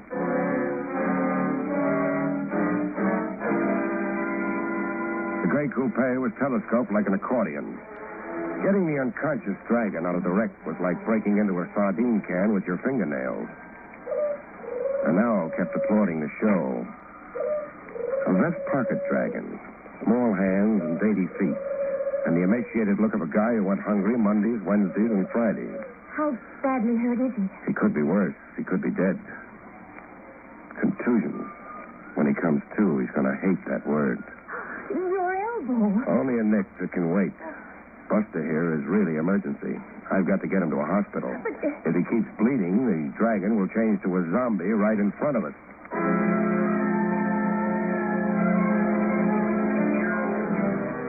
Get a perfume jag on and your brain takes to the hills. It happens to a bachelor pushing 40. That weak moment when single bliss suddenly has the feeling of solitary confinement. Oh, you were wonderful rescuing me. The congressional medal goes to that tree. Do what you did for me in blind faith. All through history, men have gone blind and boneheaded over a Cupie Doll. Mark Antony, for instance. Baby, you kiss like you took a graduate course. No man has ever risked himself for me before. The men in your past must have been 80 and over. I've never before had a champion. Tie a blue ribbon around my neck and, fit the dunce cap at a rakish angle. The dunce cap? Blind faith, you said. I could be promoting a horse laugh at myself. Oh, no. Then fill in a few reassuring facts. Facts? The delirious dragon I palmed off in a hospital, Reuben Clark, who is he? I'm not sure. Who do you think he is? I think a man in the hire of my guardian. And what's the problem with your union? I don't think I want to talk about it. It's too late for reluctance, baby. I've taken too big a bite of your life. He's mistreated me, hurt me, kept me prisoner, confined me to my room, always under watch. Why? He wants to marry me. There was money. Many valuable things left to both of us when my parents died. And guardian wants all of it through marriage to you? But why run? Why not stand up to him, get to a lawyer, go to the police? I can't. He's clever, my guardian. Devilishly clever and determined. You're in the land of the free. We pay judges to step on He worms. threatened to have me put away if I oppose him, if I keep refusing to marry him. What do you mean, put away? In a sanitarium. He's bribed people, old servants, even old friends to swear that I'm mentally irresponsible.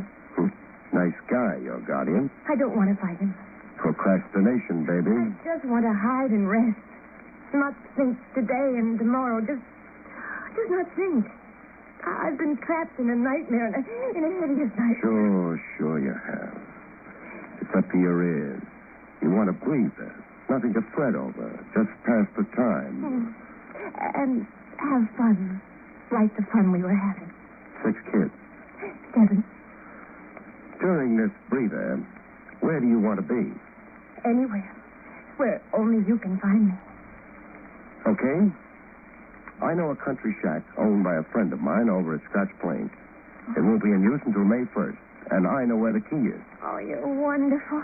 You'll be the guest of a certain Lieutenant Trev Rogers, only he won't know it. It's Rogers' shack. I'll stock you up with groceries and look in now and then. I'll take you over to it. Just one more fact to file away. Who and where is your guardian? I'd rather not at present. No, you can trust me. My word on it. I won't make a move until you agree to it. My guardian is Jeffrey Foley. We live in Tuxedo Grove Heights, Connecticut.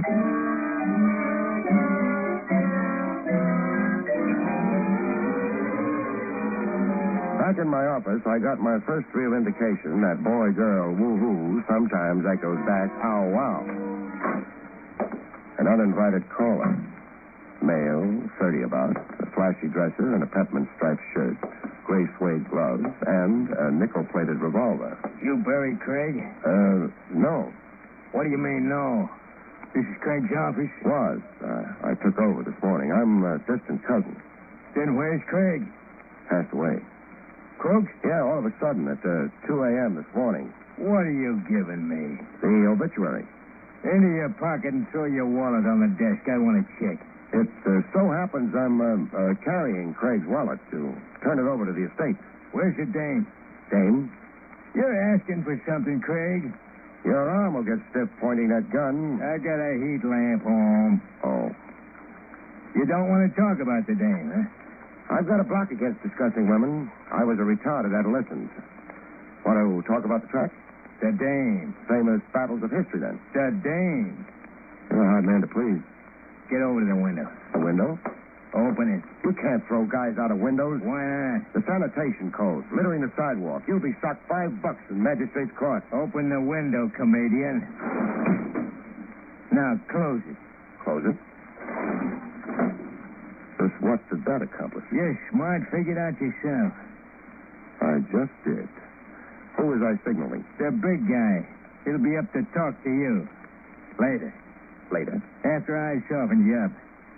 So you can talk politely to the big guy. He don't like wisecracking comedians.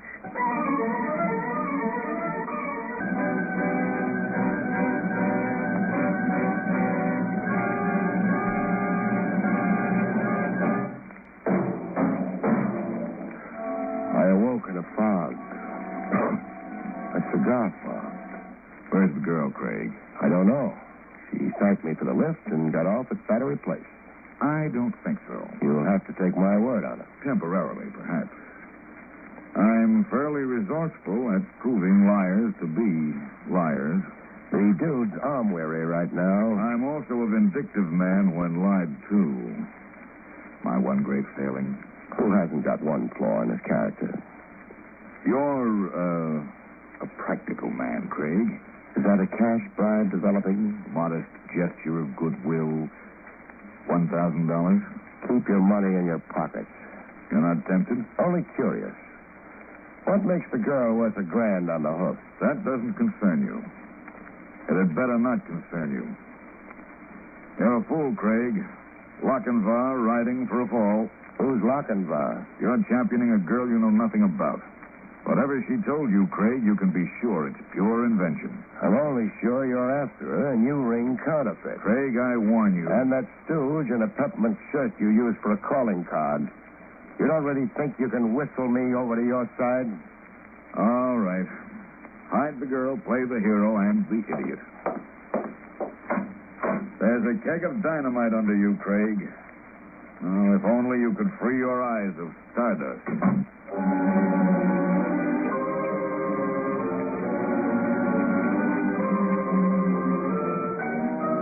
Later in the afternoon, I went calling on Love. Lochinvar's here, baby. With a sack full of groceries. Wax beans, salmon, fresh blueberries, vintage gear bagels, enough food to keep you hiding out for a month. Here, I'll take your coat. Take my hat first, huh? The dunce cap. Dunce cap? I hate myself in it. Take it off me, baby. Barrie, what's happened? I tried to telephone that wicked old guardian of yours. You tried to? Jeffrey Foley of Tuxedo Grove Heights, Connecticut. There's no Tuxedo Grove Heights anywhere on the map of Connecticut. I lied. Tell me something I don't know. But only about the address. What's the real address? Cranberry Hills, Pennsylvania. Why'd you lie about the address? I wasn't sure I could trust you. Really trust you. Baby, come here. I've confided to people only to have them use me. Extort money. 2 guys dropped in on me today looking for you. They barely stopped short of murder. Barrie. I came out here by way of Planet X to shake them. You must be quite a prize to rate two homicidal retrievers like my morning callers. $1 million, Barrie. The estate my guardian is trying to steal it. It's worth $1 million. $1 million? I knew that love, when it came, would be nothing trivial, but I never dreamed it would have a Dun & Bradstreet rating.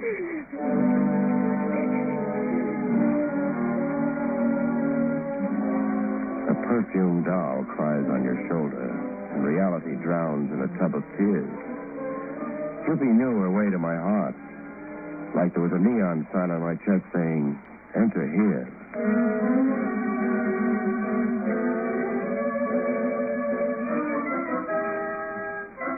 When love let go of my throat long enough, I took a half-hearted whack at confidential investigating. I did some more sneak checking on Cupie. The repulsive dragon, Reuben Clark, I wanted his version of events. Patient has shown extraordinary improvement, Mr. Craig. Is he conscious, Doc? Yes. I want to talk to him.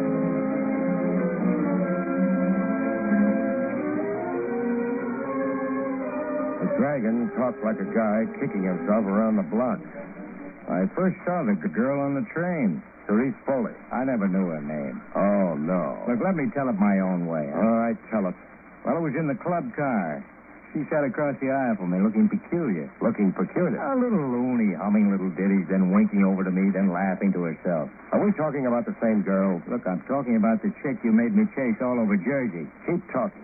Well, the way it was, I figured an easy pickup. You're trying awfully hard for a bust on the snooze. You asked me to tell you, and I'm telling you. Okay, tell me. Well, I'm a guy like any other guy. Good looker like this chick wants to be sociable, so I... Stop embroidering it, Buster. So what'd you do, marry her or something? You took the seat beside her. Then what? Well, we got to talking, getting acquainted. I told her how I was a hardware salesman fresh in from Binghamton. I don't want to know your pedigree. Well, she told me she was Princess something or other, traveling what word am I muffin? Incognito. Yeah, incognito. Well, her uncle was a Maharaja somewhere, and she was here on a secret mission for him. To raise cash, she said. The Maharaja was stone broke. You're making this up. Well, I thought she was until I got a peek into that overnight bag she kept on her lap. What was in the bag? Jewels. The stuff the Maharaja sent her here to sell off. Jewels, mister. Enough jewels to make you go clean off your rocker. Like you went? Yeah, like I went.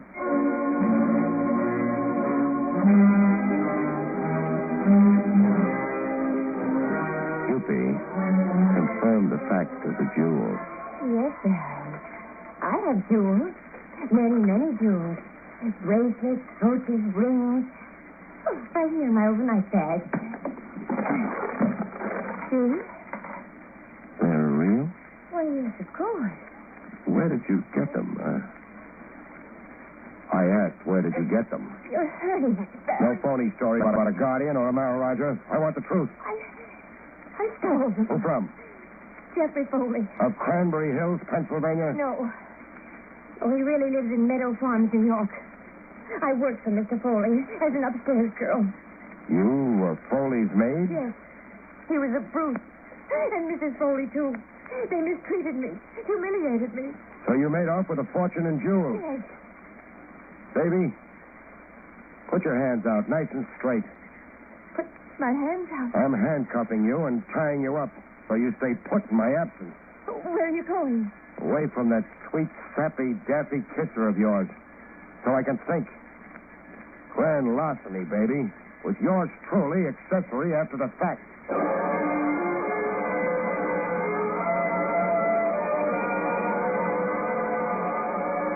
I thought it over, stewed over it, and wound up telling it to Lieutenant Trav Rogers. So love finally came to Barrie Craig. If you have to rub it in. What brand of smokes do you want sent to the state pen? Give me an ounce. An ounce like? A deal, quietly arranged. If Foley gets his jewels back, he doesn't prosecute. Where's the girl in the swag now? When I tell you, don't blow a fuse. What's that supposed to mean? Your shack up in Scotch Plains, where you cool off July and August. What about my shack? The girl's been hiding out there. She's there now. Craig, of all the crud. But I didn't think you'd mind. You didn't think I'd mind a common thief and a moonstruck admirer and an accomplice. Now, Craig, you're under arrest, and so is your Cupie Doll. The minute I arrive in Scotch Plains.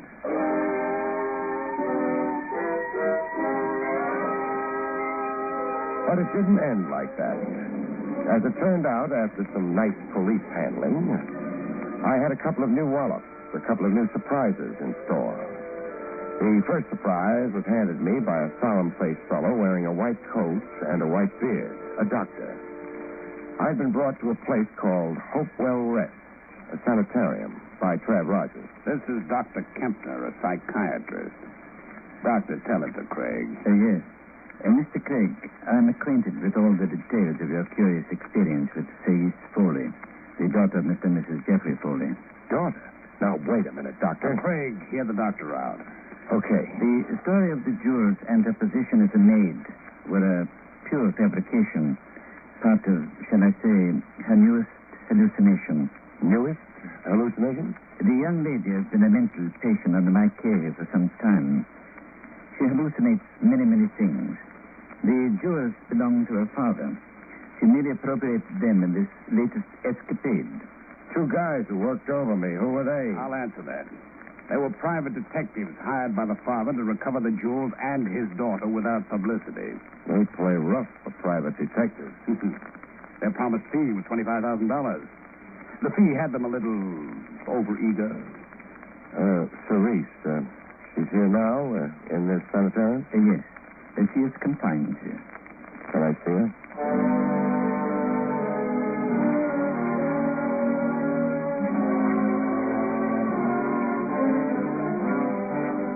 Prize number 2 added some gray hairs to the few I already had. I watched the doctor walk Cupie Doll toward me. Hello, baby. The doc tells me you'll do okay, and I'm rooting for you. Who is this man, Doctor? I watched her stare at me blankly, stare through me, then walk away. See, Mr. Craig. She looked right through me, as if she didn't know me. She does not know you. That is another symptom in a hallucination. An element of amnesia, shall we say. She forgets the escapade and her companion in it totally. You mean she'll never remember me? Never know me? I mean, you must forget her. You were her good friend for a day. And now, it is another day. You'll get over her, Craig. It'll hurt a while, but you'll get over her. Yeah, I'll get over her. That cut you made, Trav, what was it again? Oh, yeah.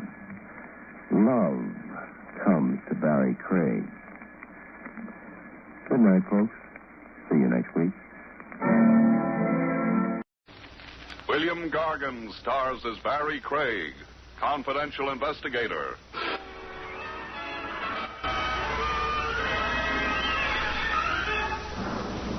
When the high cost of living gets your nanny, folks, walk that last mile with a guy whose only gripe is the high cost of dying.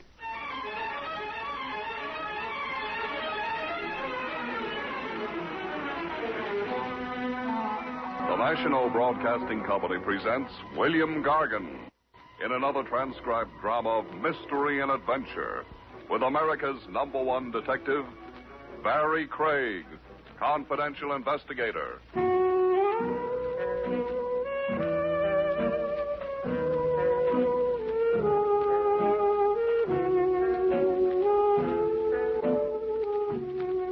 Barrie Craig speaking.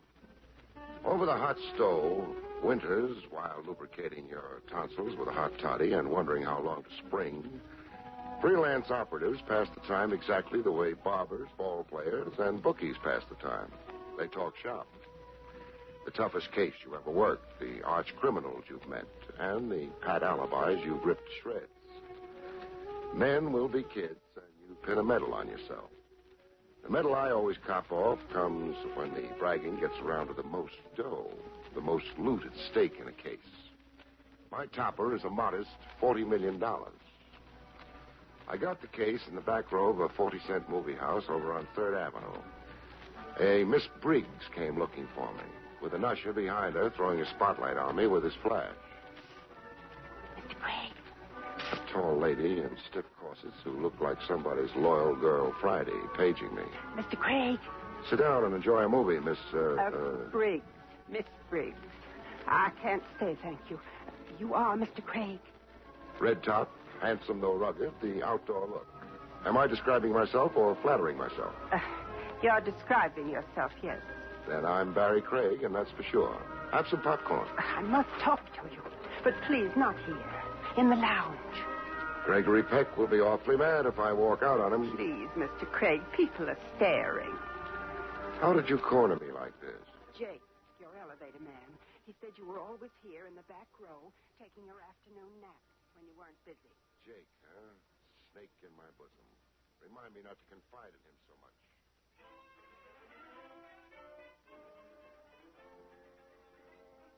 In the lounge, Miss Briggs dropped the case in my lap.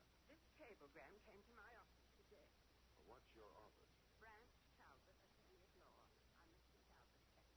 I'm Mr. Talbot. Oh, you're only breaking in.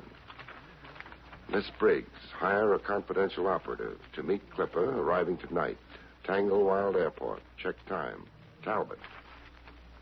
What's the emergency? My employer, Mr. Talbot, is returning from abroad, from Portugal, with a client, Floyd Spencer, Jr.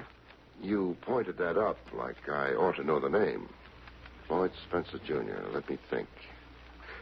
Oh, the neochromite heir. Golden boy who inherits an industrial fortune. Estimated at $40 million. The late Floyd Spencer, Sr. was very rich. You're forcing me to agree. I'm vague on the background. I've got a block against heirs. All I was left was a shaving mug and a second-hand toothbrush. The Floyd Spencer separated more than 15 years ago when the boy was 6. Mrs. Spencer lived abroad in Portugal as a voluntary expatriate. The boy was reared and educated there. And now, with Spencer Sr. dead, she's coming home with Sonny Boy. No.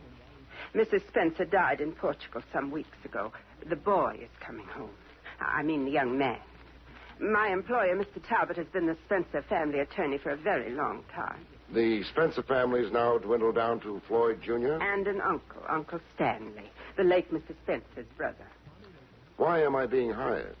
Well, Mr. Talbot is worried. There were 2 incidents in Portugal. Clarify, please. Accidents involving Floyd Jr. Accidents on purpose? Is that why Talbot's worried? I believe so, yes. The estate, the size of the fortune, and young Spencer's long estrangement from his deceased parent, the long exile, as it was, well, there could be complications. Homicidal complications, that is? I don't want to use the word recklessly. A nice restraint, Miss Briggs. My compliments. $40 million. That grade of cabbages doesn't always excite the best behavior in people. This check is your retainer. $1,500. This grade of cabbage, Miss Briggs, always excites the very best in me.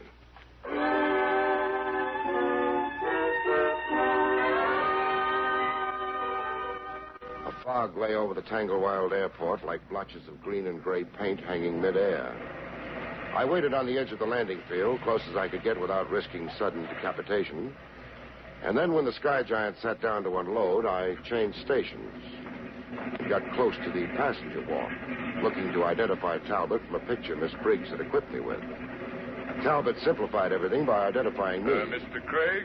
On the job with a bright and shining face. I can barely see it in this miserable fog. Where's Spencer, Jr.? He's right behind me. Floyd, meet Barrie Craig. How do you do? This is Paul Shandor, Mr. Craig. Paul Shandor? Where does he fit into the party? Don't be an obvious detective, Craig, please. Stick your hand out, Talbot. What for? $1,500, your retainer. You're getting it back. But I don't want it back. If I'm responsible for the safety of Junior here, I want to know who's who in the party and why. Well, Paul Shandor is my traveling companion and friend, Mr. Craig. That answers my question. Now, introduce me all over. Paul Shandor, Mr. Craig. I'm happy to meet you, Mr. Craig. No offense intended, Paul. I was just being thorough. Oh, I understand, of course. You are Floyd's protector. And I worry about it. Golden Boy here stacks as high as the national debt. We'll wait right here until everybody's off the field and gone. After that, we'll leave through a route I've mapped out. Craig, are these precautions admirable as they are? It's why you hired me, Talbot. So let's not be impatient, huh?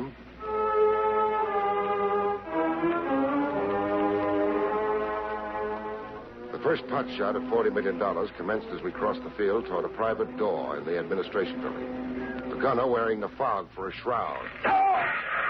Hit the dirt, everybody, and stay down. Who was it got hit? I did, Mr. Craig. My leg. Your $40 million leg. It's 20 yards to the door. Crawl toward it, everybody. Crawl? Now, Craig, I'm in charge, Talbot. It's crawl, infantry style. There's a killer out there making the fog work wonders for him. Stand up and you're a goner.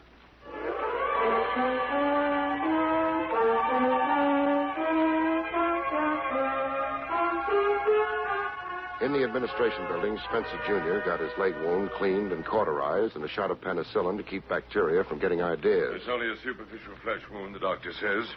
Thank the fog for that. The fog saved Floyd's life, yes, but it also enabled the assassin's escape. If he's escaped. If he... Well, I don't understand. Walk with me, Talbot. I'd mapped out a route, I said. A plan, remember? Yes. An empty field. Then through a private door. Just our party. Once in that door, 2 airport cops were to fall in with us. Stay with us until we climbed into a waiting limousine. That's well enough conceived. If only the assassin hadn't chosen the field itself for an ambuscade. He wasn't always there. He got on the field after the clipper landed and emptied. I don't follow. Oh, in here. I had the big searchlights play over the field before we started to cross to the administration door. Yes, there were searchlights for a moment. Then 2 blinks, stop, 1 blink, to signal me everything was okay before our party started to cross.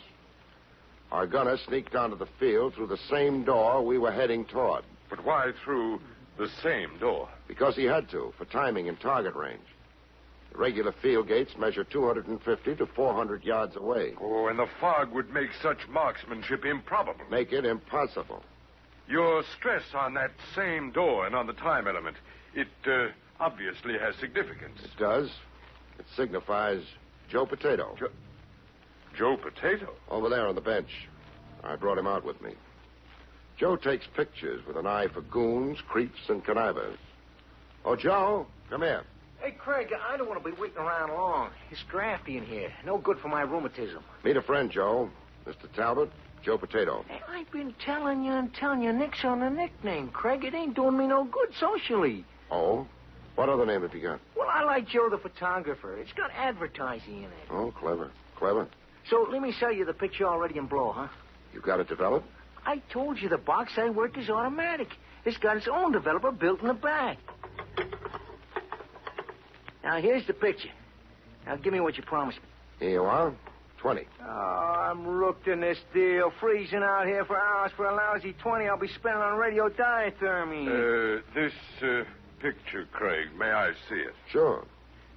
You believe this fellow to be the assassin?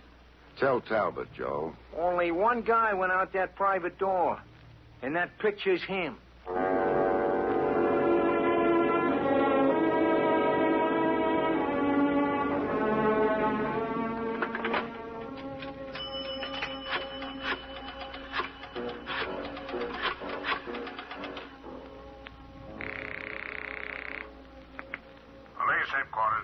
Trev Rogers. Speaking. Oh, Barrie Craig. You sound far away. It's Alaska, I hope. Tanglewild Airport, Long Island. Sorry. There's a clipper leaving for Hindustan in an hour. Climb aboard it, Craig, with a one-way ticket. There's a character in balloon pants leaving here for your office in 3 minutes. Joe, the photographer. Joe Potato. He just changed his name. Why are you sending him to me? He's carrying a photograph. A face you see on post office circulars. Check it with your rogues gallery file. What's the rap?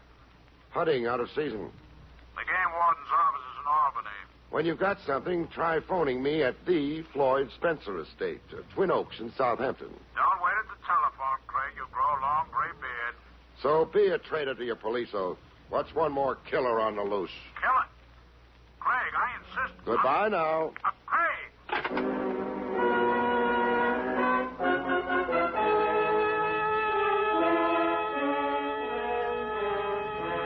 When Spencer Jr. dropped the anguished look from his royal kisser, I questioned him privately in my jalopy driving to the Spencer place, with Talbot and Shandor gone on ahead. I wanted information, and I also wanted the bang of being all alone with $40 million. I'm not sure I understand your questions, Mr. Craig. Excuse my peasant English. You're a target for murder, Sonny. Yes, I apparently am. There were 2 other attempts on you abroad.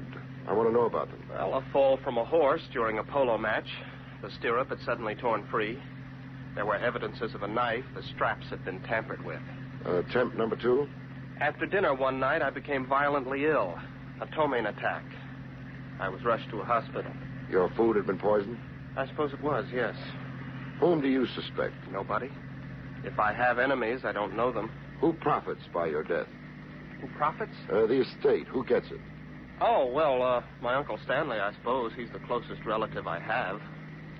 Is there any other information you think I should have?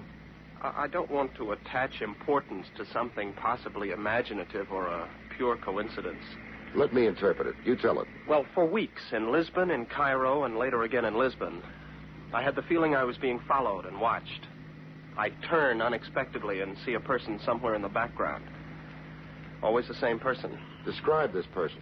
A bland face, like an Oriental's is bland. A man of dainty size, simply clothed, and wearing a fez. A fez? Yes, a bright red fez. Where did you see him last? I dislike saying this positively. Then say it negatively, only say it. I'm not sure, but that he wasn't on the clipper coming across. There was such a person, a face reminiscent of the man I've described, only... Only? Well, he wasn't wearing the fez. Missing those ditches is like hedge hopping. You see what I see up ahead? A barrier across the road. A pole between 2 wooden horses. Not a lantern or flare to mark it. Oh, there's a sign tacked on it. Can you make out what it says? Detour, road repairs ahead. The arrow points left with a detour left. Yeah.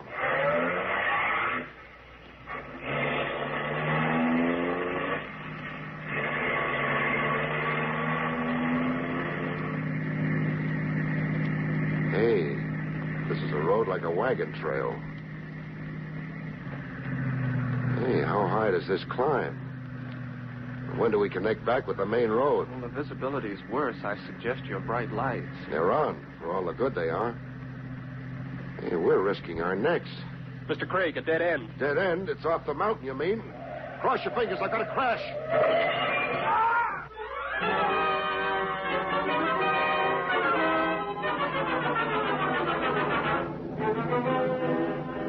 I came out of the concussion worrying about a tooth on the lower gum. Pushed my tongue against it, and it swung like an old-time saloon door. Damages to the car look minor. Dented grille. The hood with folds like corrugated cardboard. I stood beside the car, breathing in deep, refueling my lungs, before I remembered to worry about Spencer Jr. The kid lay unconscious on the front seat where he'd been riding beside me. Quiet, with his eyes wide open, like a guy stunned into a trance. Normal enough reaction to a car burrowing itself into a cliffside. Chafe his wrists to get the blood circulating, and he'd come to as good as new. Spencer. Spencer.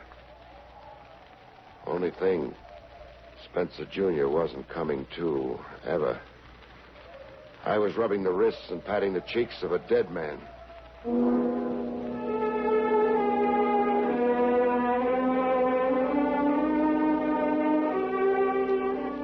I determined the cause of death by tracing a trickle running down his cheek. Trickle of blood that bounced off his collar and soaked into his clothes. A head injury over the ear. But it hadn't come from the crash. The real cause of death had a touch of voodoo. Floyd Spencer Jr. had been shot in the head.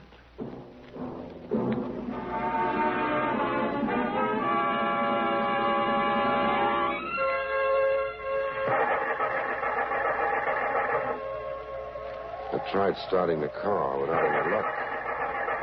My jalopy would need towing.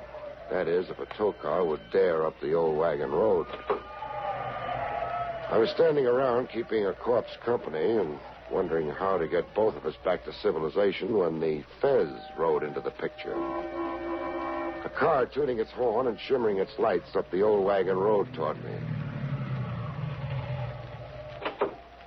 I watched the car door open and a Fez pop out. A bland face like an Oriental's, a man of dainty size, just as Spencer Jr. had described him. Your car is disabled? Your eyesight's better than that. It crashed. Yes, now I see. And your companion, where is he? Dead on the front seat. Dead? From so small a collision? Dead from a bullet in his brain. So? Who are you? Marcel Surac. How did you come to be tagging up here? In pursuit of you, of course. What detained you? I've been admiring the landscape up here 15 minutes at least. I lost contact with you on the detour. The phony detour, the way I figure it now. Somebody rigged that detour to send me up a mountain that spiraled to a dead end. Yes. The detour was, how do you say, manufactured. I examined it. I didn't. I still want to know how you've caught up with my party way up here. Your tire tracks. In the pitch dark with headlights swallowed up in mists? I am very expert in scientific pursuit. Yeah, I heard. Cairo, Lisbon. And on the Clipper without your Fez. You stayed closer to the late Spencer Jr. than his skin. Why? For the present, I do not care to divulge. Change your mind, mister. The kid was murdered while we both lay unconscious after that crash. Someone waited up here for a free shot at the kid if I miraculously kept the car from going over the cliff. He was in my care, and I flopped. I fell for the detour gag. Now talk, or I'll tear you apart. It is so very foolish. Force will not succeed. It won't, huh? Let's see if you're right. You are so very foolish. Oh! Force will not succeed, I am pleased to remind you. That fancy flip that sent me sailing. What's the trick? Jiu-jitsu. I am the finest exponent of jiu-jitsu in the world. Oh, let's have another go at it. No, this time I will shoot you. A gun, huh? You are under arrest, Mr. Craig. Come again? I am a confidential investigator. You're a confidential investigator? Licensed by the governments of Egypt and Portugal. In my pocket, I have credentials and a letter of introduction to your authorities. Huh. What's the charge against me? Murder. I am sure that you have murdered the young man Floyd Spencer Jr. Please to enter my car. Sure. In a minute. Please, now. I gotta tie my shoelace. Okay. Tied it. Oh! I'm the foremost pitcher of rocks in all of the boroughs in greater New York, except Brooklyn.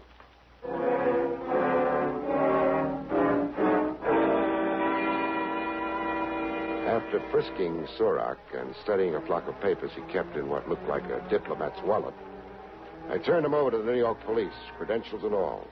It's an official case now, Craig, of public concern, too big for you to dominate. What's your verdict on Marcel Surac? He is what he says, a confidential investigator. Detailed by whom? The authorities in Lisbon. I've checked by transoceanic telephone. Those 2 attempts on the Spencer Air were an embarrassment to Portuguese officialdom. As an official gesture, they assigned Surac to watch over the boy, protect him. Perhaps discover who was plotting against him. How is Surac? In Fullersham Hospital, recovering from a broken head. You really beat him. A reflex reaction. He threw a gun on me. Did you identify that picture Joe the photographer brought you? I did. Wally Mavis, a Detroit import. He was a killer for hire. Did you say was? Distinctly. Don't tell me. Mavis was found dead at the foot of a cliff by state troopers. An automobile wreck. Foot of a cliff? You couldn't be referring to the cliff I almost went off. Mavis took the same arranged detour you did. Only didn't have the wheelsmanship at the dead end. Mavis muffed killing Spencer Jr. in the airport fog. So? So his employer shut him up forever. His employer, huh? Trav. Yes. The hired killer, Wally Mavis. Has news of his death gotten out yet? Gotten out? To the press, over the radio, to John Q. Public. Well, no, it hasn't. I don't think. Mavis was identified hardly an hour ago. Keep it like that. Mum, undisclosed. Wally Mavis wasn't shut up. He's in a police hospital. He survived the wreck. I see your scheme. I'm so glad you do. Just don't gum it up, huh?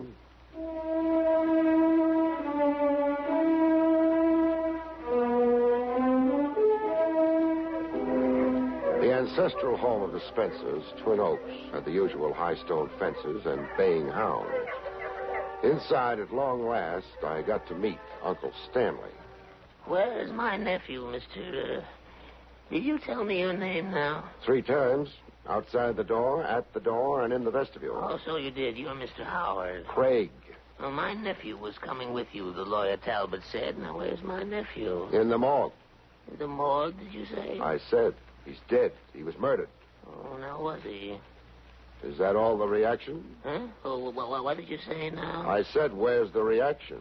You lost a favorite nephew. Favorite? Oh, the boy was no favorite of mine. I noticed. 15 years in that foreign land and coming home now to steal what belongs to me. Where did you say he is now, did you say, huh? Taking in a movie. Where's Talbot and Paul Shandor? Sitting in the library. The boy's no favorite of mine. 15 years in that foreign land, and now he comes home.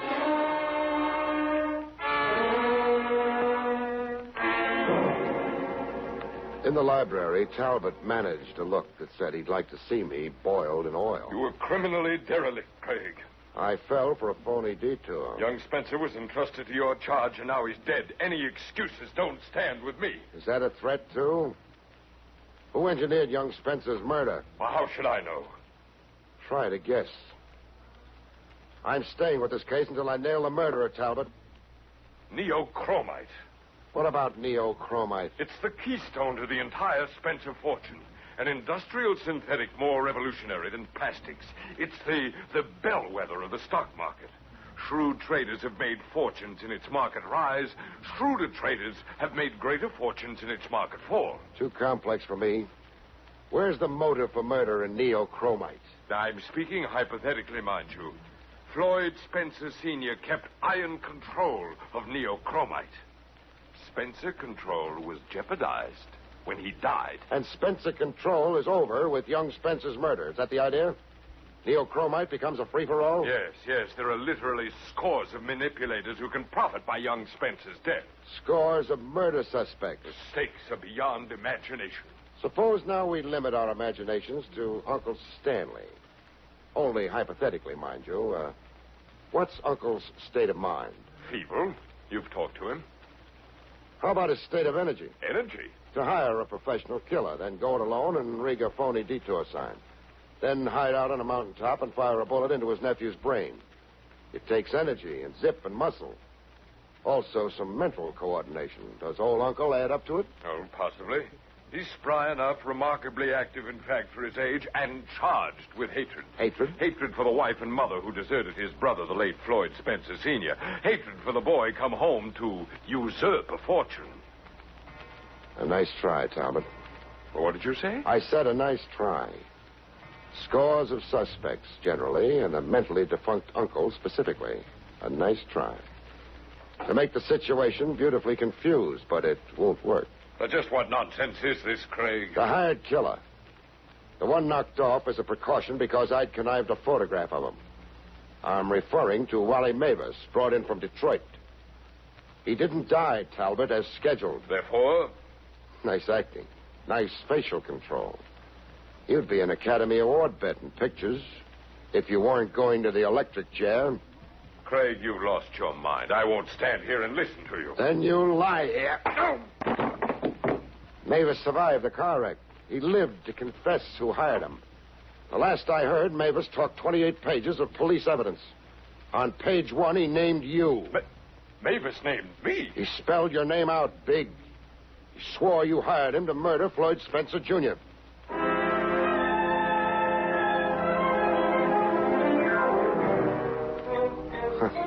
An old psychological police trick with a beard like Rip Van Winkle's. But how it worked. Talbot was too much of an amateur in murder to smell out the trick or hold off from singing out his guilt in a voice that started out baritone and ended falsetto. Trev Rogers motored himself over to Twin Oaks for some post-mortems.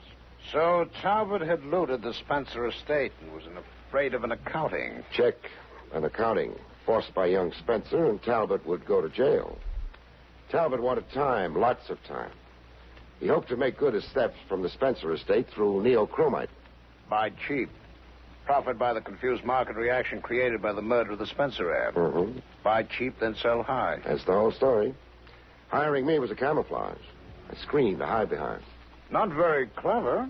In my book, hiring you made Talbot a prime suspect. In my book, too, right from scratch. So let's not brag. Too bad about young Spencer. 21 with $40 million. The whole wide world his for the taking. Kind of a sad end for him. Don't shed tears, Trav, for the wrong corpse. The wrong corpse? Take a gander at this snapshot.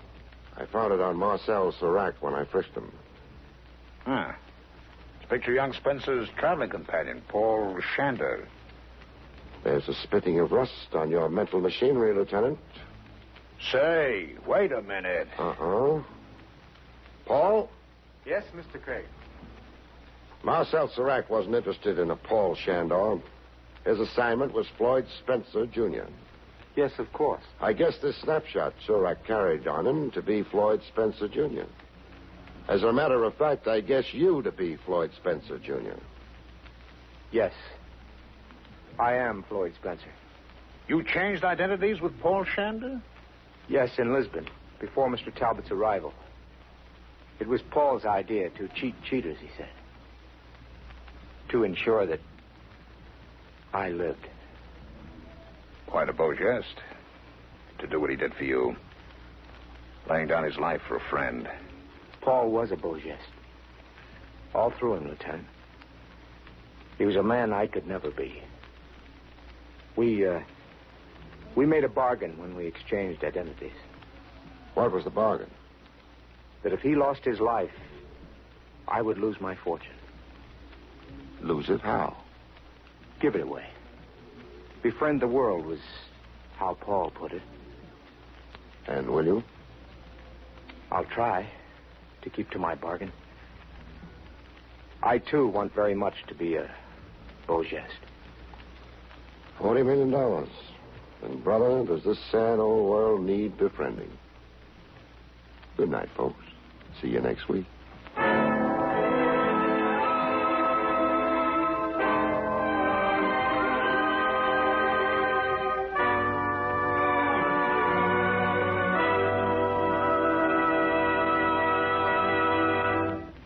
You've been listening to William Gargan in another exciting transcribed mystery drama from the adventures of Barrie Craig, confidential investigator. Tonight's story, Motive for Murder, was written by John Robert. Next week, it's the strange story titled Murder in Mink, about which Barrie Craig has this to say. Next week, I meet a girl who has lost a mink coat, a man who has lost his head, and a corpse which has lost its life. See you next week, folks.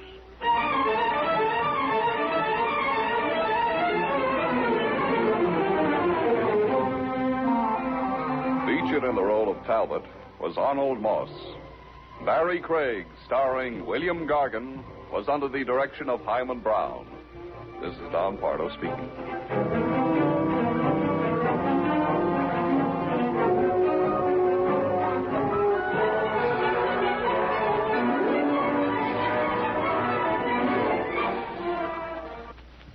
Next, Robert Montgomery presents Something Different in News Analysis on NBC.